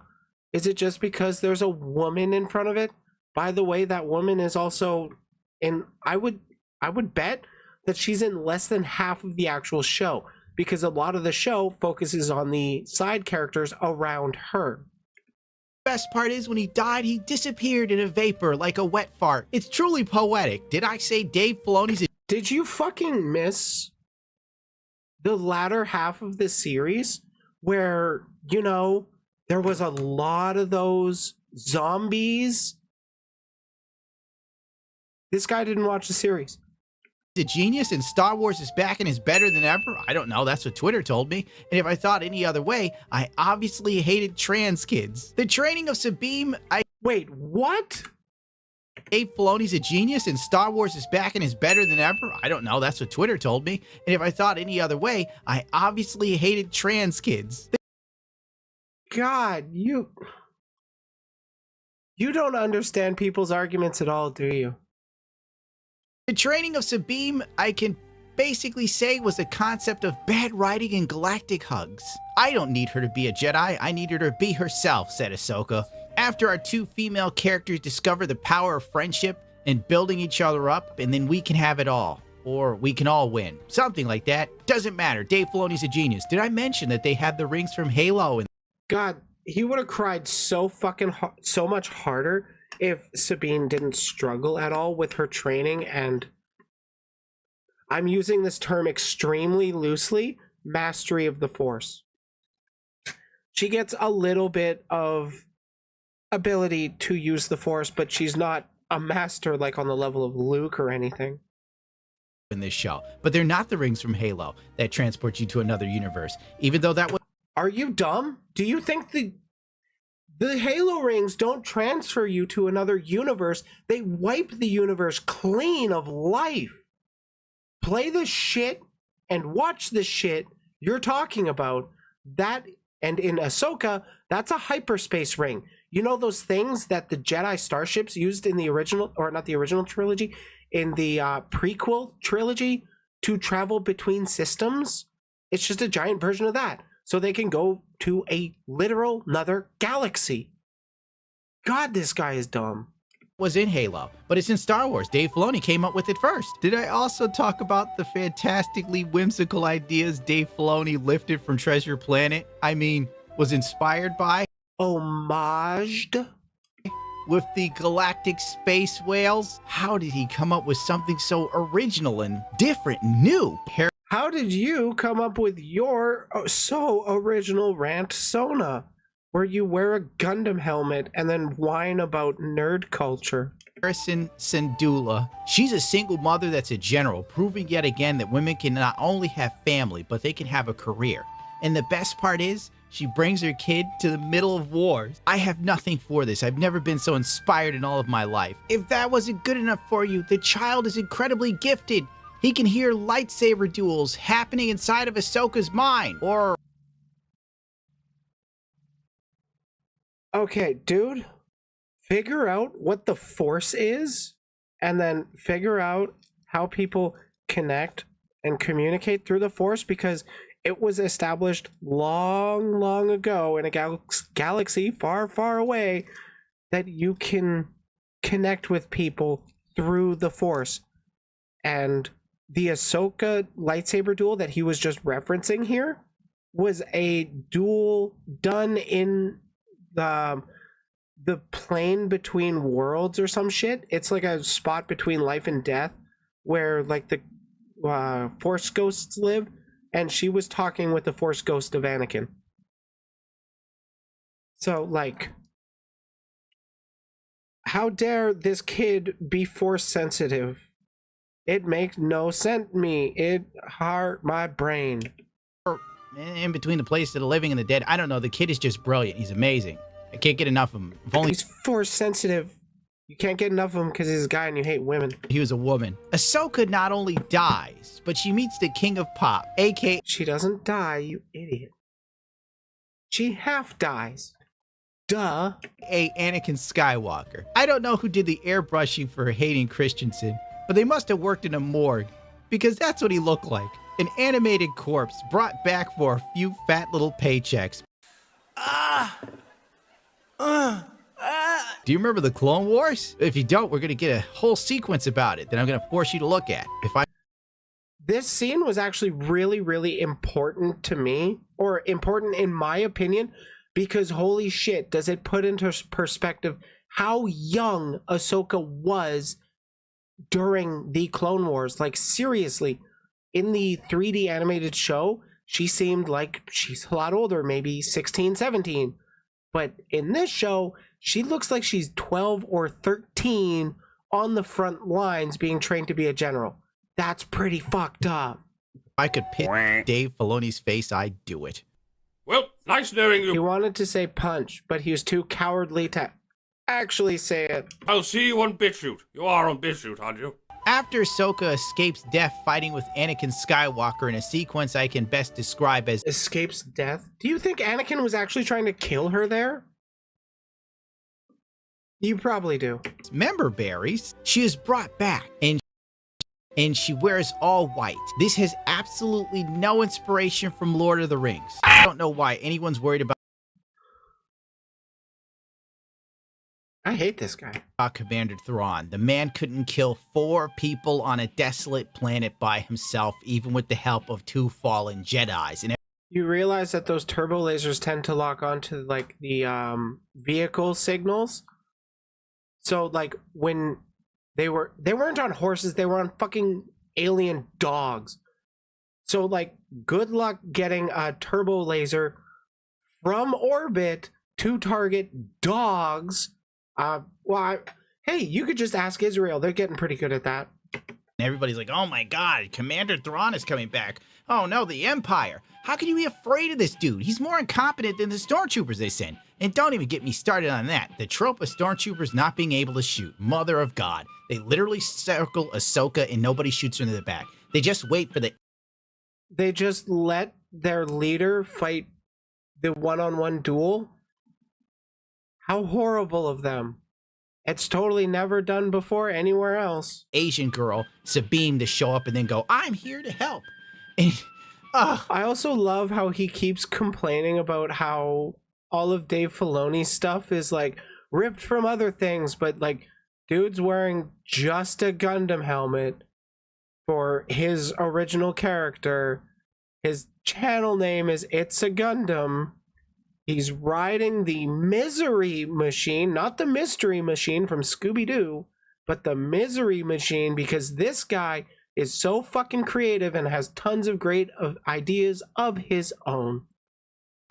Oh, this show sucks. Oh, and the zombie stormtroopers talk about a analogy for the series itself. It is a rotted corpse they keep bringing back from the dead and reanimating to try and squeeze out an extra few dimes and nickels, as their toys don't sell in the damn stores and they keep ending up at like Costco and the Dollar General, and where eventually they can't. Maybe they're trying to over market their stuff and they can pull back on that a little bit.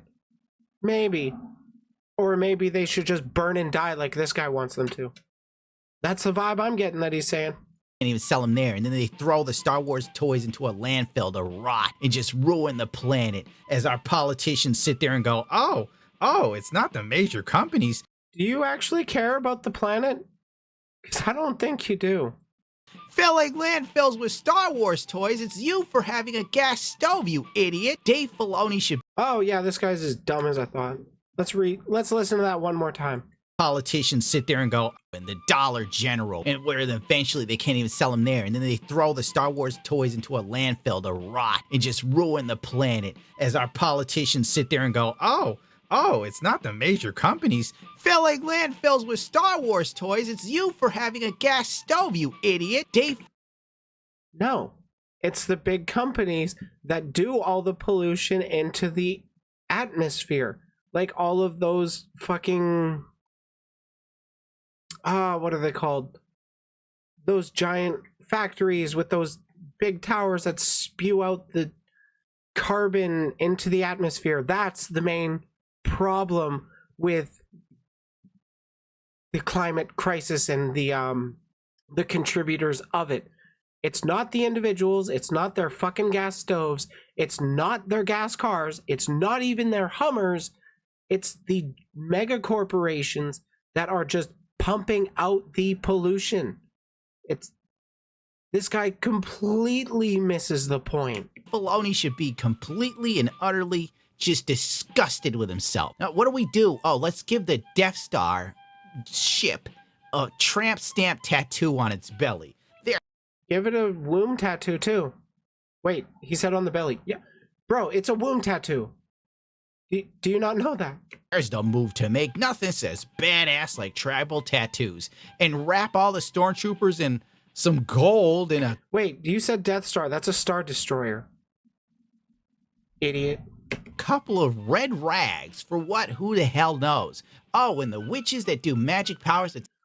Those red rags, maybe that's just keeping it together. Because, you know, they've been stranded for 10 years in that other galaxy. And then they got turned into zombies after. But, like... Maybe it's holding the armor together. I don't know. I do think it's kind of dumb. But, like, there are better ways to show you've been wearing the same suit of armor for 10 years. It seemed to be absolutely useless. Is he about to go off on the sisters? Yeah, probably. They brought back zombie stormtroopers to do all. And they made this other chick like a witch with a flame sword, and she ultimately died. It made nothing matters, dude. This all. You don't know about the Sisters of Dathomir, huh? Have you ever watched Star Wars The Clone Wars? Or Star Wars Rebels? Because, like, they are talked about a lot in those series. Like, they are, at the very least, in the Clone Wars, they come back more than once, and they are pivotal in some of the storylines. Just saying. Oh, does it matter? Especially if you like Darth Maul. The dude who died at the end of this got out easily, because he doesn't have to be in season 2 that you know. God, season 2 would have been so fucking amazing if Ray Stevenson was still around. He did such an amazing job. I loved his character. There was so much potential with that storyline. I was coming anyway, because Disney has no ideas, and Bob Iger is trusting Dave Filoni to do something, because Kathleen Kennedy... I love that you say that Disney has no ideas when you don't have anything original about your channel. Kennedy is absolutely and utterly incompetent. They took a $4 billion IP and turned it into a pile of shit that ironically is worth more than a landfill full of Star Wars toys. On a scale that is ironically worth more than... What? Oh my god. Can this guy make a coherent point, please? Of 1 to 10, I give putting some actual good critique. I'll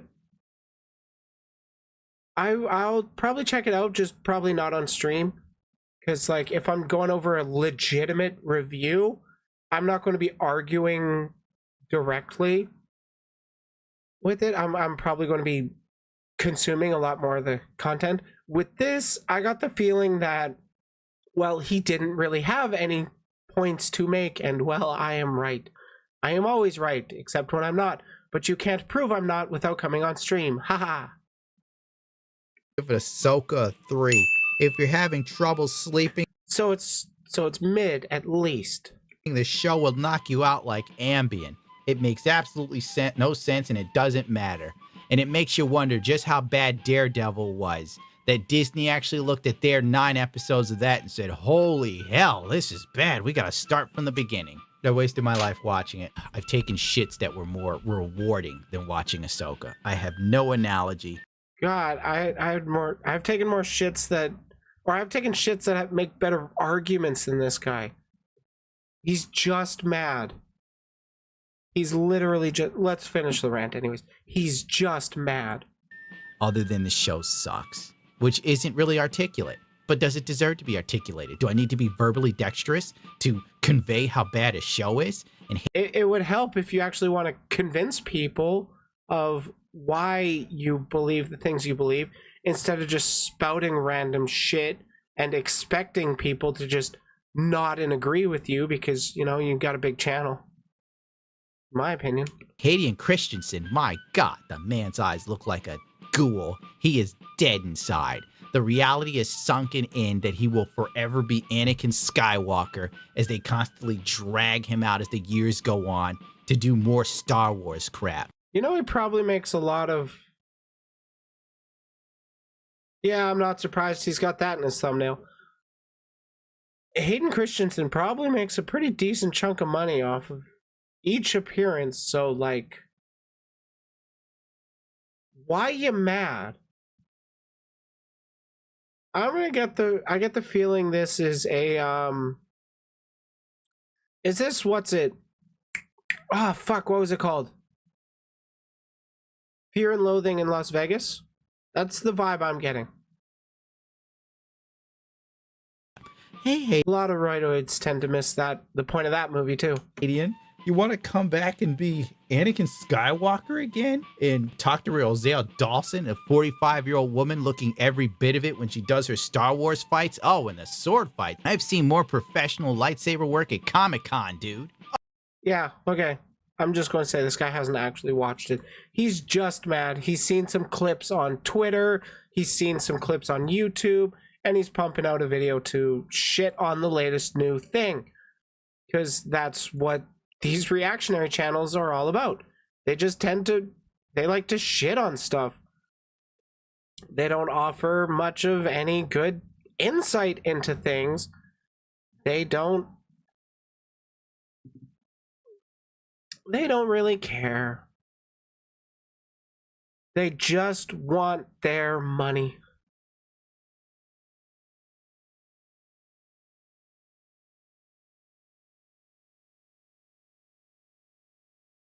Like, for fuck's sakes, this guy's...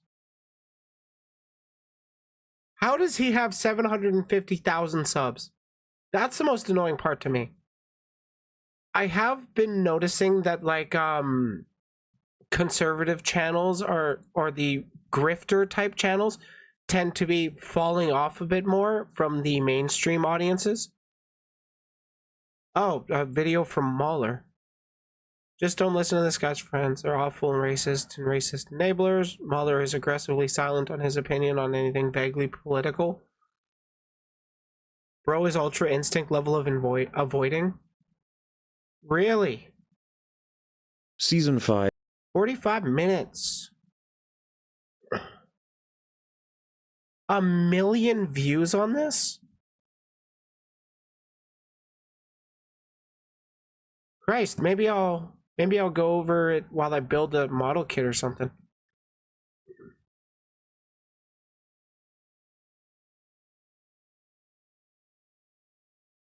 But yeah, a lot of these reactionary channels, I've seen them losing success in the mainstream eyes, like the Quartering, the Black Pigeon Speaks, Styx Hexenhammer, fuck, what was that other one? No bullshit. Those kinds of people have been falling off.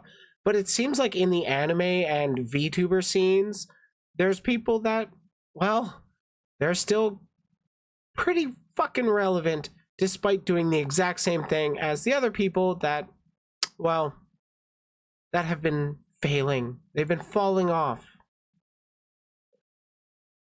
So hopefully the rest of the grifters will trend in the same direction as VTubing becomes more mainstream and more reactionaries leave the area, or I guess more progressives join it.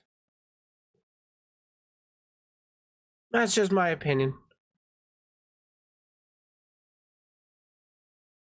God, that was a long stream. 4.5 hours?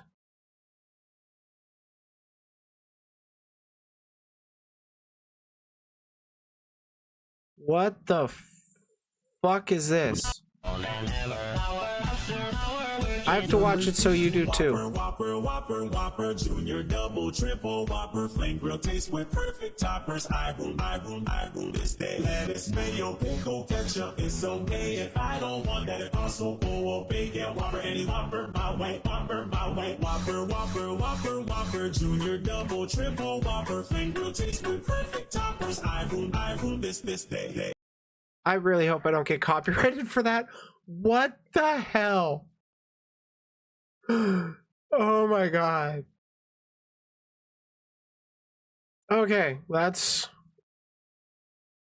Okay. You have dodged this furry nonsense? Oh, don't worry. Let's play it again. I'm kidding. I'm kidding. Excuse me. Okay, it's actually time I end stream.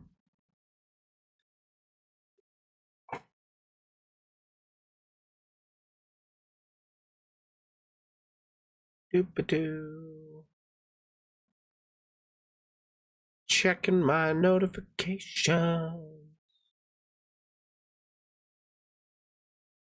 Man, these NFT bros should fucking Roblox themselves. Leave me alone.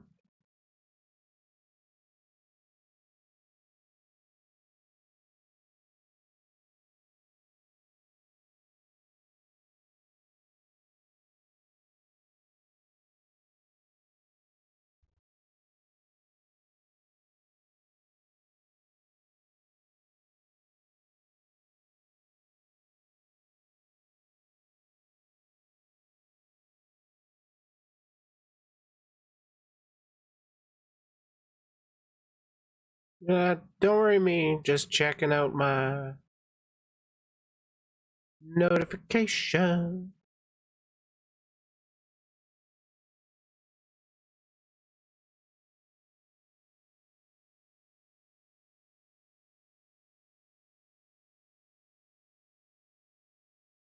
Okay, I should probably be booping off. Get my video ready for Monday.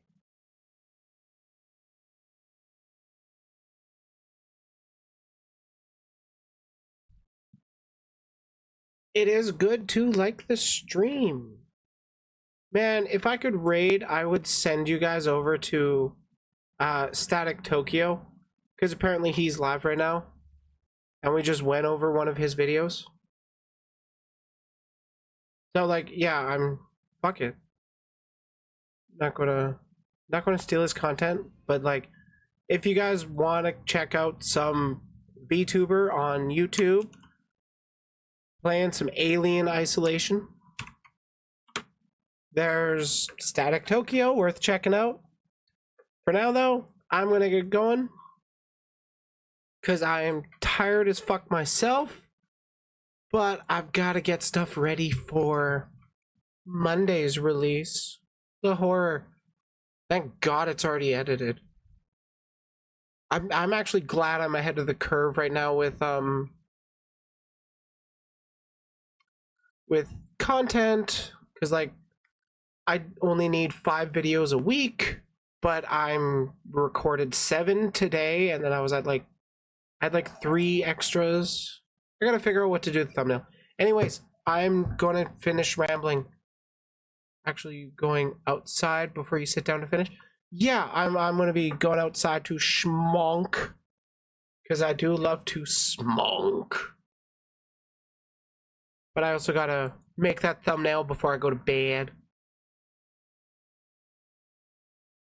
Anyways, have a good night, everybody. Remember, bring the phone. Oh, I'll bring the phone. Remember, if you can't be the sharpest tool in the shed, you can always be the hoe. Bye-bye!